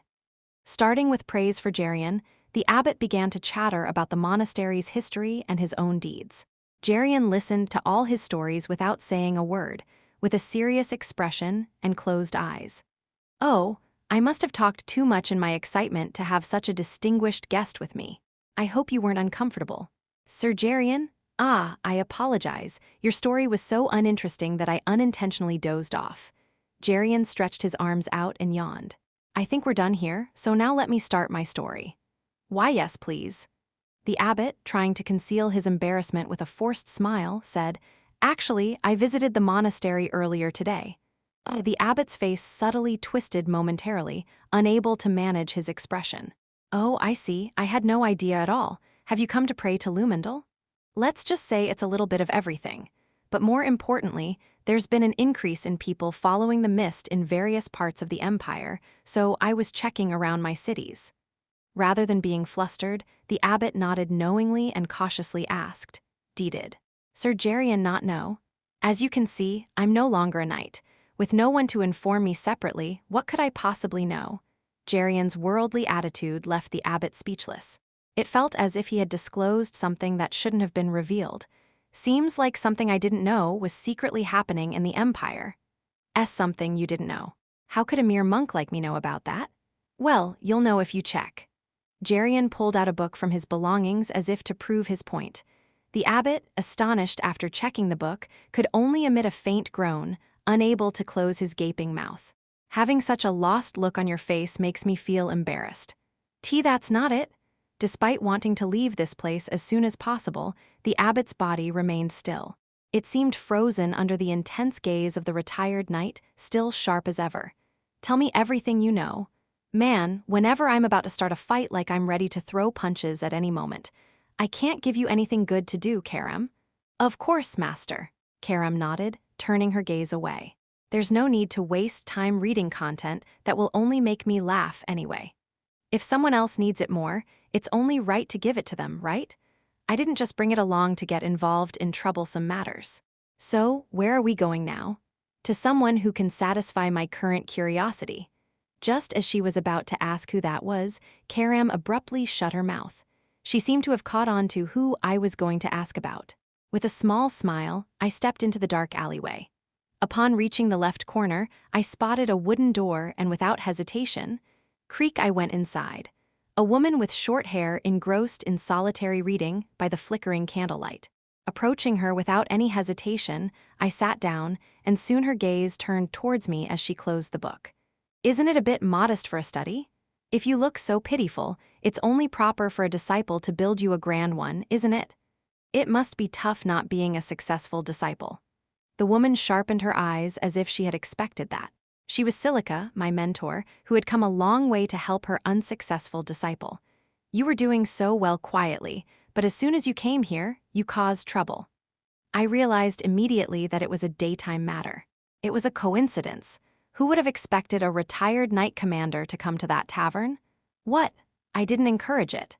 Despite trying to dismiss it as purely coincidental, the leader's distrustful gaze towards me didn't seem to diminish, even including Karam behind me. Are the Knights of Light unaware of this matter? It's not certain yet. The man you met, Geryon Alkin, was the leader of the Knights of Light for a long time. Even though he's been retired for a long time, most of what happens in the Knights of Light still reaches his ears. Although the actual leader was said to be the Saintess, it was him who led and commanded the Knights. After retiring, he had been quietly spending his life in his hometown. But rumors started circulating about him, moving after the recent incidents in Garam Kingdom involving these fake believers overlapping with mist worshippers. I suddenly recalled the old man's words about wanting to verify the truth. He had mentioned wanting to confirm whether the path he had walked in his remaining years was the right one. The thought that the day of confrontation with him might not be far off crossed my mind again. I made a sudden gesture in front of the leader. "What are you doing? Wasn't that a new signal from the mist?" The leader looked at me with a disdainful expression. I pursed my lips in slight embarrassment. "It seems to be a secret signal spread among these aspirants of the mist this time. They use this signal to bring people who know it to their place for conversion. I've heard similar stories, but I didn't think it was such a ridiculous gesture." "So, did you go to that place?" "They were a bunch of lunatics." I relayed to the leader what I had heard from the sermon of the abbot and the contents of the scriptures they were reading, mainly praising Eru's spirit. "These are clearly madmen." She nodded in agreement with my words. "I want to check out that scripture, though. Is that what you have?" "Ah, I gave it to the retired commander." "Why?" "Oh, as payment for telling an interesting story." There was a sudden heavy silence in the room. The leader seemed to be hit with a sudden headache, holding her forehead. She seemed to have a lot to say, but seemed to be holding it back. There was no title written on it, but the author was written. "Okay, tell me. Do you know Dio?" "Dio. I don't know just from the name. Was the surname not written?" "It was, when the surname was mentioned. Hafinkus, Dio Hafinkus." "Hafinkus?" The leader's gaze subtly changed. From her reaction, it seemed like she had heard of it somewhere, but "I don't know," she said it firmly. "I'm not so free as to remember a lunatic who records such crazy thoughts." The leader abruptly got up from her seat, preparing to leave. "Are you leaving already?" "I didn't come here to meet you in the first place. I just stopped by on my way. I'm heading to the palace by this road." "Are you investigating whether this incident is related to the royal family?" "Well, partly. Not as the abbess of the mist, but as the legitimate daughter of the Negridi family." Did it sound like bragging somehow? Going somewhere under the family name, not my name. It was something that could no longer be achieved by me. "I won't specifically tell you to be careful, but..." As the leader finally opened the door to leave, she looked back at me once more and said, "Make sure to eat well. Your face is half gone." "I will keep that in mind." With those words, the leader left the room. Having concluded her conversation with Cyan, Silica immediately set off towards the palace. However, she sensed a familiar presence in a corner of the alley and turned her steps in that direction. Tap-tap, along with the seductive sound of footsteps, a dark-haired woman emerged from the shadows veiled in the eerie night fog. Silica, as if expecting the situation, did not seem particularly surprised. "Why have you summoned me?" "I didn't summon you. Aren't you here just because you're itching for it? How could I just leave after seeing that rare look in Karam's eyes?" Silica responded with a relaxed smile. "The name Hafinkus must have been quite bothersome for you. Don't get cocky, young leader, unless you want to be called a silent assassin by your own men." Karam's tone was somewhat intensified. "I don't know the name Dio. However, I can't say I know nothing about the name Hafinkus. Even if you know, you have to pretend you don't. You must understand why I'm even bothering to warn you, despite having to have a private conversation with this woman I despise. Not mentioning it doesn't mean Karam's secret will be hidden forever. That's not your concern." Karam firmly rebuffed Silica's advice. "As a follower of Eru, I have no intention of disclosing Karam's secret.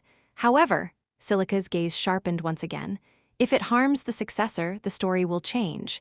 Then be well." With a final farewell, Silica turned away. How annoying! Alone, Karam's lips spat out vile curses, too awful to even contain. Chapter 198, True Followers, Part 3. The content written in the above letter is certified as a letter sent from the royal family. Sender: Aaron Sevelarus. Jarian's brow furrowed deeply like a valley as he confirmed the letter.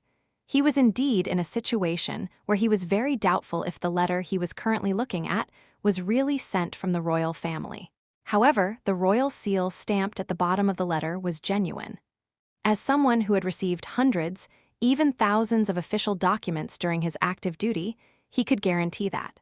So, does that mean the abbot was purely conveying the orders of the royal family to spread the mist's doctrine to the people? Yes, that decree was definitely sent from the royal family. I didn't even know such a book existed. The abbot, perhaps overwhelmed by the accumulated grievances, continued to pour out his thoughts without pause. "Even though it's the orders of the royal family, do you think it was easy for me to convey the doctrine of the mist?" I shed tears just thinking it was a trial given by Lord Lumendal. Perhaps not just me, but other monks felt the same way. According to him, it wasn't just this monastery that received the royal decree. He said that all the monasteries of the empire would have received it, along with a warning not to harbor any doubts, as it was done to maintain the proper order of the light. How did you feel? Feelings? How did you feel conveying the doctrine of the mist as a monk of the light? The abbot trembled his hands together as he spoke. What do you want me to say? It was dreadful. Despite witnessing sincere emotions, Gerion's eyes were filled with disbelief. I've been in this monastery serving Lord Lumendal for almost 30 years since I was 20. Do you think reading such a decree would change my beliefs and values? Certainly, that was not a wrong statement. Once a person's beliefs are set, they are as firmly rooted as the intertwined branches of a tree and do not easily bend. Well, I can't guarantee that others would feel the same way. What do you mean? Well, it's more focused on reality than ideals, you know? Frankly, I think people are more stimulated by the doctrines that appeal to their hearts than the doctrine of light that we preach. In fact, as time goes by, the number of followers coming to hear the doctrine of the mist has been increasing. Gerion and the abbot's gaze naturally turned to the document lying on the desk. For some reason, the writing on the back was unusually clear. Do you know who the author of this book is? The author? Unfortunately, I don't. I've never heard of a name like Dio Hafinkus. Well, that's to be expected. Excuse me? No, I mean, how were the followers gathered? Oh, there was a secret signal sent along with the decree from the royal family. It's done like this? The abbot clasped his hands together and blew air between them. Is there any significance to it? It said to breathe souls into the mist. Through this signal, the followers were gathered in the back space of the monastery to preach. It was going smoothly as usual today, but suddenly, true follower of the mist appeared. The abbot nodded silently. I'm ashamed to say this, but I really thought we were being attacked. It felt like facing the eyes of the devil. My heart is still pounding. Despite the fact that they had enough to judge and punish the factions impersonating them, the true follower did nothing but steal the decree sent by the royal family. And Gerion received that decree from a man in a tavern. In other words, that man was, how long have you been preaching the doctrine of the mist? It's been about 2 weeks. Why, 2 weeks should be enough to master it to some extent. While the abbot, who didn't understand the words, was puzzled, Gerion put the document back into his embrace. I'll borrow the book a bit longer. I haven't finished reading it yet.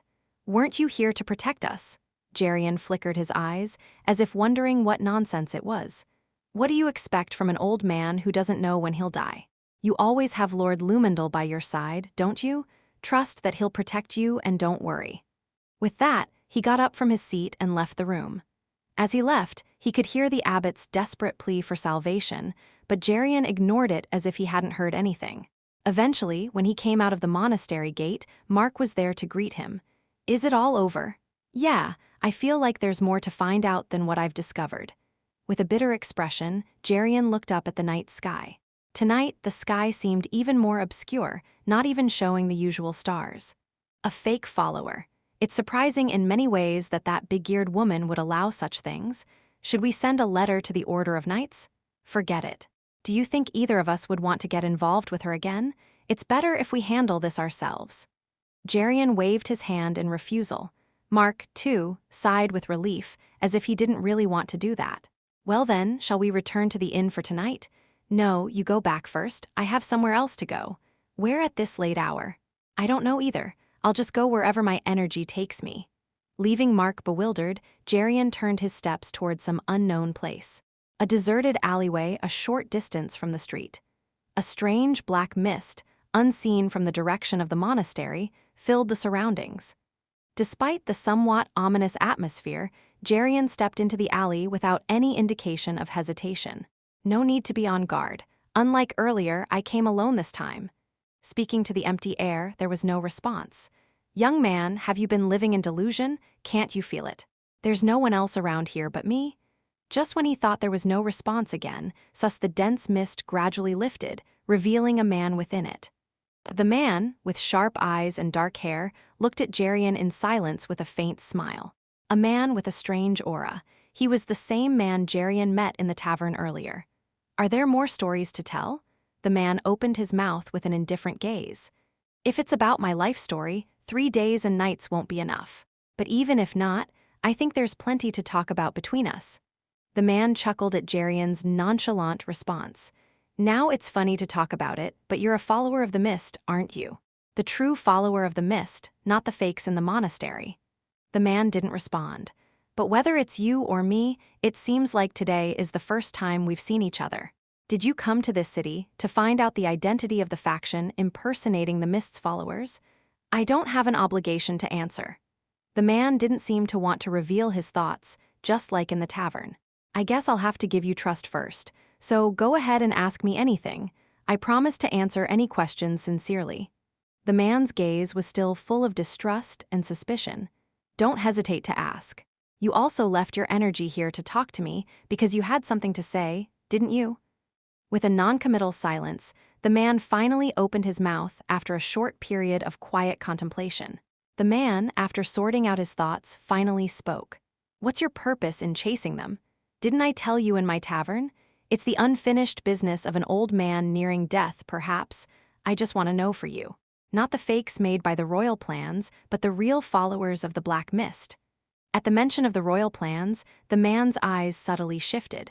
Catching that moment, Jerian spoke up immediately. Seems like you still don't know everything. How about it? Will you make a deal with me? A deal? Yeah, a deal. Regardless of what you did in the past or where you belong now, aren't our purposes aligned? Sharing what we don't know with each other. It's a simple trade of knowledge. What do you say? I refuse. The man immediately expressed his refusal as if there was no value in considering it. Why? I feel like I'll be at a disadvantage. It was for a very simple reason. You're indeed a cautious person. All right, then let me extend goodwill from my side once again. Jerian took out the document he received from the tavern. Do you know who made this book? There would undoubtedly be the owner of the name written on the back of the book. However, Jerian thought, that person, Dio Hafinkus, the man wouldn't know. From your expression, it doesn't seem like you know, which is natural. People who know that name on this land are few and far between.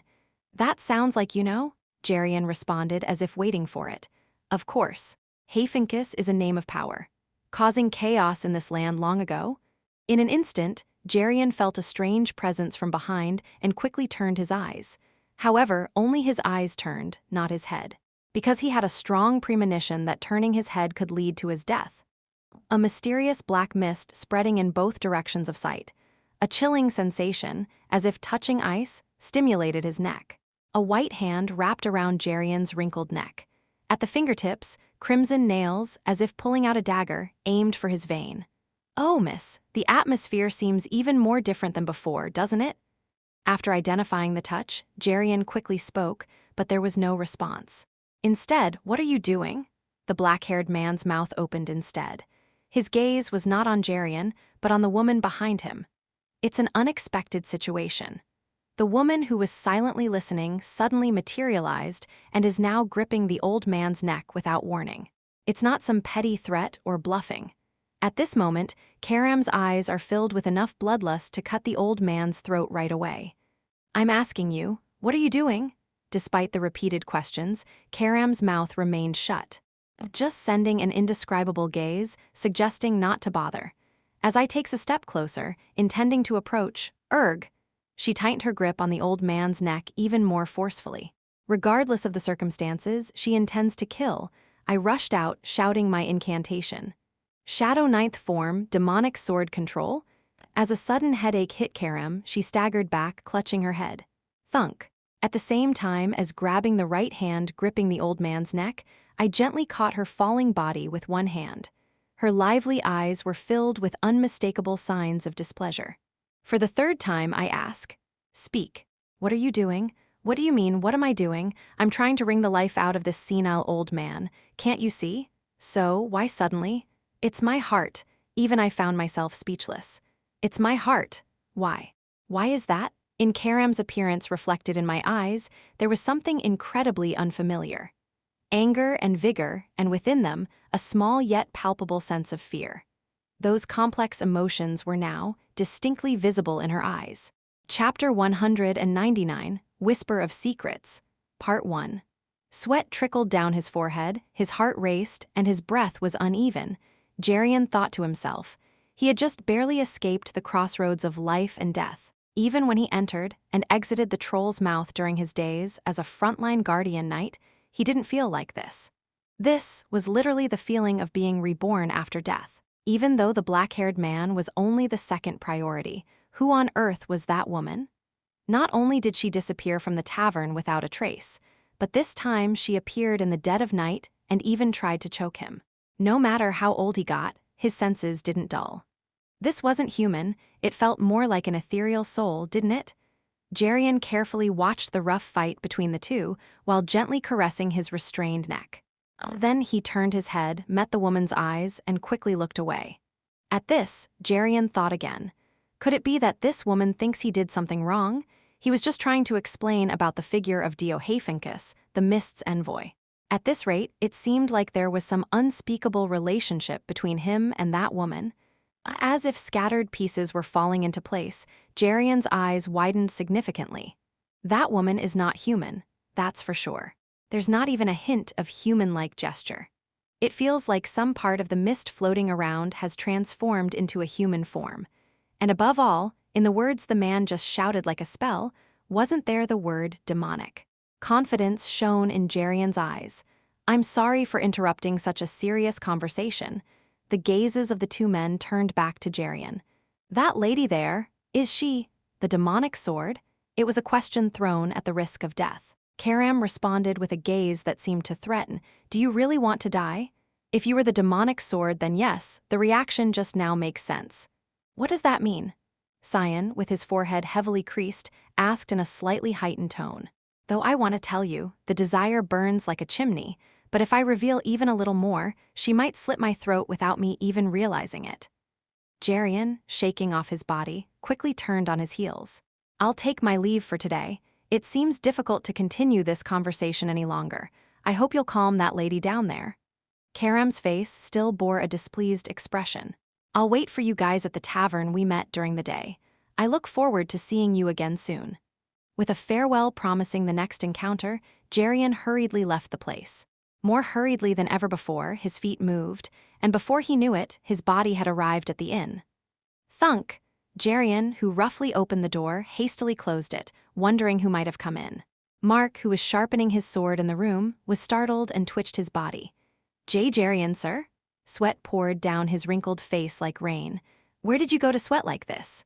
Even as he gasped for breath, Jarian took the water bottle Mark offered and gulped it down. Where did I go? Finally calming his mind, Jarian wiped his mouth and said, I just escaped from the gates of hell. It's almost unprecedented in my entire existence. Karam avoiding my gaze, me endlessly staring at her. Diohephancus. Karam clearly tried to kill him at the mention of that name by the old man, on her own accord. Diohephancus. Do you know that name? She only raised the corner of her mouth as if it were insignificant, but she didn't speak. Speak, who is he? Don't want to speak. Don't want to, she doesn't want to, why doesn't she want to? Could it be that there's something even now that she can't talk about? Where is the reason to evade an answer in the midst of the most taboo situation? Someone closest to me is hiding something from me. Does she truly not know that this situation is unbearable for me? Beyond doubt, my gaze was turning into venom. Look at that gaze. It's as if you're not just glaring but ready to devour me.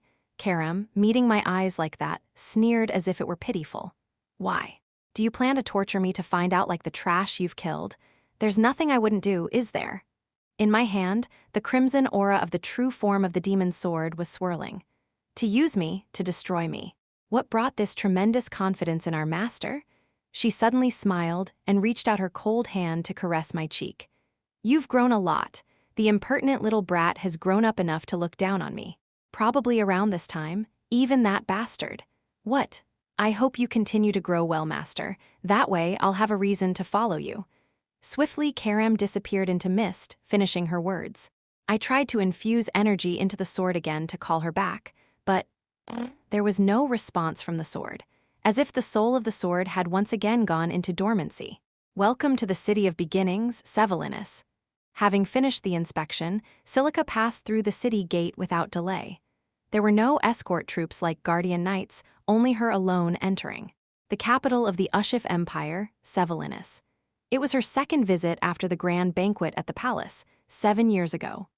Of course, she was here not as the mistress of mist, but as the daughter of the Negridi family and as an academic instructor at the Royal Academy. Not long after passing through the city gate, several men appeared and blocked her path. "Are you Silica Negridi?" "Yes. Please come this way, we will guide you." Without any apparent vigilance, Silica obediently followed them. As the bustling streets were crowded with people, she couldn't tell if it was because of the people's attention or not, but just by looking at their straight posture, holding the sword sheath and their sturdy strides, Silica could immediately tell that they were well-trained knights. Eventually reaching an ordinary residence, she didn't hesitate and went straight inside. Inside, there were far more knights than the ones who guided her, and among them, long time no see, instructor Silica. A very welcoming face was present. "Silica Negridi, daughter of the Viscount Negridi, I greet the esteemed Princess Erin." A reunion after 7 years since resigning as an instructor. Silica bowed respectfully to her as a member of the royal family as well as a relative of the Negridi family. "It's not an official occasion, so there's no need for such formal greetings, instructor." Erin welcomed her with the title of instructor. "I apologize for hosting you in such a humble place. Wasn't it out of consideration for the princess who prefers less crowded places? I'm fine, so please don't worry." Not a royal summons, but a personal one from the princess. What could be the reason for calling her, who had not shown her face for 7 years, personally? Not just the summons, but also the fact that she, who hadn't received proper treatment as a princess within the palace, led such a large group of knights, was something worth noting. "I won't delay you with unnecessary formalities since you're a busy person." Seated, Erin went straight to the point. Without any explanation, she handed a book to Silica. The book had no title, covered entirely in black. With a somewhat puzzled expression, Silica examined the condition of the book. Dio Hafincus. She discovered someone's name written on the back of the book and was slightly taken aback. However, without showing any reaction, she immediately asked Erin, "What is this book?" "It's a missed document delivered to monasteries throughout the empire through the recent royal decree." Upon hearing the answer, Silica frowned. It wasn't a surprised look. Although it was a fact she already knew as the Mistress of Mist, the palace had not made this fact widely known.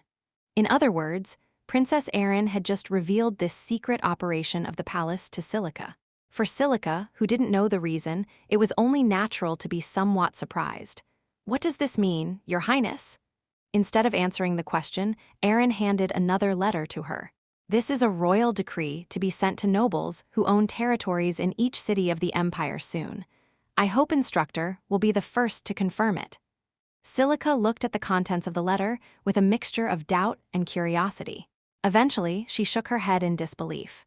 To abolish the Order of Light? What are you thinking, Your Highness? What do you think is the reason for the existence of the Order of Light? In response to her sharp question, Silica couldn't immediately continue her words. To maintain order centered around light and to continue the peace of the continent. Under the name of the God of Light, Lumindal, the Order of Light has suppressed and oppressed any force that goes against this belief, just like the ancient beings of Mist. Erin's eyes, as she spoke, were very firm yet indifferent. There was no trace of the immature princess from her academy days. But recent events have made me wonder, can light really be the only conduit to lead us? Silica quickly checked the rest of the contents of the letter.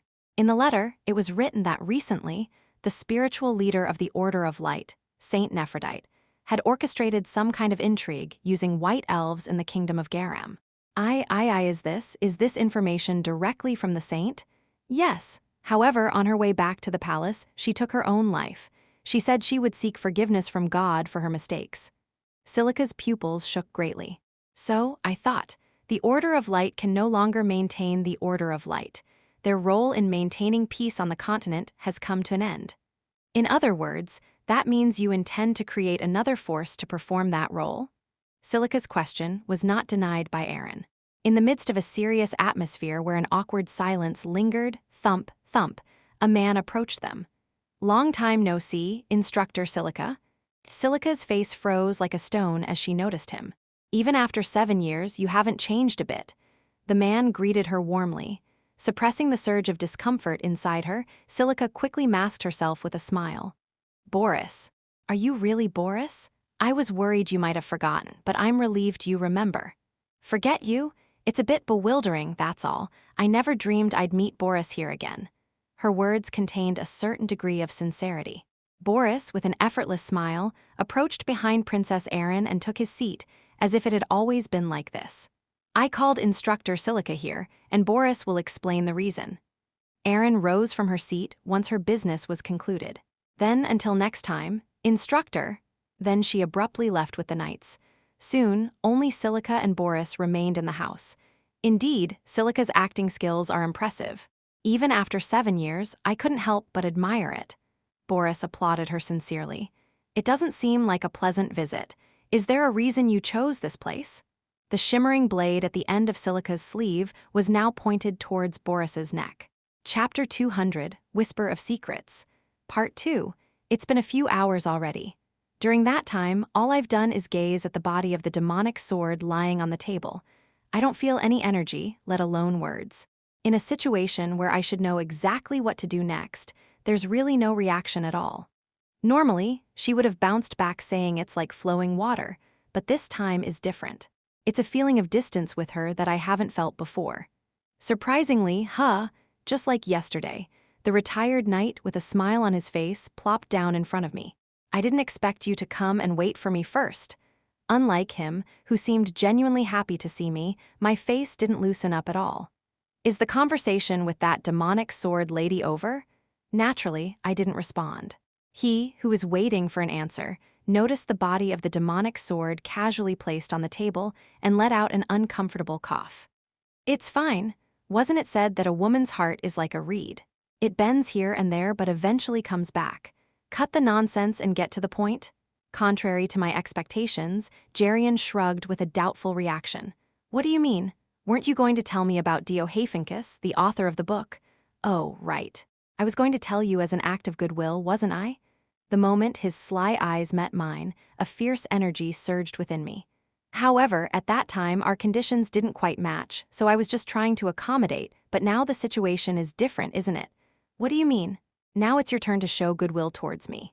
With disbelief, I twitched the corners of my mouth a couple of times. Hey, are you throwing a tantrum asking me to shorten your remaining life? If you don't want to listen to the story, that's fine, but I wouldn't recommend it. I've informed my subordinates confidently before coming here. Jerian looked at me with an air of self-assurance. If I don't come back until the sun goes down today, send a letter to the Knights of Light immediately. Real Mist followers kidnapped me, so come to save quickly. This old man is, well, that doesn't mean I'm surprised. You can tell a lot about someone's character just by looking at their eyes. You must be someone who hates getting involved in troublesome matters. Am I right? He hit the nail on the head. Whether it's the Knights of Light or the Order of Light, from my perspective, I can sweep them all away. I'm confident I can resolve any issue faster than anyone else. However, did you climb to the position of commander with that cunning tongue of yours? It did help to some extent. I couldn't deny the old man's words. Even if I don't get immediate benefits from getting information and killing, it'll likely become more troublesome later. I don't particularly desire that. My intentions haven't changed. Just exchanging information for each other's benefit, that's all. Is it about the real Mist followers? It was until yesterday, but today, it's slightly different. What I want to know now isn't the Mist follower but precisely you? I stared at him with a stern gaze, with a hint of disdain. Your expression is terrifying. Now that it's revealed that you're the owner of the demonic sword, isn't it also revealed that you were the central figure in the events 7 years ago? Then what else could we possibly hide from each other? I promise not to reveal the stories we've shared at the cost of my entire life. He suddenly drew his sword as if to provoke a knight's oath. I sighed deeply, wishing things would just fall into place. Well, since we've roughly reached an agreement, I'll tell you what you're curious about. You wanted to know about Dio Hafinkus, right? I responded with silence. Let me briefly explain in one line first.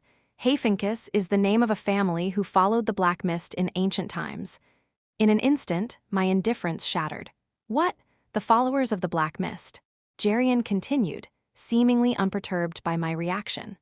Was it about 30 years ago, around the time I was just appointed as the commander of the Knights of Light, I had a confrontation with the Oracle of Nephrodite. At that time, she suddenly asked me if I knew why we had to eradicate the mist. It was a somewhat mysterious question. As an answer to that question, she told me about the Hayfinkus family. Ah, I should have told you this story first. You know the saintess of the Knights of Light. In fact, is it about the white elf? His triumphant face distorted in surprise for a moment. Oh, did you know? Just continue the story. Jarian spoke with a cool gaze. If you're someone who follows the god of the black mist, haven't you ever thought about it? Why are the followers of the mist inevitably rejected in this land? If I had to answer, it would probably be because of the tricks of those who want to maintain the existing order, including that saintess and a few humans associated with me. She said, because of precedent. She explained that the mist followers not only break the peace of the ancient era, but are also the root of all evil, making even the gods shed blood. She claimed to be a witness to history as a messenger who hears the voice of the god of light. The root of all evil. I wondered if this was a perspective from the victors. It probably doesn't matter much. In our time, what can we know? We can only make guesses.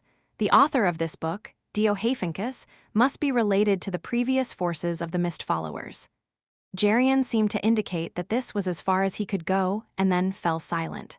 The Hayfinkus family, known for following the black mist in ancient times. Karam reacted sensitively to the name Hayfinkus, as if I shouldn't know. Perhaps it was about this time. That bastard. Was the bastard Karam mentioned related to me? If that's the case, then the Dio person had Karam before me. Jarian? My eyes involuntarily narrowed at the urgent call breaking my contemplation. A middle-aged man who seemed to be the old man's subordinate hurriedly climbed up from downstairs and approached us.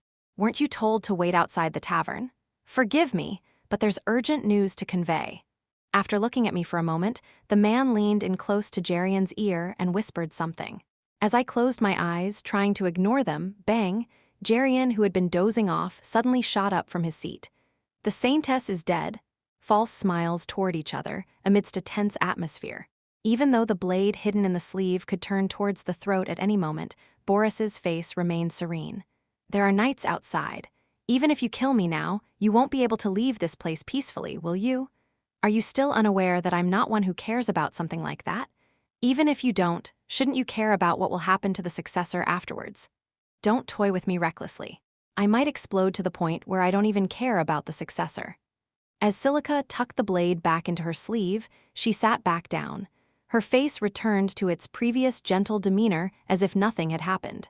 You must have known that I was at the palace. I've saved you several times, haven't I? You were quite capable, weren't you? It seems like you have talents not only in magic, but also in tightrope walking. Silica had known for quite some time that Boris was stationed at the palace. Since then, she had assigned her members to monitor his movements. But for some reason, Boris never disclosed anything about Cyan or the mist. If he had, it would have been impossible for her, as the eldest daughter of the Negridi family, to even step foot in the palace. It wouldn't have been easy to turn an incompetent princess into a competent puppet princess. If you had stayed at the academy, you might have made a name for yourself. You're talking about big trouble. I just pointed out the direction. It's something the princess achieved on her own. Boris's gaze turned to the black book on the table. People's thoughts are honest. They become more interested in seeing things once than hearing them 100 times. After that day 7 years ago, the princess had doubts. Is the black mist really such a wicked existence that it can destroy our order? So what? Did you decide to reveal its true nature? I merely showed her the method to find out the true aspect. Boris said with a triumphant look in his eyes. It's simple, just give power to that something. When all things have power, their hidden nature is revealed. Isn't it the same for you? The scattered fragments of conjecture in her mind suddenly connected into one. Silica's pupils started to tremble violently. What are you scheming? Nothing much, I just plan to empower you. Boris lifted the book and extended it towards her as if to offer. Dio Hayfinkus. You, who currently worship the god of the black mist, surely know this name. Through the doctrines written in this book, the people of the continent will soon realize that the mist is not as bad as it seems. Do you have the confidence to handle it? Do you know what to do with those followers? Do as you wish. I hope you'll do everything you can. Silica thought to herself, There must be a reason why this irritating man is blabbering about their plans to her, even though it might not be to his advantage. Otherwise, he wouldn't show such a self-assured attitude. Don't worry. The princess still doesn't know that Silica is the leader of the Mist. She probably thinks we'll discuss the direction we want to take after the dissolution of the Knights of Light. Well, we actually are. They won't just leave the void left by the Knights of Light. Silica knew that they would fill that gap with their own and something new. We should probably move it up a bit. But without showing it, she smiled casually. Your handsome face will be twisted like crushed garbage. We need to advance our plans a bit further. I'm looking forward to that. I'm really looking forward to whose face will be twisted first. With that, Silica got up and left. Left alone, Boris looked up at the ceiling and muttered softly, "The day of the new era is coming soon, just like that day." Chapter 201, Whisper of Secrets, Part 3. Your Highness, it's Resimus. With a knock and the revelation of her identity, there was no response. Carefully, Resimus opened the door and stepped inside. Princess Erin was seated at the desk in the center of the room, attending to her paperwork. Neatly arranged before her were dozens of documents that needed organizing. I've just sent out official notices from the palace to each city and territory of the empire. By tomorrow, news should start spreading, beginning with the nearby areas. Thank you, Resimus. You've worked hard. Erin replied with a casual remark before refocusing on her work. Resimus seemed to hesitate as if she had something else to say, but then she simply nodded and withdrew. About 10 minutes passed. Princess Violet has arrived. At the announcement from outside the door, the attention of the two women turned towards it. Erin rose silently from her seat, preparing to greet her guest. Soon the door opened, and Princess Violet entered with a bright smile. You've been working hard, Erin. Welcome. Sister, Erin greeted her with a polite gesture, clasping her hands together neatly. I apologize for coming in the midst of your busy schedule. I feel like you have taken over the responsibility in many ways, and as your older sister, I feel bad for you. I'm just doing what I can. You don't have to worry about me. This situation must not be easy for you, Erin. It must bring back painful memories unnecessarily. Erin's gaze, lowered momentarily, subtly flickered with resentment and anger. Don't misunderstand. I just spoke out of concern that this situation might trouble you again in the future. As if she didn't want to reveal her emotions, Erin raised her face with a bright smile. It's all in the past. We need to focus on the present.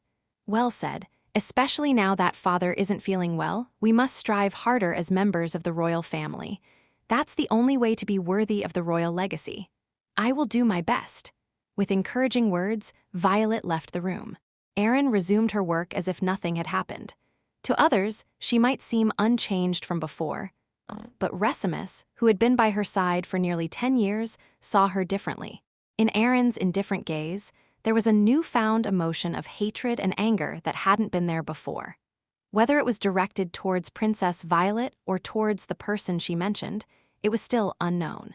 2 days had passed since the second meeting with the retired Knight Commander. People crowded around the bulletin board in the city center to read the palace's official notices.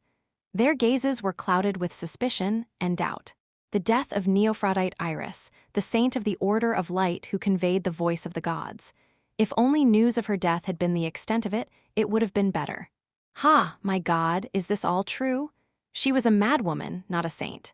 I'm so ashamed of all the praise I've given until now while not even knowing what they were doing. So what happens to the Knights of Light now? But the notices contained not only that, but also detailed accounts of personal misconduct and abuses of power by the Order of Light, using the knightly order for various personal agendas. It seemed embellished and exaggerated to some extent, but that wasn't important. What mattered was how people perceived it. Shock, self-blame, followed by anxiety. More people seemed to tremble with anxiety than rage.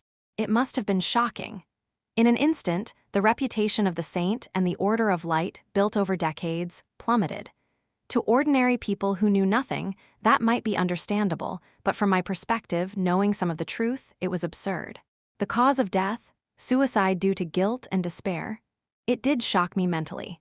But if she was so fragile as to decide on suicide to that extent, she wouldn't have ruled as a saint for 60 years. Suicide when sharpening one's sword is not enough. It's so absurd it's not even funny. My long-honed sense of assassination strongly suggested that she was not killed by suicide, but by someone else. Elsewhere in the city, monks from the monastery I had seen the day before were engaged in preaching activities. It felt like more people were gathering than the day before. The backlash against the saint must have had some influence. This won't end with just exposing the saint's misdeeds. It goes beyond her and the Order of Light to undermine the reputation of the Ushif Empire itself. Why would the palace proudly announce this? It couldn't be Emperor Dion's intention. The emperor, who suffered from heart disease 2 years ago and has not properly conducted state affairs since then. If it's not the emperor, then it should be considered the actions of other members of the royal family. The first prince, Louisnul, has long lost power and left the palace, while Fabian and Nerobian, the sons of the current Empress Cassandra, live quietly in the palace without much influence. So there are only 2 left. The most influential is Princess Violet, the second princess, or the last member of the royal family who follows her like a shadow. The possibility of it being Princess Erin's doing is currently the highest. If you had told me the current situation 7 years ago, I would probably have said it was too pathetic even for a novel. Even though I gave her advice to move forward, I feel like I really can't predict where she will go. I turned my steps back to the tavern where I met the old man 3 days ago. Then I sat in the same spot as before, silently waiting for someone to come. Sure enough, the familiar old man climbed up the stairs and sat down in front of me. Sorry for being late. This is already the 3rd time. If the same scene repeats so often, it becomes as familiar as if it had always happened. But today is a little different. The previous genial appearance disappeared completely, leaving only the solemn gaze of a knight. We don't have much time, so let's get straight to the point. I just reached an agreement with my subordinates. I intend to go to the palace. Weren't you a retired knight who didn't care about worldly affairs? Didn't I say, as you get older, you become more sensitive to the truth? That big-eared woman is not the type to commit suicide out of guilt. I can bet my 60-year knight life on that. His thoughts are similar to mine. This old man also thinks that the palace is lying now. Having been a knight commander for so long, he might have a more accurate view. Don't misunderstand me. I don't particularly like that woman. I have no intention of defending her crimes. She tried to manipulate me several times, claiming she would convert me. Each time, she managed to escape using some scheme, but she was still a woman with firm beliefs. She firmly believed that her existence contributed to the peace of the continent. Suddenly, the image of her crying out that no evil presence could bring despair to her came vividly to mind. The palace is turning that woman into a villain. Then soon, the reputation of the Order of Light, to which she belonged, will also decline. I don't even want to silently watch it like that, no matter how much she tried to manipulate me. In short, he was saying that he would go and see everything with his own eyes. Unfortunately, our deal will have to be postponed a little longer. Can you guarantee that we will meet again? We will meet. His eyes were full of certainty. I don't know why, but I have a feeling that I'll see you again soon in the palace. I've never said I'm going to the palace. Call it an old man's intuition. It's just a feeling. Whether it will actually happen, well, we'll see. With those words, Geryon stood up. Then see you next time, Cyan Vert. It was quite grandiose. Seeing his enthusiastic departure after revealing my name was quite comical, considering that he would have naturally learned my name at the point when it was revealed that I was the owner of the demonic sword. Since he is not the kind of old man who will go around spreading rumors, I don't really care. But unlike him, who has a predetermined destination, I have no plans for the future. Just as I was wondering if it would be better to go home and take a walk with Nana, thud, another unexpected visitor came to see me. He silently bowed to me and took a seat. It was the member of the Mist who had first delivered the document regarding the false followers of the Mist. Unlike before, there was a subtle expression of unease in his eyes. The leader urgently requested this to be delivered to you. He handed me a sealed letter from his pocket. I immediately recognized it as an order. At this point, a new target for purification. Just when I thought it might be some nobility who was getting on someone's nerves in the palace, I handed the received order back to the member, as if asking him to explain. What does this mean? There was nothing written in the order. Not a hidden message either. Just a blank paper. I never had no idea what this blank order meant. I'm just in a position to deliver what I received. The member remained ignorant, but his inner thoughts were clearly visible in his anxious gaze. I pressed further on that point. Is the order you received the same as mine? No, it's not, the member said, closing his eyes helplessly. Who is the target of the operation? Don't act all exhausted and just spit it out. Whether you die by my hand or the leader's, it's all the same to you. The member sighed deeply out of frustration. His discontent about why he was tasked with delivering the order was also clearly visible. Swish, instead of answering, he handed me another order. From the context, it seemed to be his own order, not mine. The leader also requested this to be delivered along with the message. What message? This time, it's your turn to watch, so don't do anything. As I read the order, my eyes froze like a stone. The meaning of the blank order was simple indeed. Do nothing. It meant to observe without intervening in the operational activities of any other member except for yourself. Are they kidding? Wouldn't it be better if I didn't know at all? Are you telling me to just ignore this? At the bottom of the order, in red letters, was the target of this purification operation. For a moment, my mind, which had been relaxed for a moment, was being tightened by negative emotions. Aaron Sevelaris,